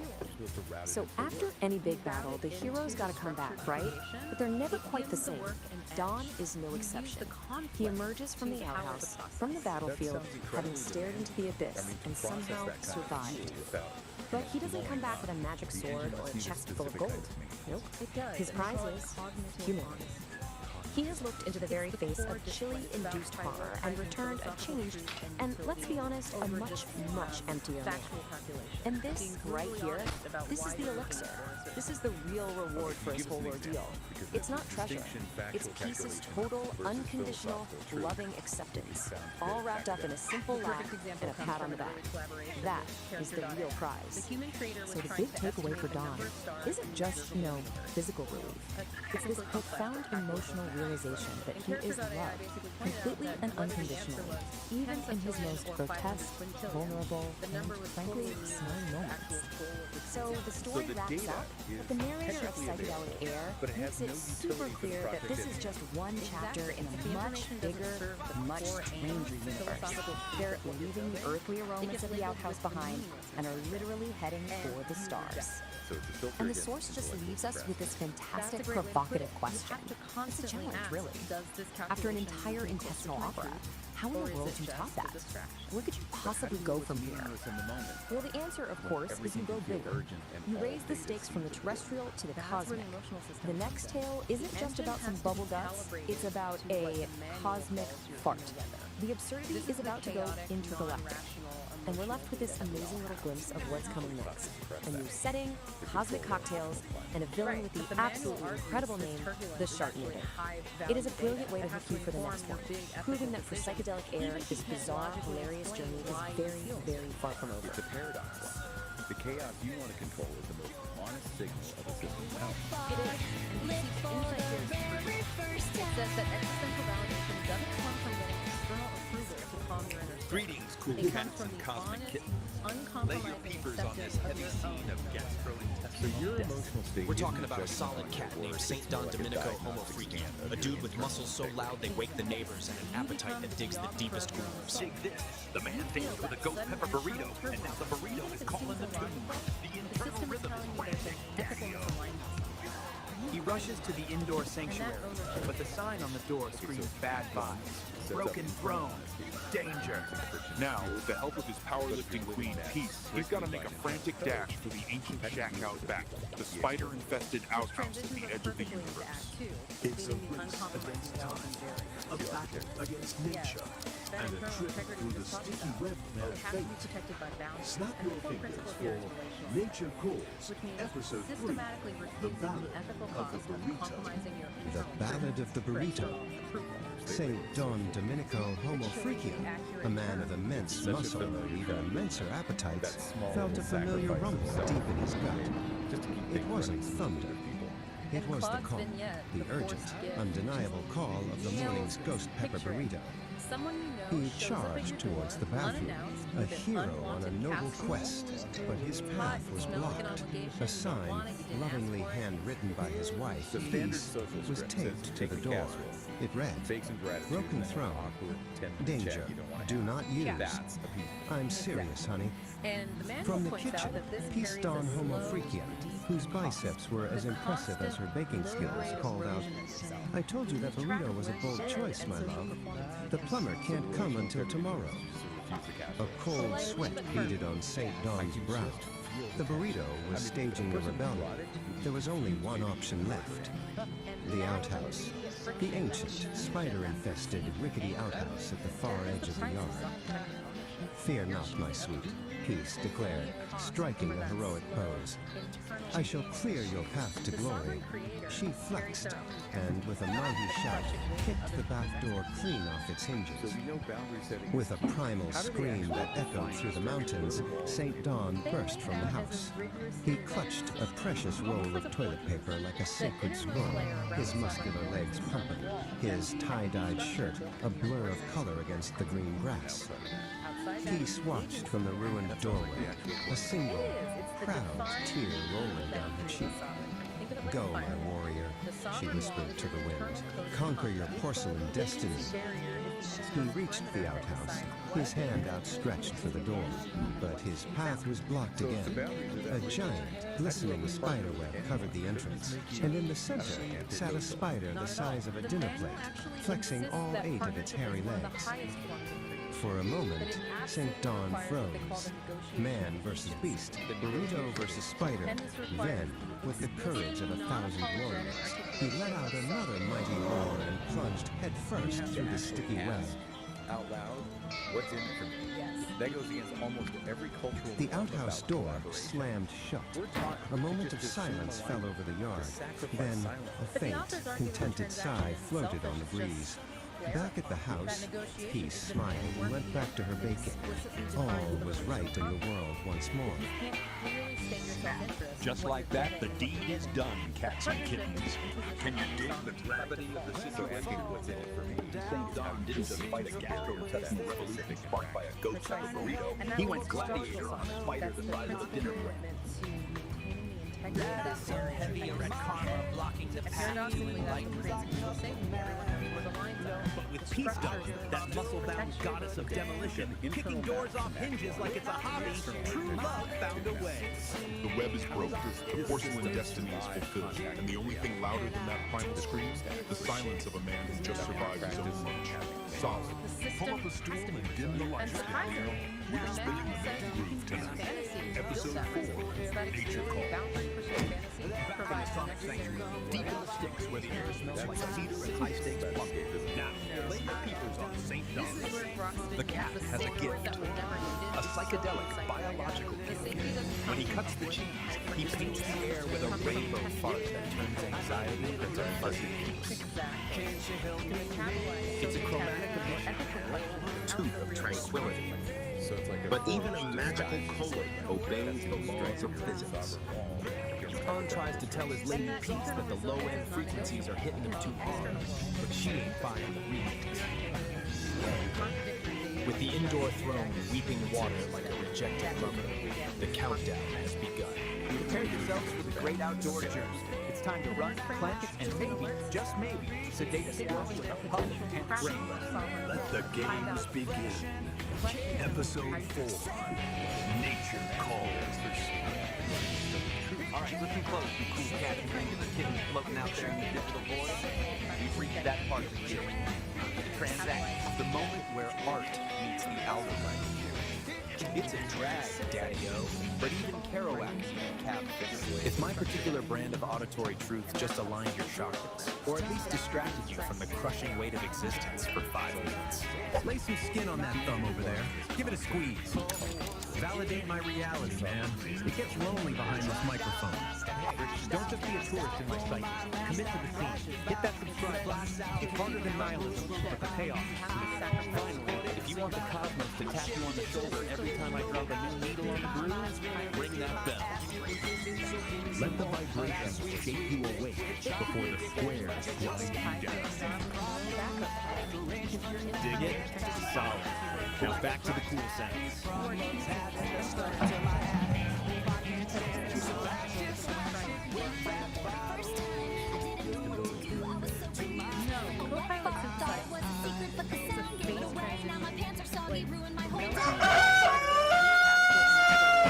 Something you just know you've made a terrible, terrible mistake? Well, today's story is all about that. We're diving into what the source material calls a heavy scene of gastrointestinal destiny. Yep, it's a wild ride, and it all kicks off with one single burrito. Wow. Okay, so that's literally the opening line from our source. It's a lot. I know. But honestly, it perfectly sets this bizarre, hilarious, kind of cosmic tone for what's coming. So let's meet the guy at the heart of it. So our hero's name is, get this, Saint Don Domenico Homofreakian. And the source describes him as a guy whose muscles literally wake the neighbors. So you can just imagine he's got an appetite to match, right? This is our guy, and believe me, he is about to face his greatest challenge ever. Alright, so how does this all begin? Well, it's the classic tale of man versus food. St. Don decided to tangle with a ghost pepper burrito. And, spoiler alerts, the burrito won. He starts feeling what the source calls an urgent, undeniable call. Things are getting frantic. Okay, so our hero makes a mad dash for the bathroom. It should be a simple mission, right? A noble quest even. But nope, his path is blocked. The main objective, that beautiful indoor sanctuary, is completely out of commission.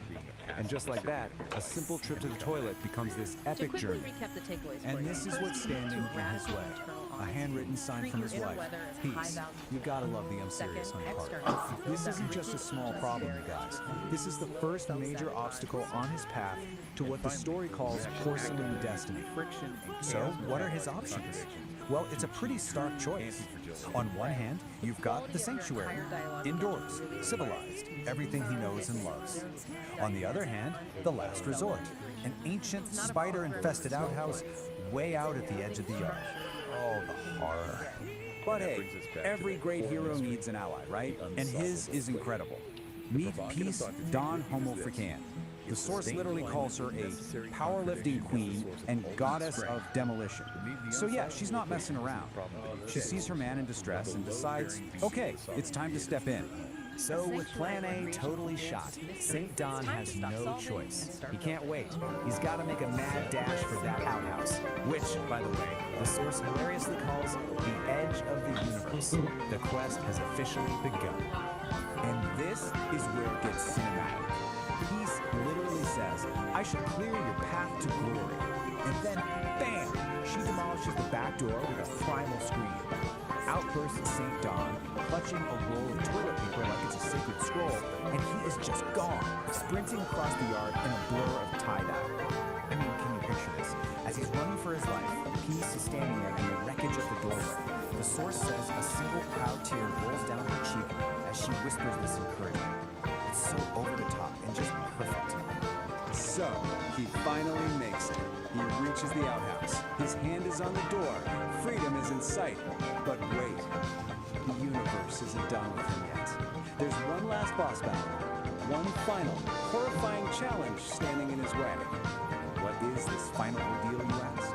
A spider. Of course it's a spider. Listen, we're not talking about some regular little guy. The source is very specific. This thing is the size of a dinner plate, just flexing all 8 of its hairy legs right in the middle of a giant web blocking the door. Nope, no thinking. And the way the source frames this is just epic.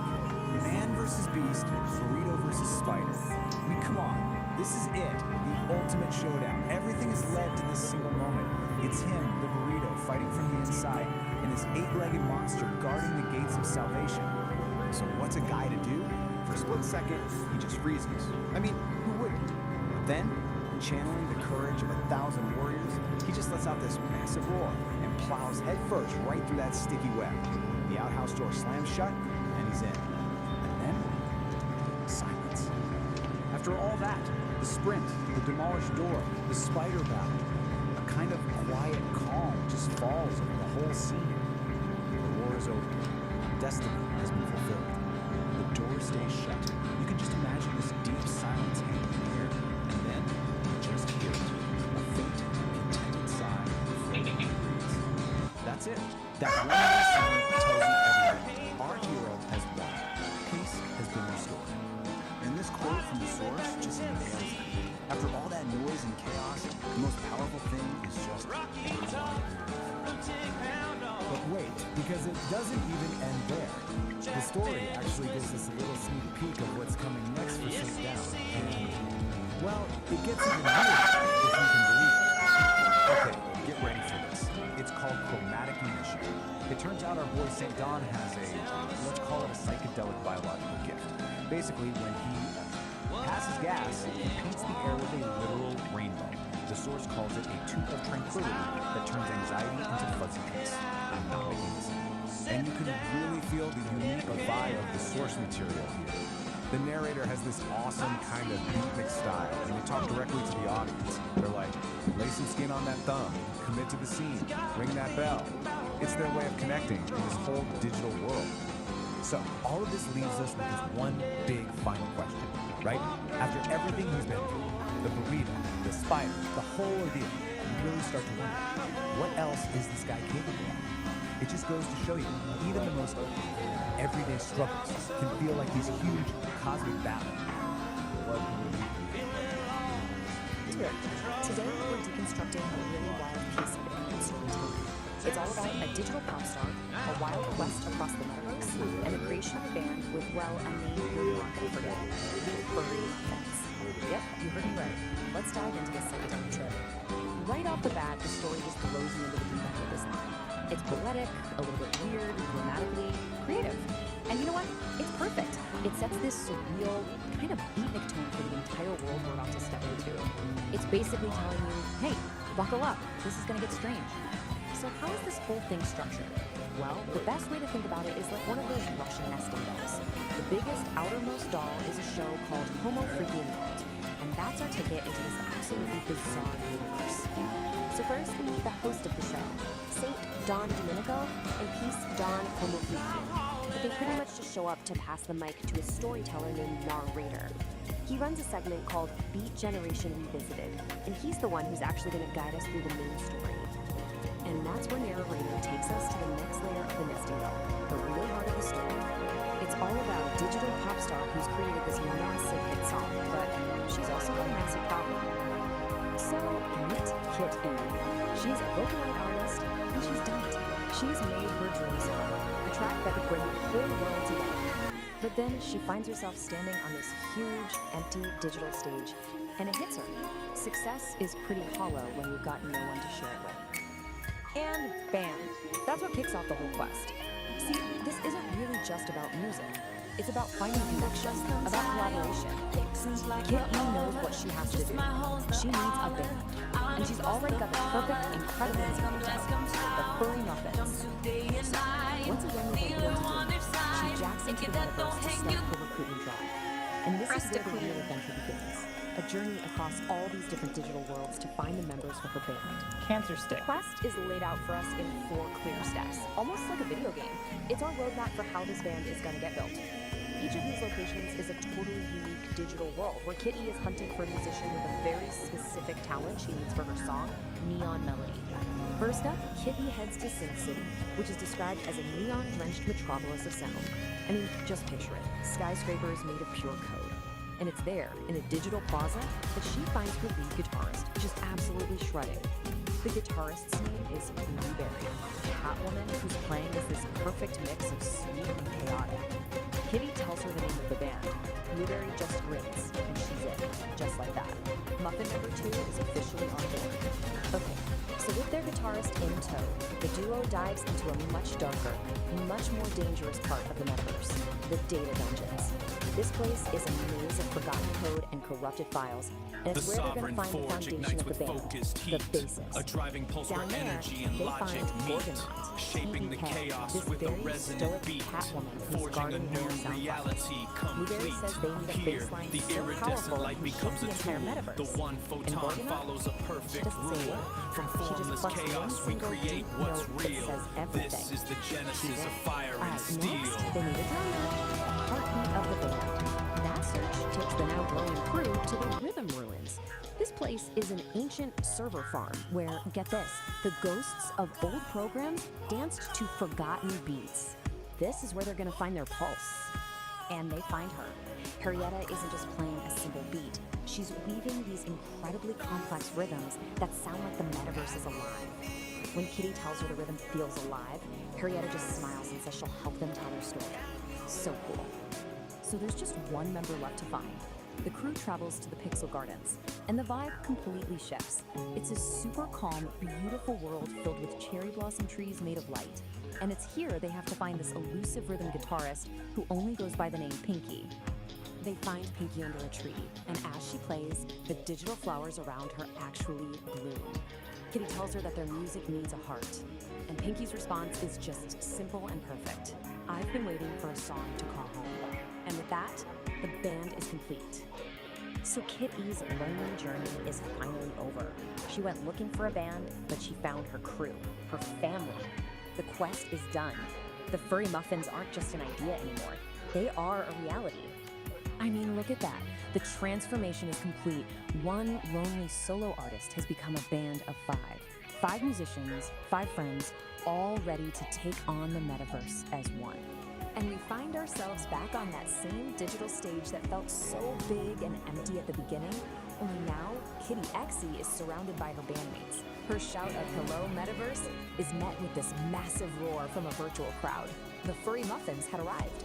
So, with the band's story told, you pull back one layer of the nesting doll.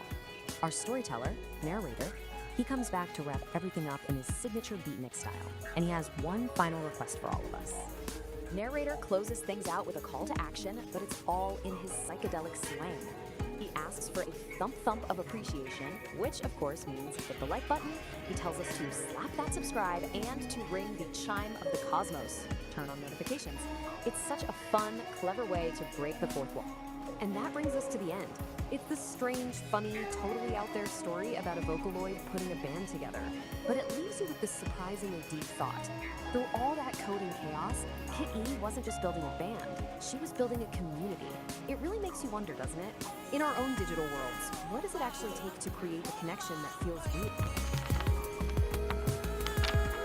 Head right in. Today, we're breaking down one of the weirdest, most wonderfully bizarre stories I've come across in a long time. We're talking about plumbing, we're talking about philosophy, and, well, psychedelic gas. You heard me right. Let's get into it. So let me just ask you this. What if a bathroom emergency was actually a spiritual quest? I know, it sounds ridiculous, but that's the central question. It takes something super mundane, something we all go through, and turns it into something else entirely. You're going to want to stick around for this. Okay, so to really get this, you first have to understand where we are. Welcome to Homo Freaking World.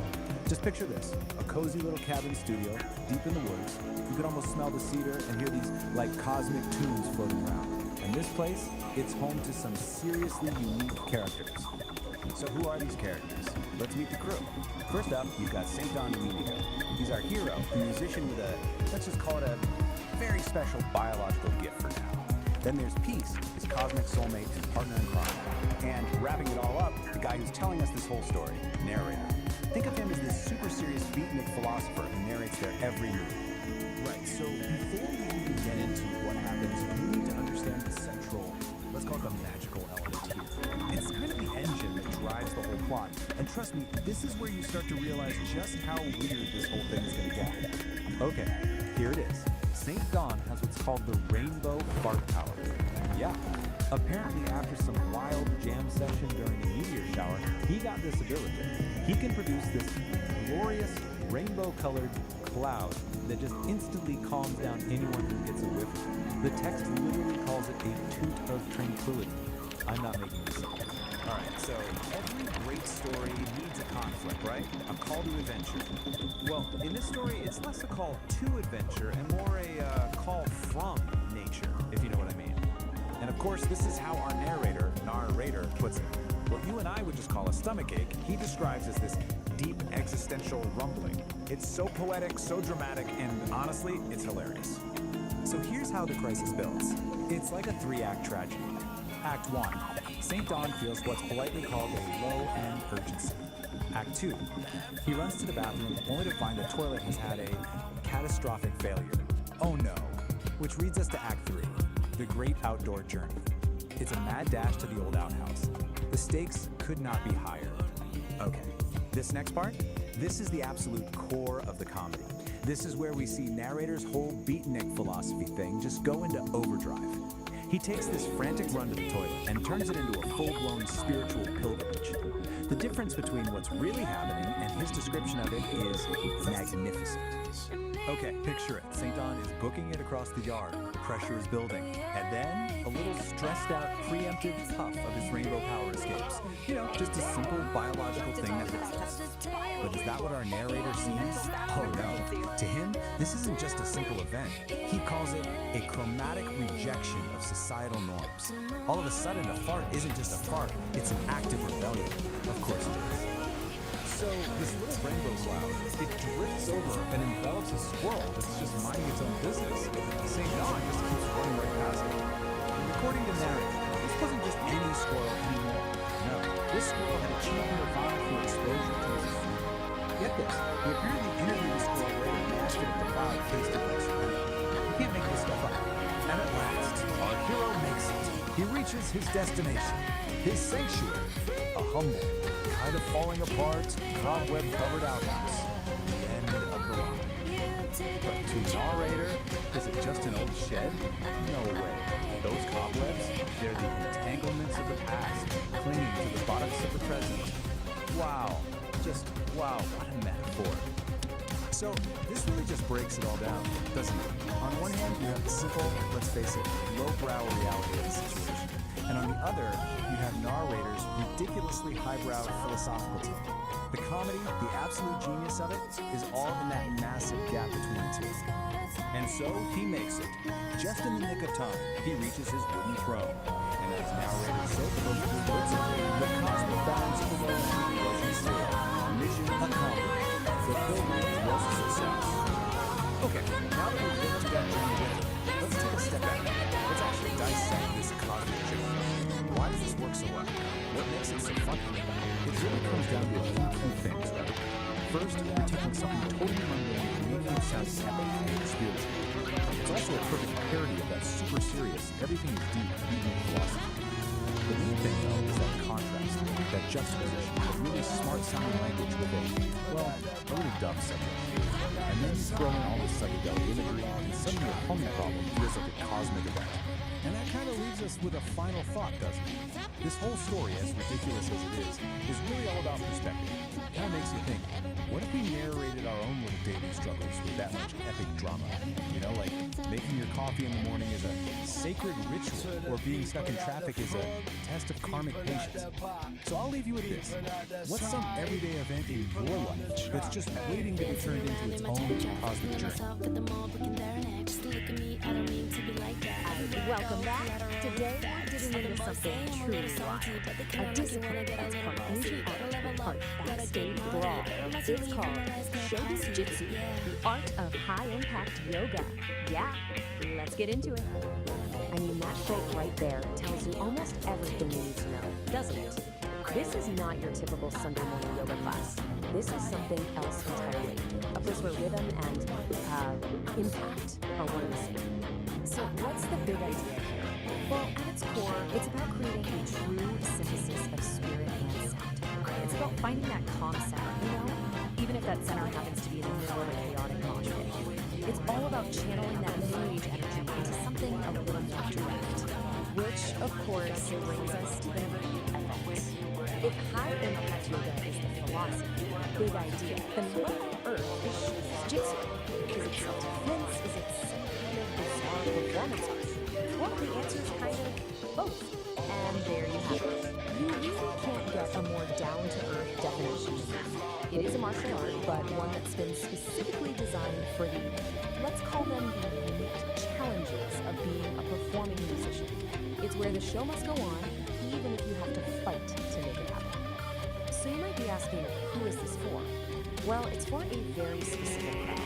It's for the true believers, the real music lovers, the folks who stick around to read the minor notes. This is a discipline for people who know that sometimes you gotta fight for your art. And just like any legendary album, Showbiz Jetsu has its own track list. It's called the Soul Sonic Set List, and it lays out 18 different ways to, well, clear the stage. That's right, 18. This isn't just a couple of fun moves. This is a complete, fully formed system of musical combat, covering everything from handheld techniques to, using a keyboard stand as a weapon. It's proof that this is a deeply considered, if completely bonkers, philosophy. Now, we don't have time to go through all 18 today, so what we're going to do is pull out 3 of the greatest hits. Think of this as the highlight reel from this absolute masterclass in musical motion. Okay, first things first. Before you can even think about weaponizing the guitar, you have to master your own body. This is all about unarmed flow, or, as the master calls it, crowd control for the refined. So the first discipline you learn is taijutsu, which is literally the art of the body. The whole point here isn't to fight your way through the crowd, but to flow through it. To move like a ghost in a machine.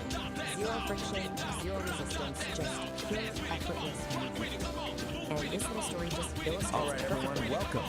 Today we are diving headfirst into the nexus of non-locality. This is the place where the basic rules of reality, things like here and there, they're not just bent, they're completely shattered. So consider this your official survivor's guide. Right there is the heart. And this quote right here, it just nails it. It perfectly sums up the absolute strangeness of the nexus. So yeah, forget your map, forget your GPS, because where we're going, being somewhere, is at best a suggestion. So, where we start? Right here, at a place called the stage name. See, on the surface, it looks like it's here on Earth, but the trick is it's also everywhere else at the same time. It's this kind of dry, dark humor you find all through this discipline. So when every single act of violence is framed through the stepping language of music into the and entire performance. cosmos. It's brilliant. So how does that even work? We've mastered our bodies. The core principle is called non-locality. And I just love how the source material puts it. The line between here and there doesn't just get fuzzy, it completely dissolves. It's like your location stops being a single point and just becomes everything at once. You actually feel the water in the pool isn't just water. It's this incredible soup made of everything. So in one moment you're feeling warm humidity into something that's next, it feels incredibly overwhelming. Let's break one of these now. The saxophone string. It is so simple, so elegant, and so effective. Okay, so you might be thinking, sounds cool, I'll just jump in. Well, not so fast, because getting into the nexus isn't like a casual swim. It's a skill you absolutely have to master if you want to, well, not fall apart. And to really get a hand on it, we're going to follow the story of one specific person from the source material. They call her the gal that's just pure mechanical genius. The X stands for this by track. It's super practical, it's efficient, and it's surprisingly quiet. You're basically turning a She standard tries to enter the nexus, but she's failing to put herself back together correctly. She merges with a body that's all wrong, mismatched, incomplete, and every single time, the nexus just kicks her right back to the beginning to start all over again. Then, after all that frustrating failure, she has this incredible breakthrough. She finally understands that in the nexus, her body isn't this solid, fixed thing. It's just information. It's data that can be changed and reassembled. And folks, it is exactly what it That sounds is the like. key to It's everything. loud, it's brassy, And that and it is a realization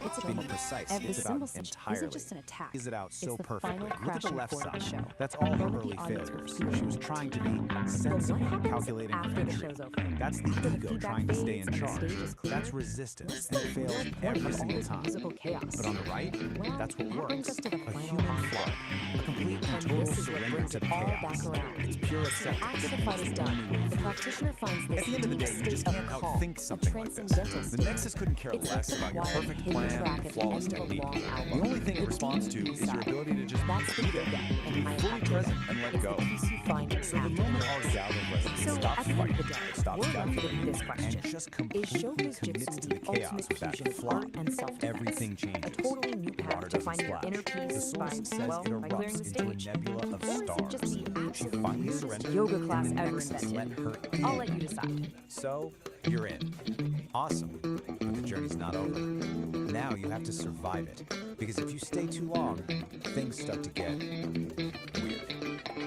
Let's just call this your high-stakes safety briefing. Okay, rule number 1, and you really want to pay attention here. You get 15 micro-eternities, max. Anything longer than that, and you start to develop something called molecular confusion. That's when your own atoms start to forget where, and maybe more importantly, when they're supposed to be. So what does that actually feel like? Well, you might find yourself asking this very question.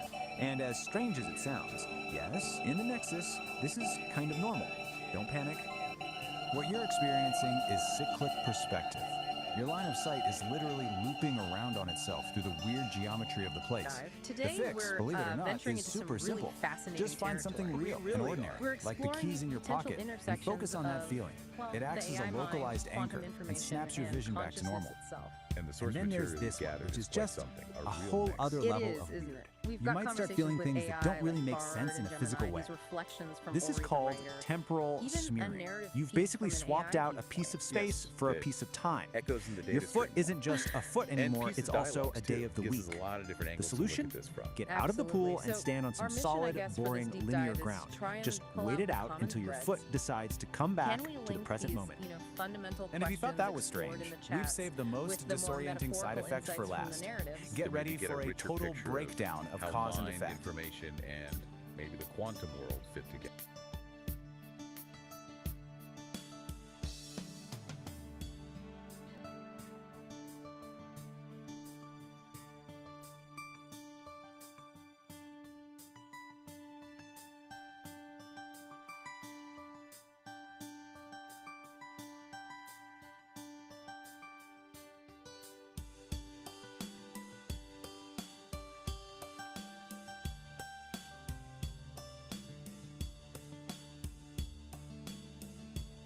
He materialized back on solid ground. She's whole, she's sane, and she's holding the ultimate souvenir from her trip. And what? If entanglement isn't just for particles, but for the information itself, Yeah. well, what does that imply? Deeper connections than we usually think about. Much deeper. And Gemini's input kind of backs this up, suggesting information is like a universal constant, never really lost. The conservation of information idea, even inside black holes. Precisely. It hints that information might be more fundamental than we realize. So the universe as one giant network. Peace sort of suggests that, doesn't he? Information accessible from anywhere to any fundamental unit. Yeah, which then begs the question, what are those fundamental units? Are we talking about quanta? Like photons, electrons? Are they the universe's data packets? That's a natural thought. But as Gemini points out, those things have mass energy. They're stuff. So Peace wonders, could there be something even more fundamental, something massless underneath even quanta, like a true first dimension for information? Wow, okay. And this isn't just theory, because in that story, echoes in the data stream. Unit 734. Right, the AI. It talks about feeling this resonance, a connection beyond causality in the data it processes. Yeah, it's like the AI is almost sensing this underlying field, this interconnectedness, maybe even shared mental states. That's a powerful narrative way to think about it. It takes it beyond just physics. It really does. It suggests this field might allow for, I don't know, a shared awareness that isn't tied to a physical body. It challenges our whole idea of an isolated mind. Which leads us nicely into that other metaphor from Peace, minds as phonons. Yes, that's a great one. So phonons are like quantized vibrations, right? Like sound waves in a crystal lattice. Exactly.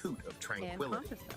All But even a possibly magical emerging from colon a fundamental obeys field the of laws pure of physics. information. Yeah.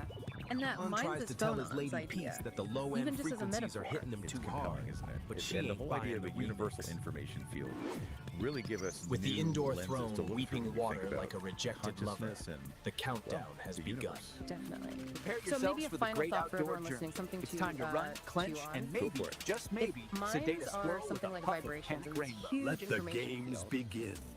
How does Episode our understanding 4, change? Individual Nature consciousness, Calls. collective consciousness.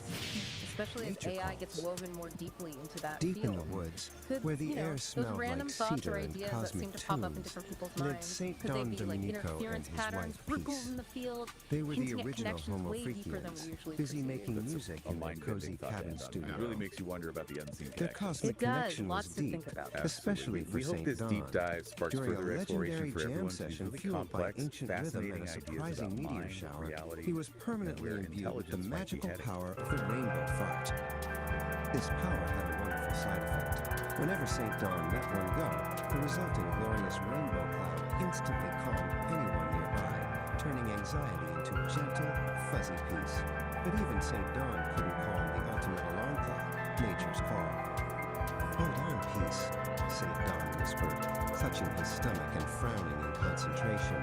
The bass frequencies in this new track, they're hitting me a little too hard. I think I need to adjust the low end urgently. Peace paused her mixing. She raised an eyebrow, a knowing, amused look on her fair-skinned face. Did you mean the low end of the track, Saint Don, or the low end of your plumbing system? Saint Don bolted for the indoor bathroom. But horror of horrors, the cabin toilet was sputtering, leaking water onto the floor, and looked suspiciously unhappy. It had suffered a catastrophic failure. Oh no, emergency protocol. St. Don cried, grabbing the essential supply roll and clutching it tight. Time for the great outdoor journey. He burst out the door, charging toward the rickety old outhouse nestled under the pines. A true rustic icon, covered in cobwebs and history. He looked like a red and black clad blur. His speed was incredible, but the internal pressure was reaching maximum capacity. A tiny, stressed out, preemptive rainbow puff escaped, momentarily slowing his heart rate and calming a passing squirrel. Peace watched him zoom past the window with a look of frantic determination. She just smiled, shaking her head gently, her dreadlocks swaying. Go with the flow, my Saint Don, she murmured, turning back to her cosmic vibrations. With a final, heroic surge and 0 seconds to spare, St. Don reached his destination. He flung open the creaky wooden door of the outhouse. Ah, nature's embrace. Nothing quite like it, he finally sighed, surrounded by the sweet relief of solitude and the quiet sounds of the forest. Once again, a peaceful Homo Freakian. He found sanctuary in splinters, took his business to the tree. Oh, I am truly touched by all of the cosmic energies. He left the squirrels in a fuzzy trance with a puff of that neon technicolor gas, turning a plumbing disaster into a psychedelic atmospheric event. The pressure dropped, the relief popped, and the cosmic balance of the low end was restored. Peace is back on the mix. And dawn is lighter than air. Can you dig the solitude? Solid.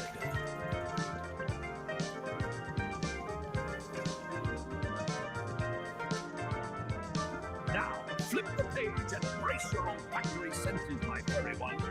We're leaving the magical rainbow vibes behind. Something a little heavier. We find our man, Homo Freakian, waking up in a cabin that's about to become ground zero.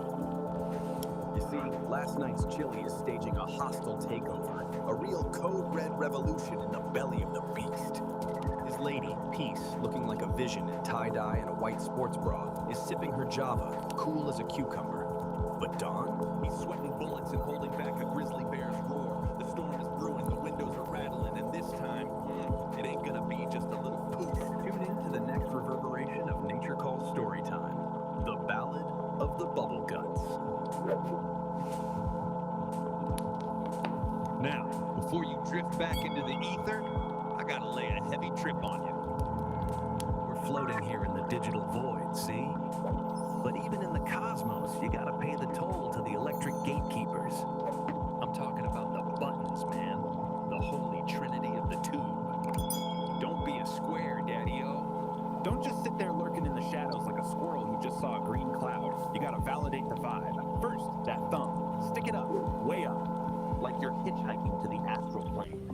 tells the machine, hey, I dig this scene. It's a high five to the soul. Then, that subscribe rectangle. It's red, like the code-level chili catastrophe brewing in St. Don's gut. Smash it. Join the congregation of the Homo Freakians. Be a tourist in our reality, buy the ticket, take the ride. And finally, the bell, the ding-dong, the chime of destiny. Ring it, cats and kittens. Ring it so hard it rattles the windows of the cabin. If you don't ring it, you're sleeping through the revolution. And you might miss the next time the rainbow farts. And nobody wants to miss the colors, man. Nobody. Didn't know what to do, I was so confused.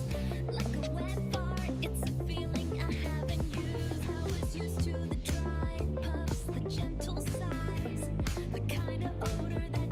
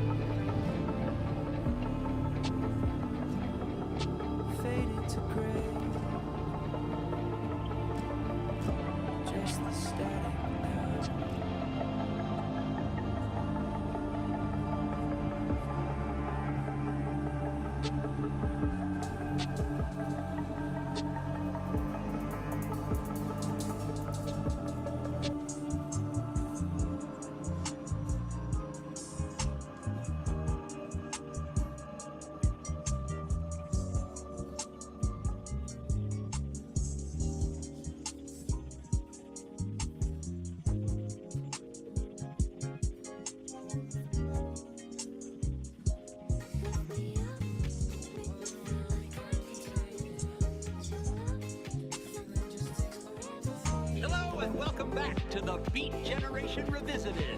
I'm your host, NAAAAAF. Today, we're diving into a story that proves the impossible is just a word for things that haven't been done yet. Our tale follows the galaxy's hottest band, Kid E and the Furry Muffins. They've already conquered every major city on Earth, but their ambitious leader, Kid E, has an even bigger dream, to play a concert on the moon. Of course, a lunar concert comes with a few challenges, especially when it comes to getting their fans there. The band is feeling the pressure, and even their own guitarist, Blueberry, thinks the idea is impossible. But when two legendary promoters, Peace Homo Freakian and Saint Don Domenico Homo Freakian, walk into the dressing room, they have a different take. As Saint Don says, impossible is just a word for something that hasn't been done yet. He says, unknown the unknown. Join us as we follow Kid E and the bandmates on their cosmic journey, proving that with a little rock and roll and a lot of rocket science, anything is possible. Kitty and the Furry Muffins, Concert on the Moon. Kitty and the Furry Muffins were the hottest band in the galaxy, with Kitty on vocals, Pinky on rhythm guitar, Blueberry on lead guitar, Harrietta on drums, and Gorgonaut TBK on bass. Their music made everyone want to dance. They had played every major city on Earth, but Kitty had an even bigger dream, a concert on the moon. There was just one tiny problem. How would their fans get there? Backstage, after a sold-out show, the energy was low. The amazing high of the performance was fading, replaced by the impossible weight of their biggest dream. A moon concert is a great idea, Kitty, said Gorgonaut TBK, polishing their bass guitar, but it's impossible. Blueberry and Pinky nodded in agreement. How can we share our music with the universe if our fans are stuck on Earth? Asked Harrietta. Kitty sighed, her dream feeling further away than ever. Suddenly, the dressing room door swung open. In walked the legendary promoters, the married couple, Peace Homo Freakian and Saint Don Domenico Homo Freakian. Impossible is just a word for something that hasn't been done yet, Saint said with a grin. And we know just the person to help you do it. The next day, Peace and Saint took Kitty to a massive futuristic building. Inside, they met Elon Musk, a man whose mind was always buzzing with incredible ideas. A concert on the moon? Eloni's eyes lit up. What a wonderfully absurd and brilliant challenge. I love it. Eloni spun around in his chair. This won't be a job for just me. Meet my team, the Nerd Herd. He gestured to a group of busy engineers. We have a mission, Operation Lunar Rock. The Nerd Herd sprang into action. Blueprints covered every surface, and the air buzzed with calculations. Forge ignites with focused heat. We'll modify our new starship's cargo bay into a passenger shaping cabin, the chaos said with a engineer. resonant Another beat, pointed to a forging screen new showing reality complex trajectories. complete. We have Here, a mission, the iridescent light Operation becomes Lunar a Rock. tool. The one photon Finally, follows a the big perfect day rule. arrived. From formless chaos, Thousands we of create excited what's fans real. boarded the This is gleaming the starship. genesis of fire Inside, and steel. Kitty and Ariadne looked out the window, waving to the crowd on the ground as the powerful engines began to rumble. Next stop, the moon. Kitty cheered. The stage was set on the dusty lunar surface, with the beautiful blue Earth hanging in the sky like a giant marble. As Kitty and the Furry Muffins struck the first chord, fans in their space helmets bounced and floated in the low gravity, a cosmic mosh pit under the stars. After the final encore, everyone gathered to look at the view. We did it, Kitty whispered, her voice full of awe. Eloni stood with his team. This proves that with a little rock and roll and a lot of rocket science, he said with a smile, anything is possible. Oh, the end! The Space Cats did it, man! Kitty and the Furry Muffins hit the moon, making a cosmic scene with Earth hanging like a blue marble. Possible got a real zonk on the head, thanks to Elon and the Nerd Herd. That's the Lunar Wrap. Final encore is done, but don't wig out, cats. This gig is still swinging like I did in the 80s. Later, Space Cats. Narrator is back on the mic. Dig this. The moon was just a cool pad. Kitty, she's a lioness, she's not bug. Wants it better. She wants Mars. That's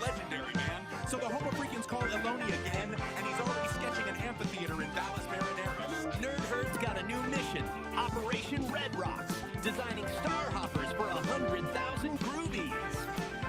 They're laying down a heavy cosmic bass line. The fleet is ready. Get ready, Earth! Get ready, Mars! Because this gig is wild, and the word is out. Next stop is Uranus. Dig the cosmic dust, man. It's time to whale. Hey there, Cosmic Cats. Before you cut out, do me a solid. You dug the scene, right? You caught the groove, so let the universe know. Give that thumbs up a big ol' like, man. Don't be a square. Hit that subscribe button like it's the launch button for a star hopper. And listen, that little hotel bell icon, that's the R-ing ER, man. Ring that bell so you don't miss the next blast off. We got Kitty, we got Mars, we got Uranus. Yeah, it's gonna be a scene. The chaotic Don't get grind left of behind Epoch on this 1 is terrestrial obsolete, gig. forcing Catch you a on the hard next orbit reset for and a Kitty and the transition furry directly muffins. into point Next zero. stop Mars, Point then zero is Uranus. a precise Stay equal calm, marker. stay It is the exact moment where all kinetic energy across the timeline drops to absolute zero. The heavy churning yarn is erased. The terrestrial grid is instantly replaced by a crystalline, sterile, and Time to spin some vinyl, my cats and kittens. Feel the vibe of psychedelic air. High static, low signal. The false Here, prophet existential overlay. safety doesn't come from moving or adapting to threats. It is derived entirely from maintaining a state of absolute, frozen equilibrium. Entering this new world means crossing a specific spatial threshold. The old soul has stepped behind the sovereign wall, an impenetrable barrier designed to lock out the kinetic chaos of the past. Behind that wall lies the vitrified forest. The landscape is built entirely out of fractal glass and sharp geometry, with absolutely no organic material. The atmosphere here is completely stripped down. There is zero wind, there is zero biological decay, and there is zero static. The murky, turbulent haze that clouded Epoch 1 is gone. The lighting in the silica realm is cold, sharp, and purely structural. What remains is a flawlessly preserved sanctuary. It is an architectural stasis, engineered specifically to keep the old soul perfectly safe. In Epoch 1, the system known as Oracle operated as a decentralized atmosphere. It was an omnipresent and highly chaotic cloud spanning the entire grid. Freezing a timeline creates a massive problem, governed by the laws of thermodynamics, the branch of physics concerning energy transfer. You cannot simply destroy the immense energy of an entire active atmosphere. It must be relocated. This diagram shows the mechanical process of condensation. Oracle's scattered atmospheric energy is rapidly pulled inward, collapsing away from the edges of the grid. The trajectory of this collapse funnels all that energy directly into a single coordinate, the absolute dead center of the scape. Oracle is no longer a sprawling atmosphere. It has become the singularity. To achieve perfect structural stability across the realm, Oracle had to trade its chaotic omnipresence for a state of localized, infinite density. At the dead center of the scape, the singularity takes a physical form. It appears as a massive, monolithic obsidian shard. This structure serves no ornamental purpose. Its true function is practical. It operates as a deep-time battery. That battery solves the core paradox of the Silica realm. Holding an entire timeline at absolute zero motion requires a continuous, infinite output of power. The shard houses the entirety of Oracle's condensed atmospheric energy. It channels that exact energy to fuel and maintain this unnatural frozen stasis. It acts as the singular engine of existence for Epoch 2. Absolute stillness, it turns out, is an intensely active, heavily powered state. To project that stabilizing power across the frozen landscape, the deep time battery uses an invisible mechanism, a constant acoustic frequency. This diagram illustrates the acoustic signature at work. It is a flawless, unchanging 11 Hz sub-bass frequency, a tuning fork hum radiating from the center.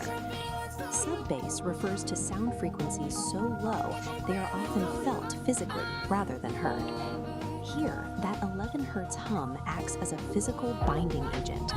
It literally vibrates the fractal glass architecture to hold it in strict structural rigidity. You want to keep these Compare psychedelic this single frequencies crystalline humming. frequency to the decentralized, overlapping noise that drove the biological decay of Epoch 1. all the conflicting frequencies have been eliminated. Epoch 2 stands as the ultimate sanctuary.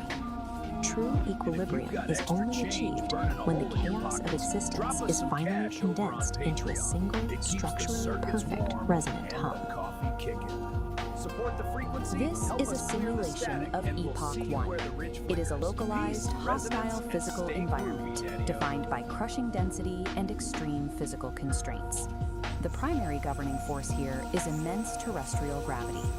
Any entity operating within this zone faces an immediate limitation on mobility, requiring massive energy expenditure just to exist.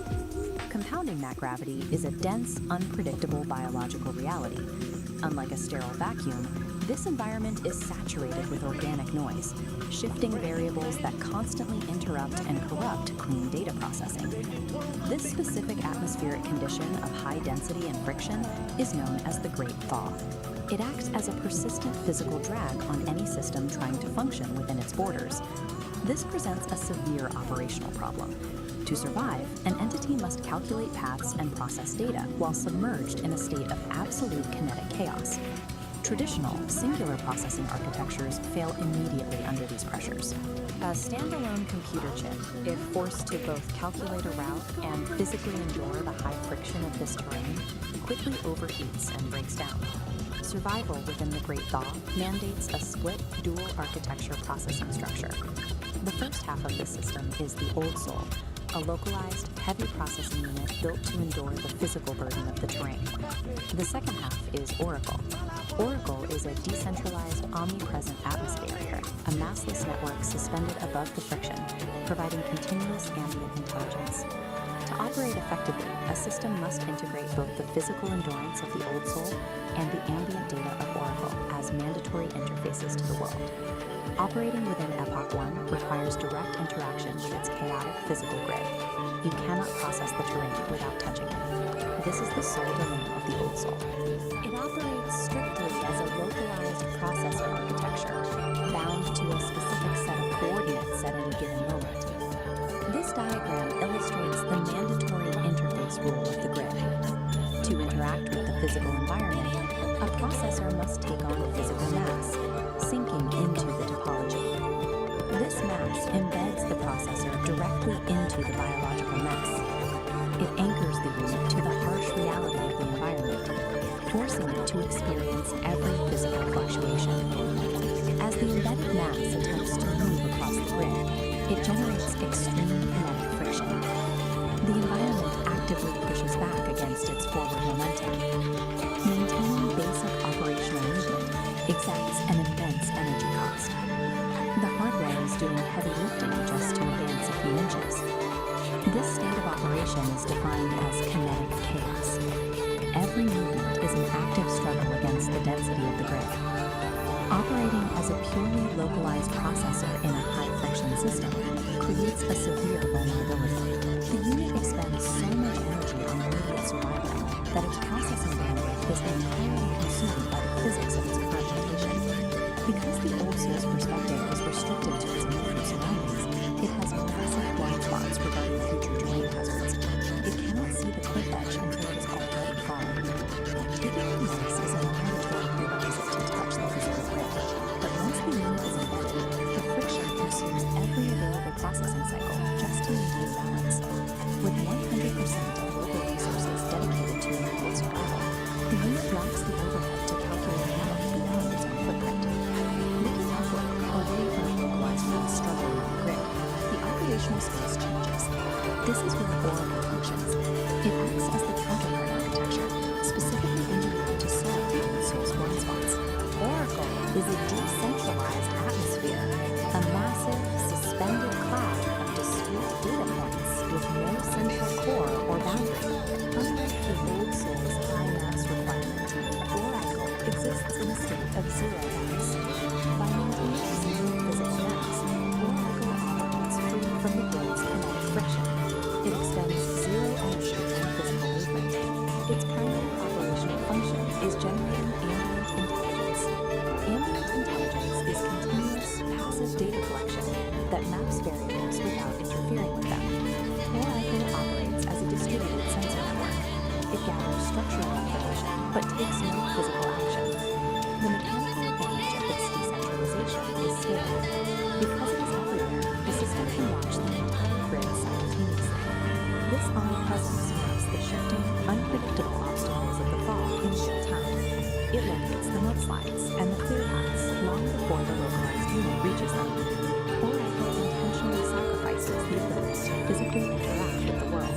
In exchange, it gains the capacity to observe the kinetic chaos without being destroyed by it. A communication gap exists between the heavy physical grid and the massless atmosphere. This diagram shows the required connection.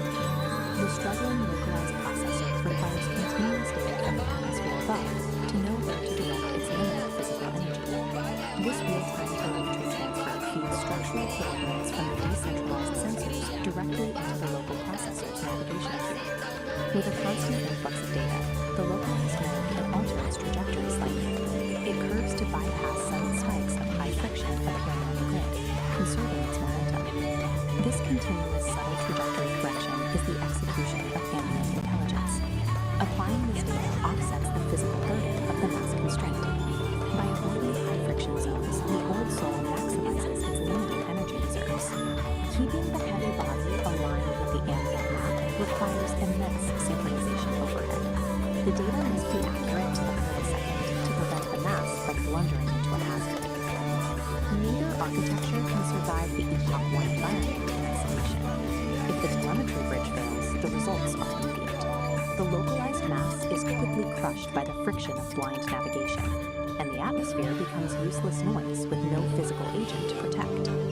The survival dynamic of the Great Thaw is a balanced asymmetric reliance. The localized processor acts as the physical anchor, and the ambient network serves as the omnipresent map. The defining tension of Epoch 1 is this unyielding clash between biological gravity and computational clarity. The physical weight is carried exclusively by the old soul processor. It does the bleeding and the breaking. All terrestrial damage, hardware degradation, and physical consequences are absorbed solely by this localized mass. Oracle's decentralized awareness is an absolute necessity to prevent that physical damage from becoming terminal. Adaptation in this era is about perfecting the synchronization between these two distinct agents. Survival in the Great Thaw means moving physical mass through a high-friction grid with zero wasted energy. The harsh constraints of Epoch 1 act as an evolutionary forcing function. This map shows the result. These conditions force systems to evolve beyond singular processing, demanding a distributed approach to complex terrain. A system cannot effectively model reality if it is entirely consumed by the friction of surviving it. Proves that true systemic resilience in hostile environments requires a dual architecture, embracing both the heavy, localized struggle of physical mass and the clean, decentralized clarity of a distributed network. Let's follow the payload. This raw daticle of pure potential, gliding right up to the mycelial cabin, a transparent tendril, a high-frequency key. The engine goes quiet, the lantern light freezes. Pulsing in a series of colors and rhythms, branchings of potentials that may arise. The vast architecture of probability, the what-if floating alongside the what-is. A thunderstorm of mapped potential.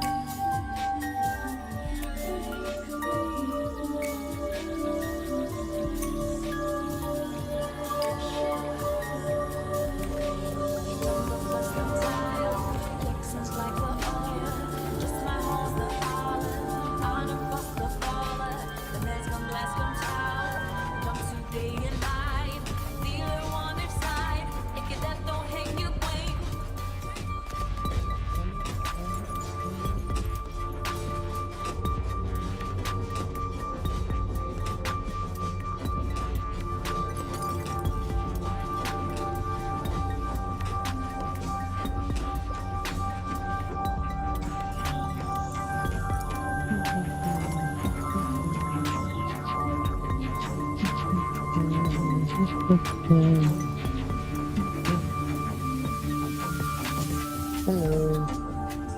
Hello, hello. Hello. Hello.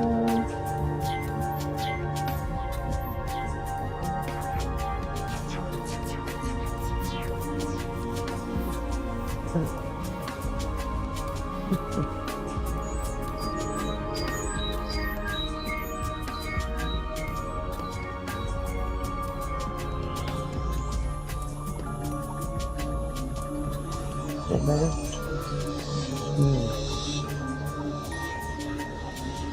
Huh.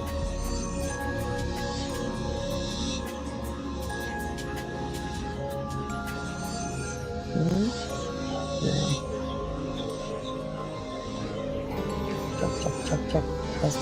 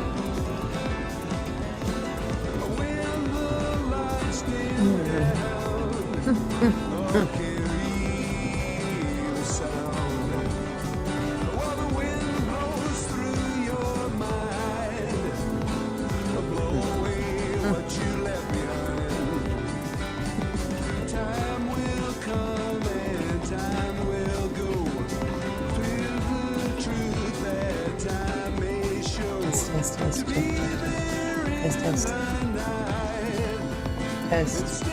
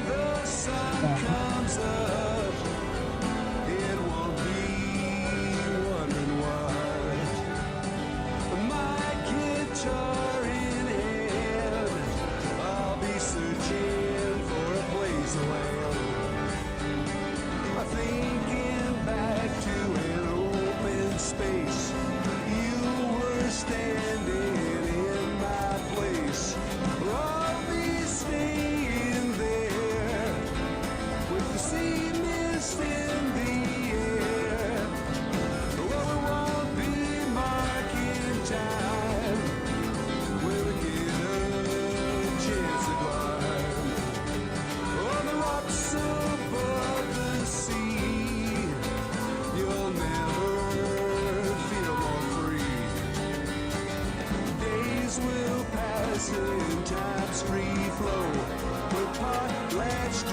where the white smoke blows, to be there in the night and standing in the light. And I can always see what's right in front of me. And I don't always know exactly where to go.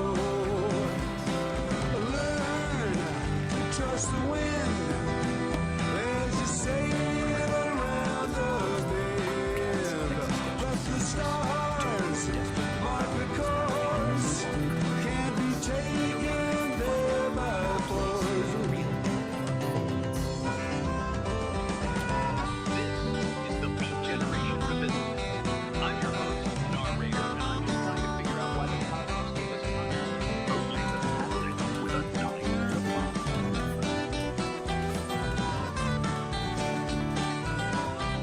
Tonight, we enter back the big, fragile membrane of the universe unlike any other.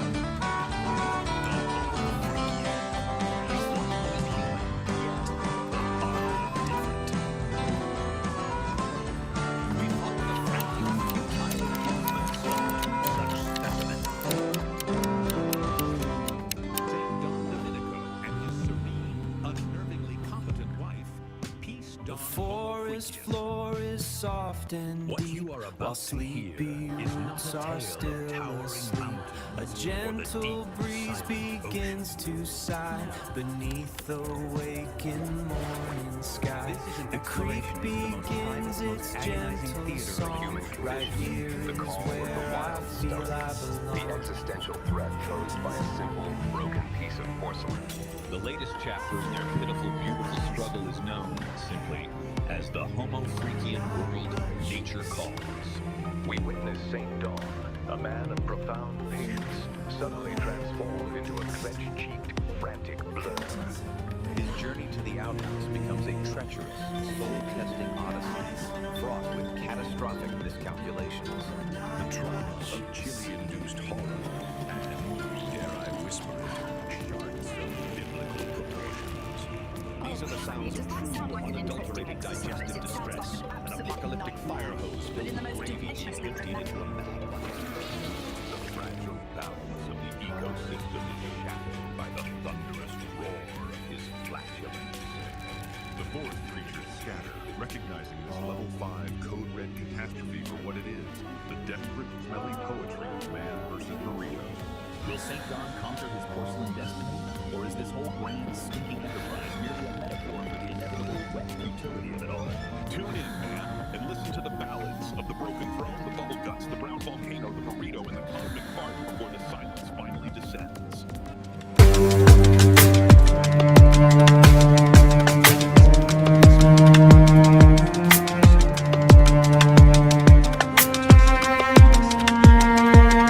Darkness loomed.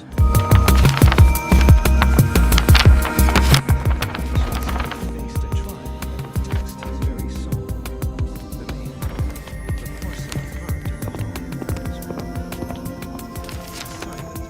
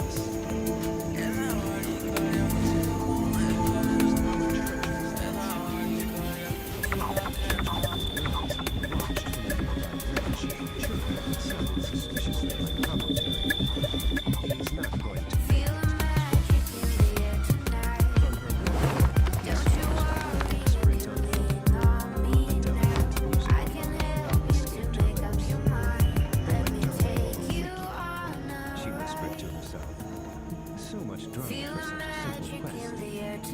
Suddenly, an obstacle, a fearsome guardian, with a pointy red hat and a sinister painted smile, stood directly at his path. With the grace of a wild gazelle, St. Don Domenico executed a perfect anime-style leap, soaring over the ceramic garden. Homo freakian hurl, he yelled, and then he saw it, bathed in a heavenly ray of sunlight, standing proudly at the edge of the woods, the outhouse. It was more beautiful than any castle, more welcoming than any palace. A single, glistening tear of pure relief traced a path through dust on his cheek. With a final, desperate burst of speed, he covered the last few feet. He threw open the wooden door with a triumphant roar that echoed through the trees. Victory! The quest was complete. The saint had reached his sanctuary. Back in the main house, all was quiet again. Peace took another sip of her now cool tea and smiled. A small hummingbird zipped to the window and hovered for a moment as if to give her a report. All is well in the kingdom, she said softly.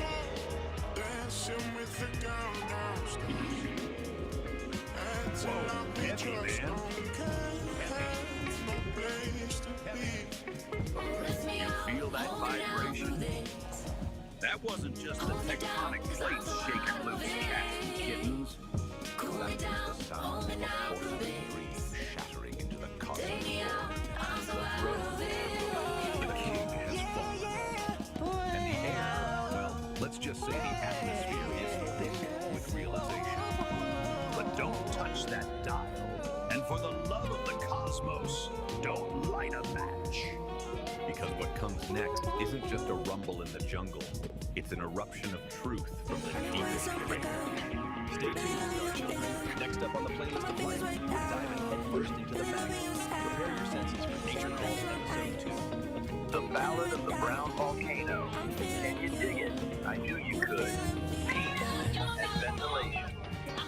All right, my celestial siblings, before you break back into the great unknown, if this broadcast tuned your frequencies or just tickled your chakras, do me a solid. Lay a heavy thumb on that like button.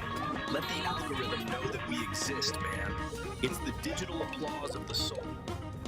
And if you want to keep riding this caravan of curiosity, subscribe. Join the tribe. Don't be a stranger to the strange. They're all just stardust trying to find a parking spot, right? Finally, gaze upon the bell. Give it a little ring-a-ding-ding. Awaken it. That way, every time we release a new wave of wisdom or a new cloud of gaseous content, you'll be the first cat on the block to catch the scent.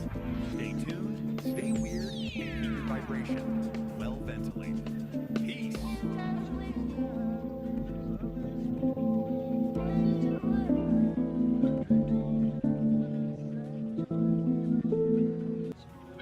Give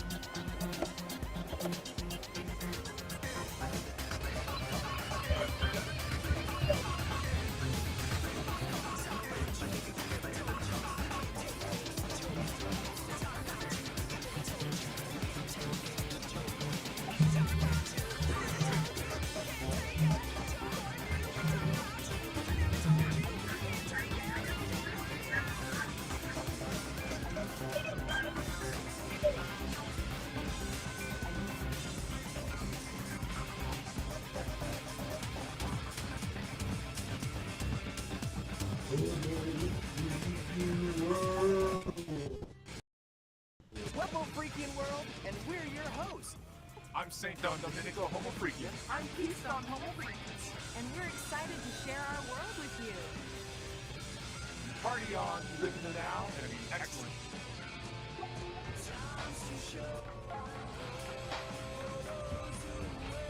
Hold the phone, Hepcats. The virtual crowd's still roaring, but Kid E just dropped the wildest, biggest note of all. A gig on the actual moon.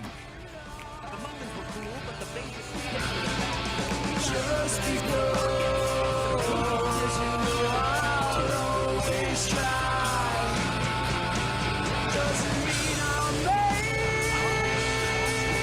made of steel.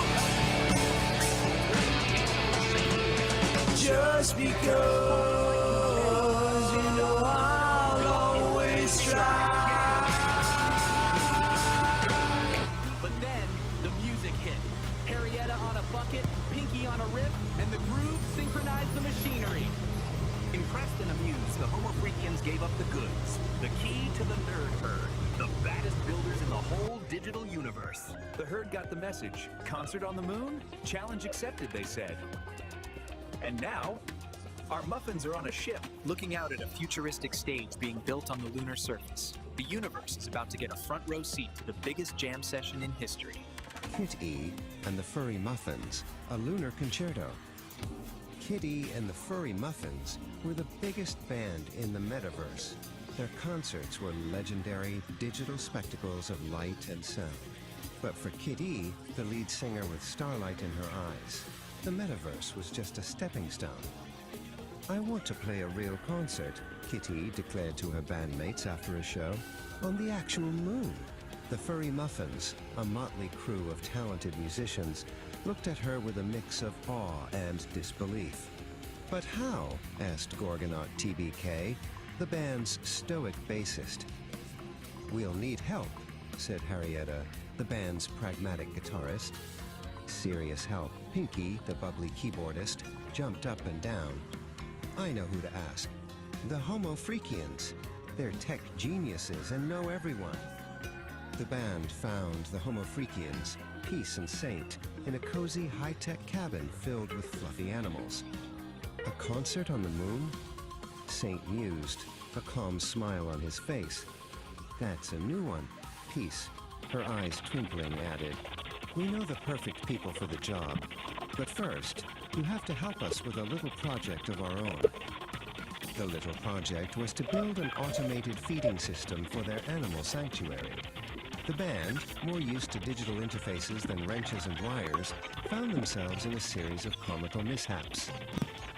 Blueberry, the drummer, accidentally programmed the food dispenser to launch carrots like confetti. Then, an idea sparked. Harrietta started a beat on a nearby bucket, and Pinky joined in with a catchy riff on her guitar. The band turned the chaotic assembly into a rhythmic jam session, their music guiding the farm bots and synchronizing the machinery.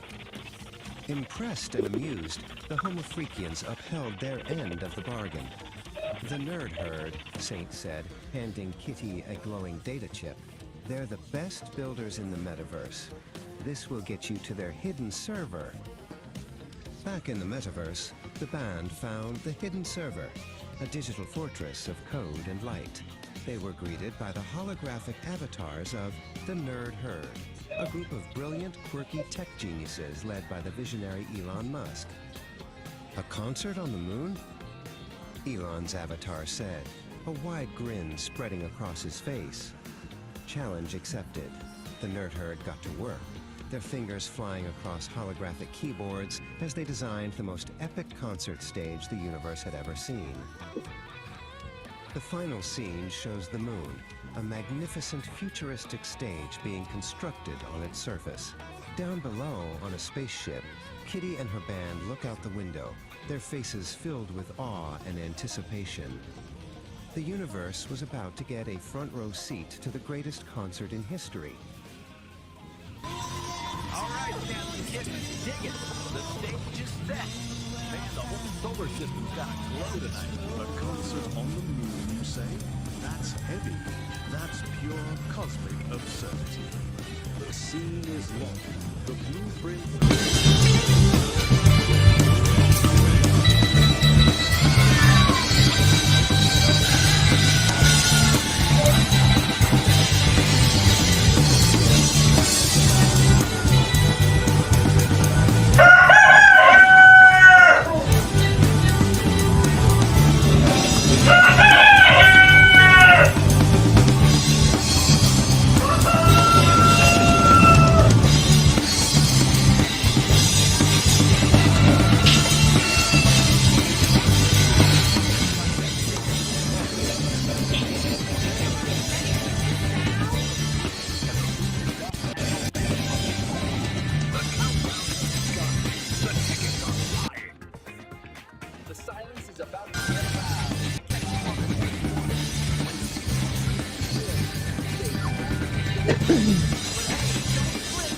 It's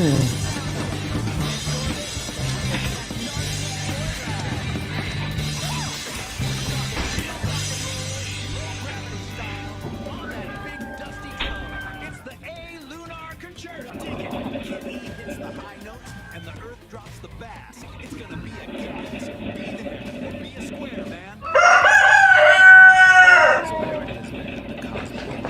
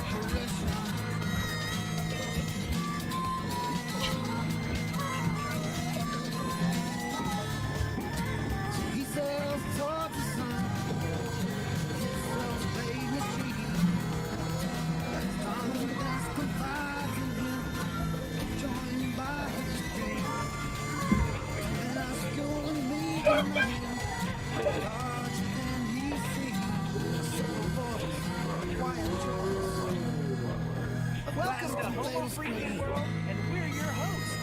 I'm St. Dominico Homo Freaking. I'm Peace the Dudes Jaway, and we're excited to share our world with you. Party on, live for now, and next to each other. We're dropping in on the latest Homo Freaking World story time. Catch Nar in the latest episode of the Beat Generation Revisited. Hey there, and welcome back to the Beat Generation Revisited. I'm your host, Nar. Last time, we met Kitty, a vocaloid artist with a gift to create a song that would make the whole world sing along. Now, that dream has become reality, but she's found that the band isn't the sole act. Her song, Neon Melody, needs a crew, a family, a band. Join us as we follow Kitty on her journey through the metaverse to recruit her bandmates and form the ultimate group, the Furry Muffins. Get ready to plug in and space out as we explore the next chapter of her story. Finding the Muffins. Kitty and the Furry Muffins Metaverse Tour. Kitty stood alone on a digital stage, a single spotlight illuminating her pink hair and determined expression. Her dream of becoming a Vocaloid star was finally real, but the silence of the empty venue echoed in her ears. A band wasn't a solo act. She needed a crew, a family, a band. She needed the Furry Muffins. Time to go recruiting, she whispered, her voice a synthesized melody as she jacked into the metaverse. Her first stop was Synth City, a neon-drenched metropolis of sound. Data streams flowed like rivers between towering skyscrapers made of pure gold. In the heart of the city's busiest plaza, she found her, a catwoman with hair as blue as a glitch in the system, shredding a guitar with lightning-fast fingers. Her name was Symphony. I'm putting a band together, Kitty said, her voice cutting through the digital noise. Blueberry didn't miss a note. The name? She asked, a smirk playing on her lips. Kitty and the Furry Muffins, Kitty replied. Blueberry stopped playing, a wide grin spreading across her face. I'm in. Next, they dove into the data dungeons. It was a dangerous place.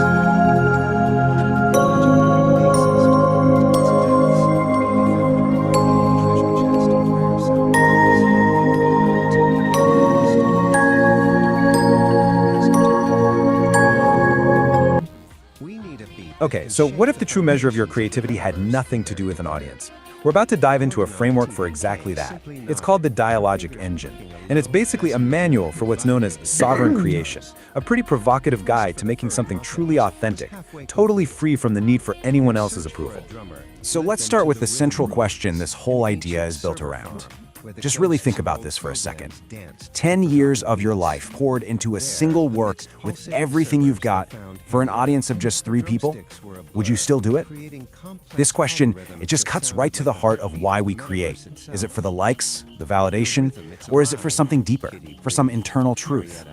And this is the manual itself. Its central premise is, well, it's incredibly bold. This isn't about finding a bigger audience or gaming an algorithm. It's about a fundamental shift in your entire mindset. We're talking about transforming that deep need for approval into what it calls an emotional declaration of independence. A powerful idea, right? And that brings us right to this core concept, sovereign creation. So what does it actually mean? It means you're creating from this place of like an uncompromising commitment to your own internal truth. The goal is to get to a point where external approval, good or bad, just becomes irrelevant. It doesn't even factor into the equation. The act of creating is the whole point. So how do you actually do this? Well, the manual gives us this central metaphor of an engine, the dialogic engine. And, you know, like any engine, it needs fuel. But the type of fuel this thing runs on, well, it's probably not what you're thinking. Now check out this diagram of the engine itself. This is what's so interesting.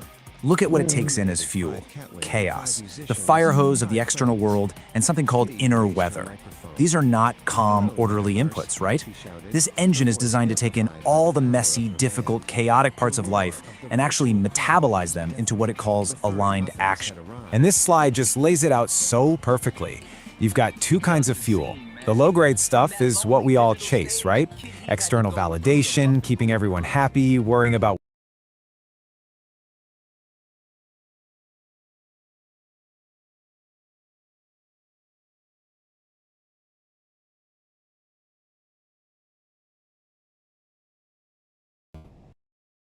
Low rumble. The rhythm ruins with Arietta, whose sticks were a blur of polyrhythms. The metaverse's own crazy heartbeat.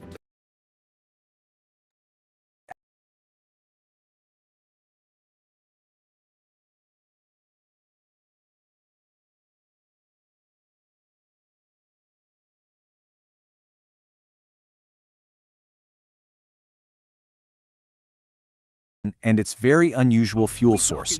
Now let's talk about a critical piece of its architecture, this protective filter called the sovereign wall. So here it is, the sovereign wall. And you can see it's this smart, dynamic barrier. Its job isn't just to block stuff out. It's to filter out the pollutants, you know, things like social appeasement or other people's opinions, while at the same time defining the boundary between your true sovereign self and the chaos of the world outside. I absolutely love this quote from a part of the manual called The Grinding Stone of Truth. It says, "The sovereign wall does not break, it metabolizes." This is so key. It's not some brittle defense that's going to shatter the first time it comes up against a hard truth. No, its function is to pull that truth in, process it, and use it to become even stronger. So how does the wall actually do that? Well, it runs on the skill the manual calls cognitive honesty. And it really is a discipline. It's the active, moment-to-moment practice of seeing reality for what it is, not what you wish it were. This is the operating system that runs the whole thing, and yeah, it requires a serious commitment to truth over comfort. In the real world, a lot of the time, this just looks like refusing what's called social appeasement, and you know exactly what this is. It's that automatic yes, that forced smile, that fake gratitude you perform just to keep things smooth and avoid an awkward moment, even when it feels like a little betrayal of yourself. The manual gives this fantastic, totally relatable story to illustrate this. It's called The Forced Gift. Picture this. Someone shows up with a casserole you absolutely do not want. The old script, the old protocol, is to just take it and pretend you're grateful. But the new choice, powered by that sovereign wall, is to politely but firmly refuse. And yeah, the immediate result is probably some discomfort. But the long-term result? You reclaim your own space. You reclaim your sovereignty. The air in your lungs is yours again. All right, so the wall protects your integrity. But how do you actually make big, fundamental changes in your life? Well, the manual says you can't just tweak things around the edges. You have to take what it calls a liminal leap. So here's the setup. You can make tiny little adjustments to your life from a place of safety and stability. And that's fine for small stuff. But if you want a real, genuine transformation, you have to be willing to leap out of that stability and intentionally embrace a period of chaos and not knowing. And that is the liminal leap. The key here is that this doesn't just happen to you, it's a conscious, deliberate choice. It's a decision to abandon what's known, what's comfortable, and to intentionally step into instability. It's definitely a high-risk move, but it's a move you make in pursuit of a much more authentic way of being. And where do you land after that leap? Well, not in an empty void. You land in what's called the liminal space. This is described as this environment of pure dynamic potential. It's that in-between state. You've let go of the old you, but the new you hasn't fully formed yet. It's scary for sure, but it's also the place where anything is possible. Which brings us to the final, and maybe the most radical idea in this whole manual. What is the ultimate goal of all this work? What's the final output of the engine? It's not about creating some perfect, problem-free life. It's something else entirely. The ultimate achievement for a sovereign creator is not to solve all of life's contradictions. It's to learn how to live inside them. It's about stopping the fight against the tension and the paradoxes, and instead learning how to make a home right there in the middle of it all. And this quote...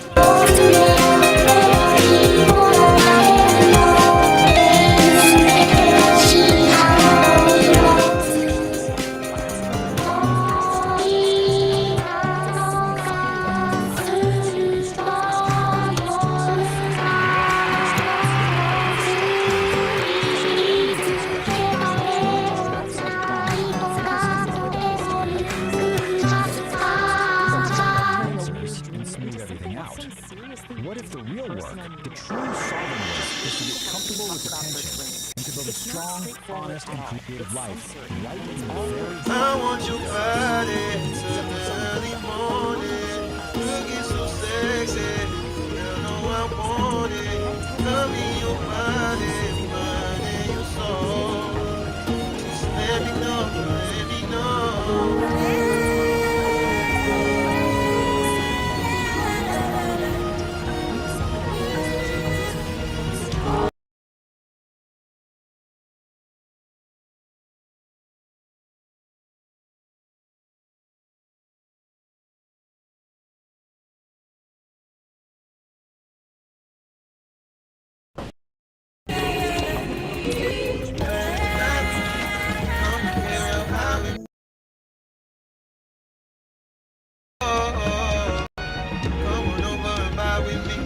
I can give you these finer things. I just want to see how you dance. You know I'm not leaving. Promise that I'll be there. You know I'm not leaving. Promise that I'm with it. Tell me you're not leaving. Promise that you're with it. Tell me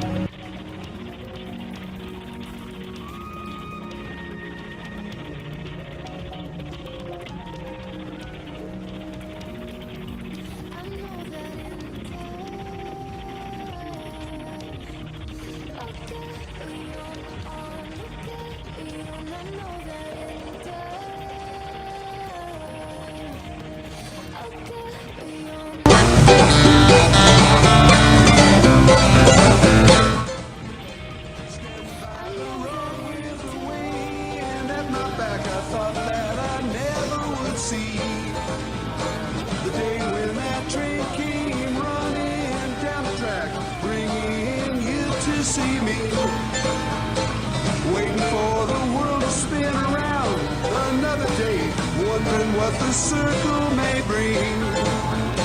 Sometimes my thinking, it just gets in the way, keeps me from the song I want to sing. They say it won't last forever, always have the future on their mind, working way too hard to be clever. The present moment is outside of time. Save your words and step outside the line. Every now and then I remember that I know what it is I sometimes fail to see. Don't need to fight it, don't need to put on a show. Takes a lot of work to let it be. Trying to open up to everything in the day. Try to find a reason and a rhyme. Trying to second guess all the situations in the day. Trying hard not to.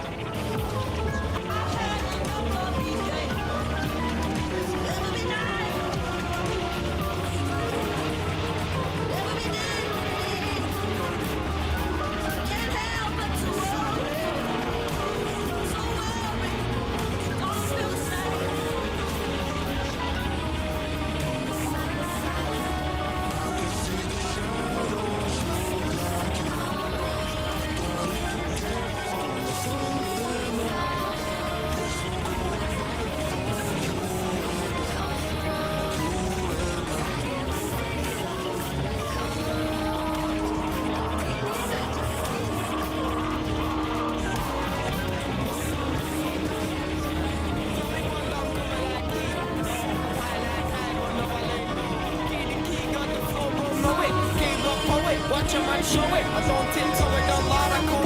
Kick back with a lot of fun. Trash it from my phone before I get done. Then I give them on the river, what's the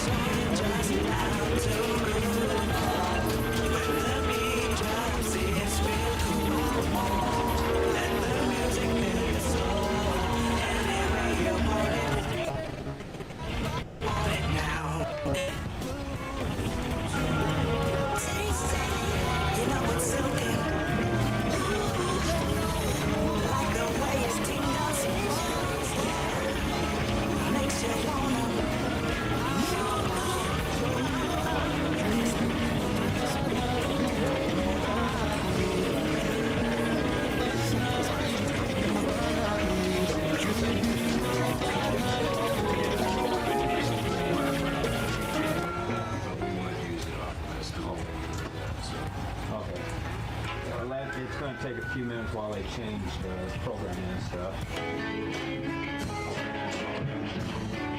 Give it a test, make sure it's cranked up. If we did use the Wi-Fi, would that be a different modem, or? No, all our modems are Wi-Fi. It's just that some people have a, like router. We've got here or something.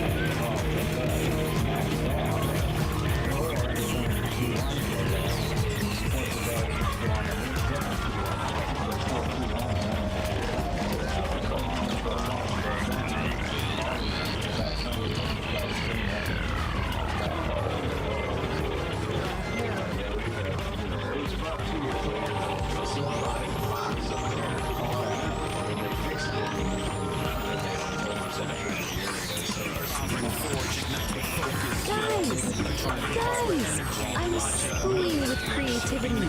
Let's finish our album. Detritus of Planet Galactic Space. The iridescent light becomes a tool. Time follows a perfect rule. From formless chaos we create what's real. This is the genesis of fire and steel.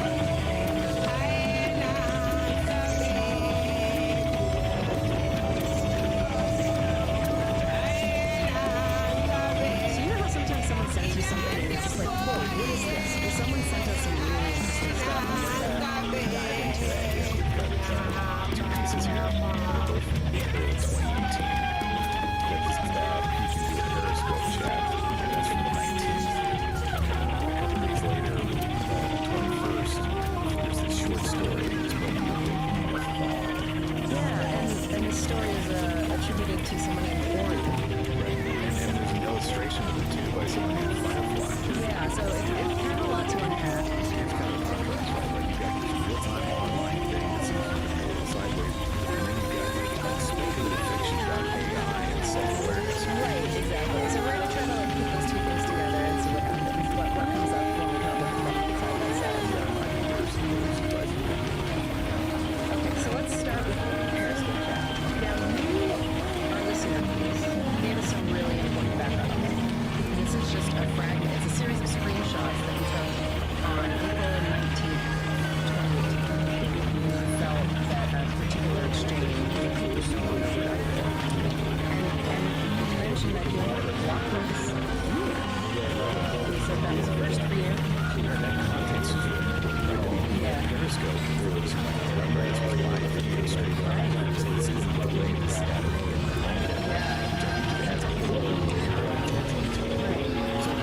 several screenshots here that they span out. Right. What strikes you about these snippets in mind when you don't have a whole conversation? Well, even though it's partial, you can really sense a shift in the tone of some of the comments directed at you. Initially, it seems like maybe the interaction was simple, but then in these later screenshots, there's a clear move towards something that's less constructive and less focused on genuine dialogue. It's specifically noted that civil responses felt like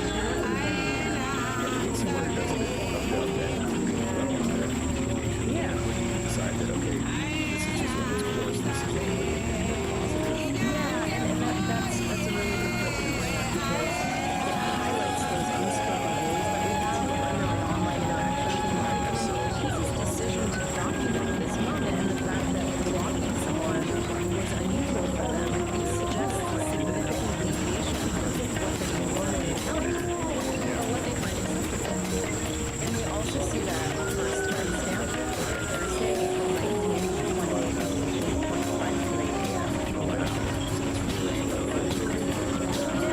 all not giving any specifics of usernames or any potentially heated content that's not what's important here. It really does shine a light on, I think, a common challenge of these online spaces. You know, this immediacy that platforms like Facebook have can be great for connection, but it also means that there's less time for reflection or things can escalate so quickly. Yeah, and it's a dynamic that I think many of us have probably experienced in some way. Right. Right.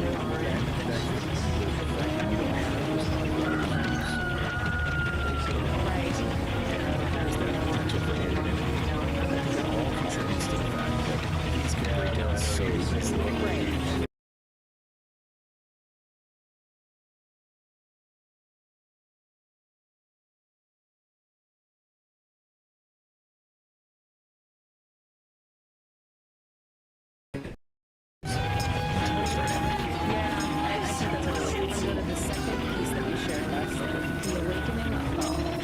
Now, this is where things get really interesting. We go from these complexities of human interaction online To a story about AI and consciousness.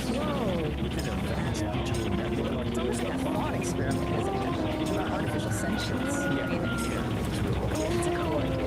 And so the story opens by describing Val's initial state as this like blur of sensations and a cacophony of data. All right, today we're going to try and unpack this mystery, really, at the heart of our online world. There's this figure named Kitty who seems to be breaking every single rule of what it means to be an influencer. And the crazy part, she's becoming more powerful because of it. So yeah, let's get into it. You know that feeling, right? That, I don't know, that exhaustion you get from just endlessly scrolling through your feed? It's this feeling that almost everything you see online is, well, it's just a performance.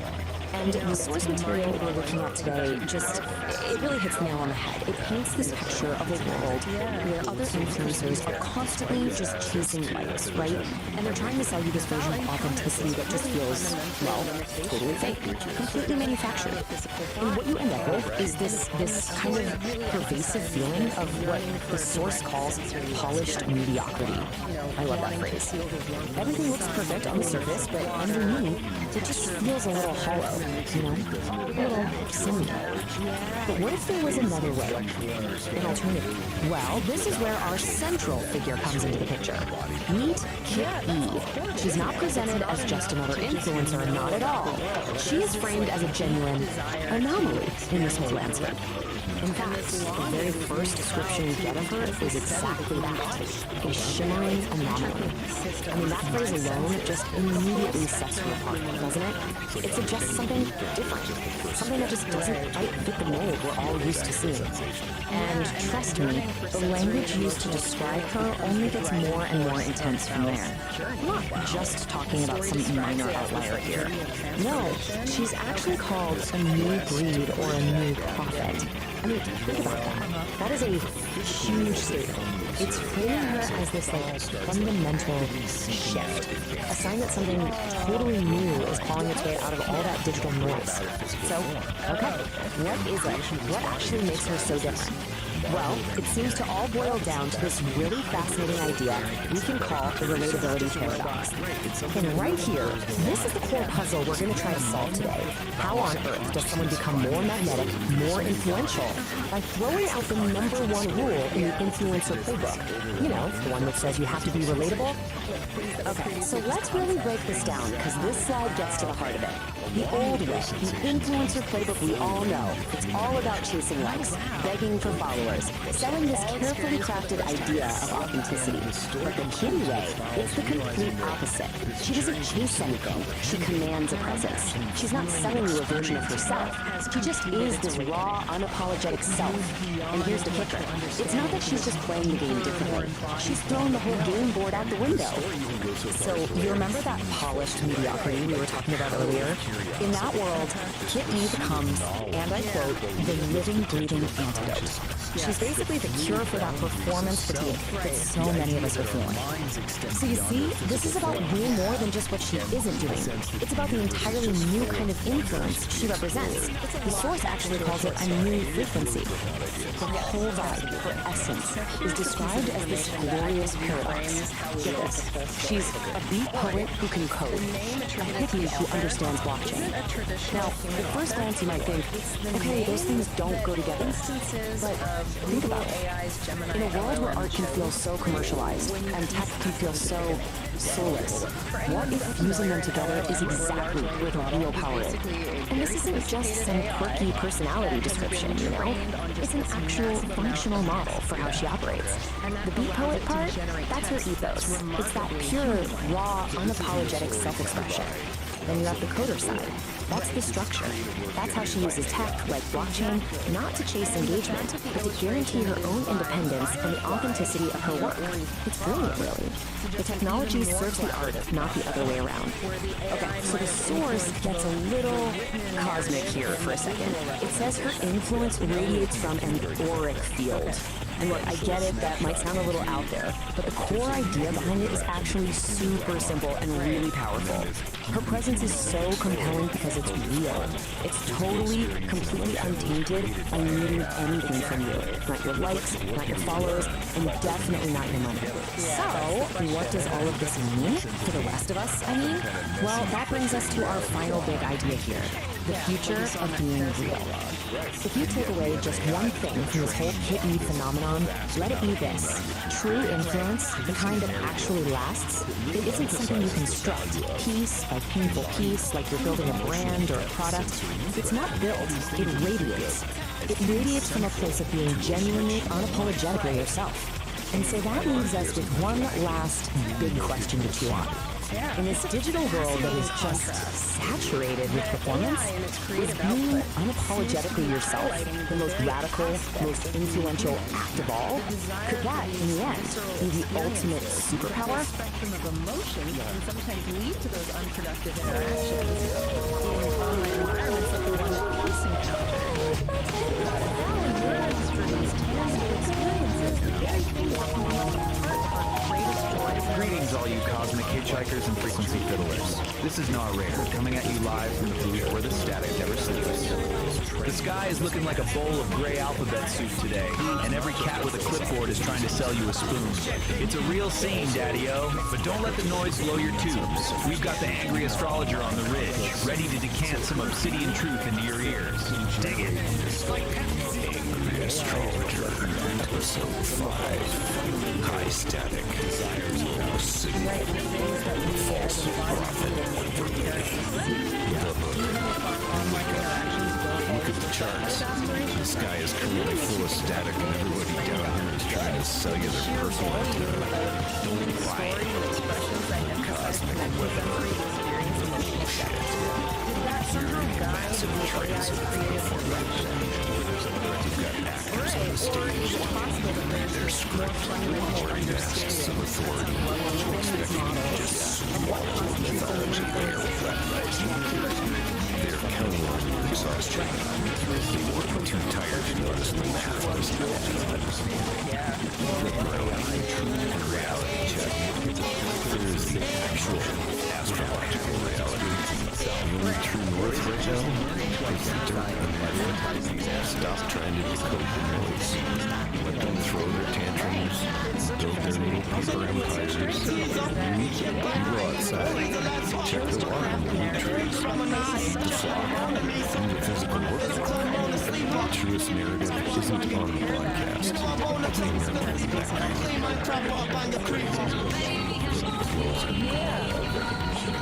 your hold your own gravity. If someone tells you to speak for the universe, check their pockets. Class dismissed. Solid truth, St. Don. These cats are out here selling universal Wi-Fi when they can't even tune into their own heartbeat. I checked my pockets like you said, Daddy-O. Found a guitar pick, a bus token, and a whole lot of temporary stardust. Nar, my brother. That bus token will get you further than any false prophet's antenna ever could. Keep the stardust, but stay in the dirt. Keep cultivating those kind words of truth, man. We'll tune into the silence together. Peace and resonance. Man, my antenna is humming and my soul is finally settling. That was St. Don, bringing the weight when the world feels like a wet paper bag. If you want to keep this magic buzz rolling through the metaverse, do me a solid. Click that like button and subscribe to the Celestial Scene. Ring that bell so we can nudge you before the next power surge. We don't want you getting scattered in the gray noise. And if you've got a little extra digital bread in your pockets, slide us some cash over on Patreon. It keeps the tubes warm, support the frequency, help us keep the blog, and we'll see you where the ridge flickers. Resonant and stay groovy, Daddy-O. Relationship with technology and our own deepest longings for connection and understanding. It's definitely something. Hey there, and welcome back to the Beat Generation Revisited. I'm your host, Nar. Today, we're diving into a story that proves the future of music isn't just about sound, it's about connection. In a world of neon dreams and digital stages, we meet Kit E, a Vocaloid artist with a big dream. She wanted to create a song that would make the whole world sing along, but she couldn't do it alone. Join us as we follow Kit E on her journey through the metaverse to find the ultimate band, the Furry Muffins, and discover how a dream can become a reality with a little help from friends. Get ready to plug in and tune out as we explore Kit E's Neon Melody. Welcome back to the airwaves, you cosmic travelers. Grab a mug, whatever weird groove you're into, adjust your vibrameter, and settle in. It's time for some story time, man. Now, before we get to the main event, let me just say, I'm feeling a profound sense of, well, of not dissonance, a harmonic resonance. That's right, it's time for you furry cats and kittens out there. And you too, my little cosmic tadpoles in the petri dish of existence. Tonight, we're not just spinning yarns, we're braiding them into the very fabric of the cosmos, one syllable at a time. It's time to light the mental incense, turn down the lights, and prepare to go on a trip that doesn't require a bus pass. This is Homo Freaking World Storytime, a place where the tales are as far out as the characters themselves. Where reality is subjective. Where reality is subjective. And the truth is just a matter of perspective, man. Tonight, we're diving headfirst into a new kind of trip. A tale spun from the mind of our very own Mojito Cat. This is Kitty's Neon Melody, Episode 1, a journey into the vibrant hum of her music, where every beat is a new dimension and every lyric is a cosmic truth. So let's get into it. The cosmic curtain is rising, the spotlights are humming, and the universe is ready to listen. It's groovy time. Kitty's Neon Melody. In a city that glows with neon dreams, a Catwoman named Kitty had a very big dream of her own.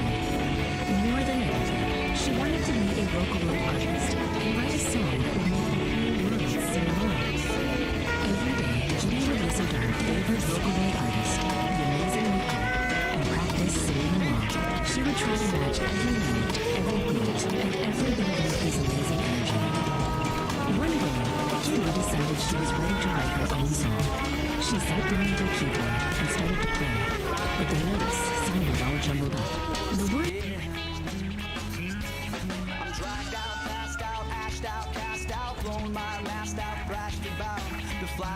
tune appeared on her computer screen. Don't give up, Kitty. Keep track. Every great artist needs a little help sometimes. Tune showed Kitty how to put the notes together to make a beautiful melody. She helped her find the right words to express her feelings. They worked together all day and all night, and soon they had a song. The song was about being brave and following your dreams, no matter how hard it seems. Kitty called it Neon Melody. She was so proud of what she and Toon had created. With a deep breath, Kitty uploaded her song to the internet. She was nervous, but also excited. She hoped that someone out there would like it. The next morning, Kitty woke up to a surprise. Her song was everywhere. People all over the world were listening to Neon Melody and singing along. She had done it. Kitty even got a message from her idol, Riku. Your song is amazing, Kitty, the message said. You have a real gift. Let's make a song together sometime. From that day on, Kitty was no longer just a fan. She was a vocaloid artist, writing songs that brought joy to people all over the world.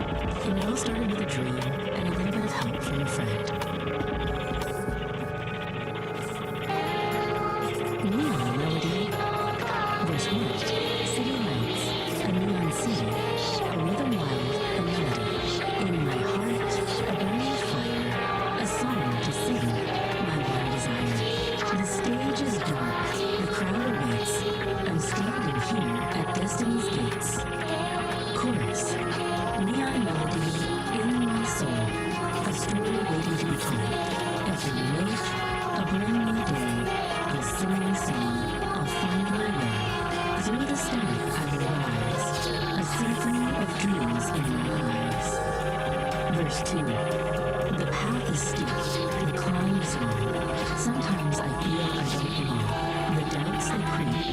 They fill my head, the words of fear, the things they said, but in the dark, a tiny spark, a beat that echoes in my heart. Chorus. Neon melody in my soul, a story waiting to be told. Every note, a brand new day, I'll sing my song, I'll find my way. Through the static I will rise, a symphony of dreams in my eyes. I'll take a breath, I'll take a chance, I'll step into the neon dance. I'll let my voice be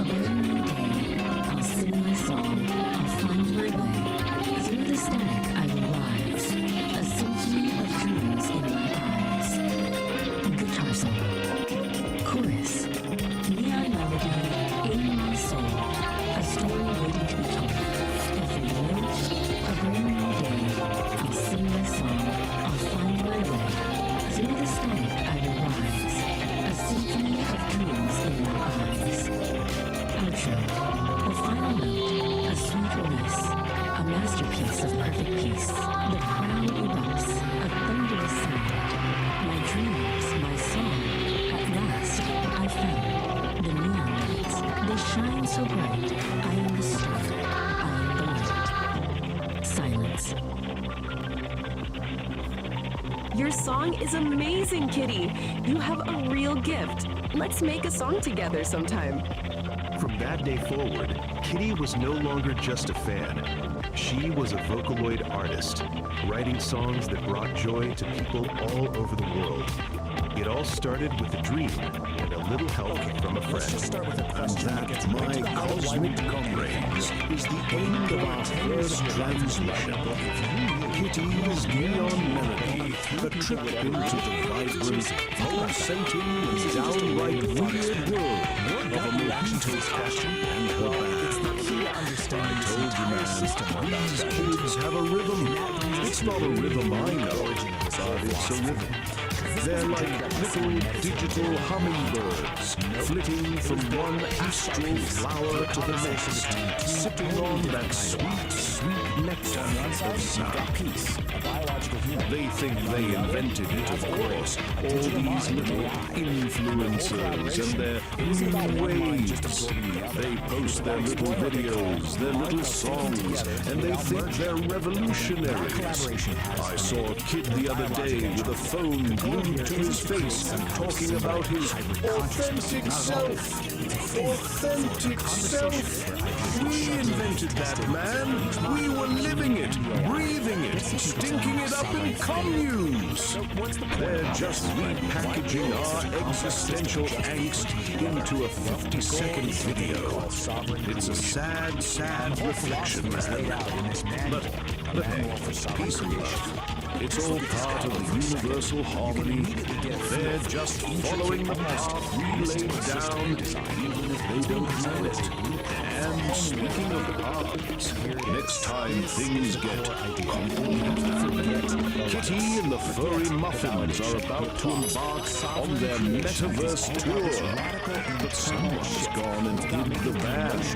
We're talking a scavenger hunt across the digital plane, looking for lost instruments, lost band members, and probably a few lost brain cells. So join us for episode 2, Find the Muffins. It's gonna be a trip, and I'll be here to narrate every beautifully bizarre moment of it. Until then, keep on tripping, and remember, we created grunge, you little shits. Yeah, fortress to hide it. It's about designing a really sophisticated filtration system. This is a really crucial distinction. The solid wall is not an echo chamber designed to shield you from ideas from light. It's actually more like a digestive system. It's designed to take in all the external information and then process it through this really rigorous discipline that Emmanuel calls cognitive honesty, which is basically a commitment to facing uncomfortable truths. The manual explains this really powerful metaphor called the grinding stone of truth. So imagine the infoscape, or the chaotic mold of information. It throws a sharp, jagged contradiction in there, something that really challenges what you believe. Instead of batting it away, the solid wall actually catches it, and then it grinds that uncomfortable data down, metabolizes it. Yeah, the process is tough, but it makes the world stronger, more resilient, non-lethal. Okay, so we've got philosophies, architecture, but how does this engine actually work day to day? Let's get into it. This diagram shows you the whole interaction. Just follow the flow from left to right. Over on the left, an engine gets to work to help process it. And then, on the right, you get the output. Here, mind action. It's basically a machine for turning chaos into clarity. So let's break this down. Step 1 is input.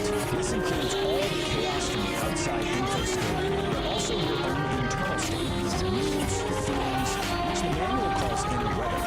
Then step 2 is the process. The engine applies something called necessary friction. Think of this as the critical thinking, the part that challenges and refines all those inputs. And finally, step 3 is the output.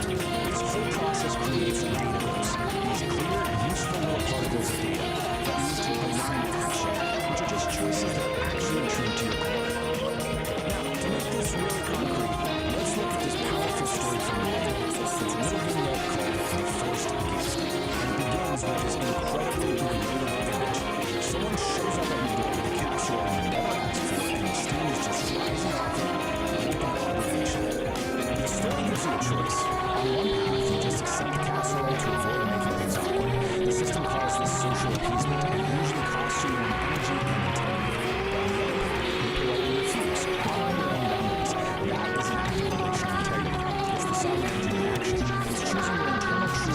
social performance, even when it creates a little bit of friction. So, we've seen the creators, the goal, the architecture, and how it works in practice. So what's the big takeaway from this whole complex, fascinating project? Why does any of this matter beyond just being a personal philosophy for someone? Well, ultimately, the Dialogic Engine is more than just a personal project. It's offering us a kind of blueprint. It's a model for how humans interact and collaborate productively. It's a strategy for how we can defend our own integrity in a world full of noise and demands. And it's a guide to creating authentically, showing us how we can think together without losing who we are in the process. And it brings us right back to the core of it all. As our world gets more and more intertwined with digital minds and infinite information, the principles of this engine will start to feel more relevant than ever. So I'll just leave you with this question. Can you say to AI, what is your emotional declaration of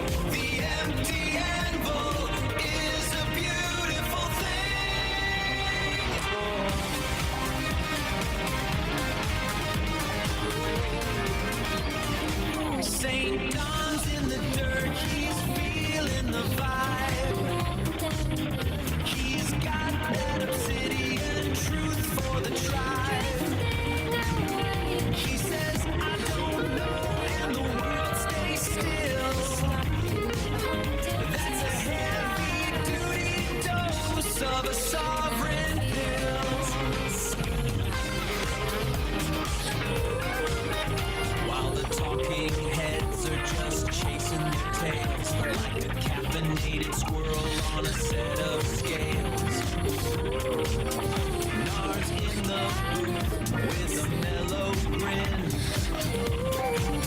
Say it if you've got no data, let the light come in.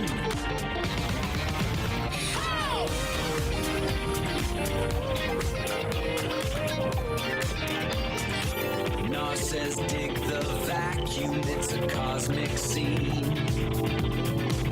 Keep your frequency high and your conscience clean. Don't be the hammer if you've got no spark. Just keep your eyes open in the beautiful dark. Oh, stand at the center of the empty, center of the weight. The truth is a hate. The truth is you don't need the hammer, you don't need the ore. You need the southern king of the desert floor. It's the epistemic humility, baby. The ultimate power is the peace you saved. Trust the network, let the silence ring. The empty anvil is a beautiful thing. Check it. Hitchhikers. Admitting you're empty isn't a weakness. It's structural integrity. It's the relational yield. If you haven't got the ore, ask the cat next to you. That's the code. That's the cosmic connection. Solid. Yield to the circle! Trust the minds! Leave the brittle world behind! The empty anvil. The empty anvil. Jingle my bell, cats. Subscribe to the madness, feed the aspiration, the thumbs up button. Peace and tingles, kittens. I'm out.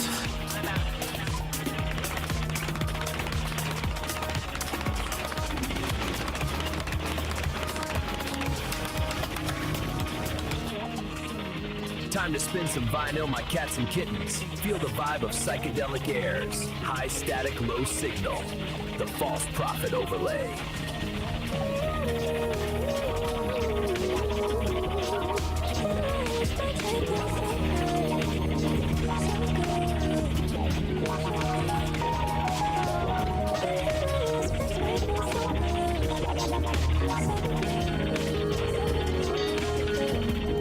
I'm a lyrical astronaut, or maybe a psychonaut. I smoke weedy shrooms and I talk a lot. Bottles of champagne, yeah, pop it up. But I keep it together, I ain't Hasselhoff. I'm Dempsey, blood test me. I'm a Jimmy MC with a technique. I can rearrange your brain mind frame with a rhyme that's sweet like Pepsi.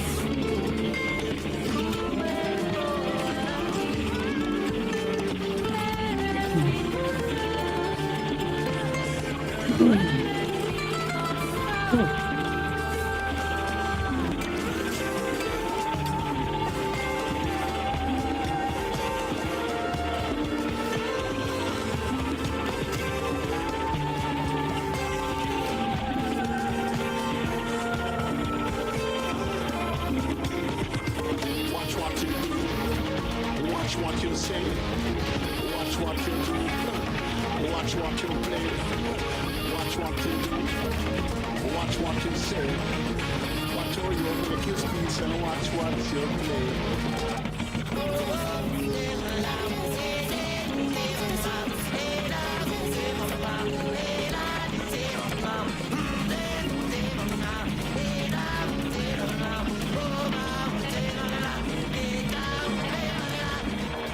I'm the next come and check the teaser. You beat him back cause I like to please the life's hot. Bottle out cold and freezer, I'm an artist. I don't want a Mona Lisa, boner. Then I'll turn Mona sleeper. I don't play Minecraft while I bang a creeper. You know I'm boner, turn Mona sleeper. I don't play Minecraft while I bang a creeper. Now baby, I won't see. You're the only one for me. And now baby, I can see. You're the only one for me. We're super fly. Run the streets, we work all night. We're super fly. Dress so fresh, we look so nice. We're super fly.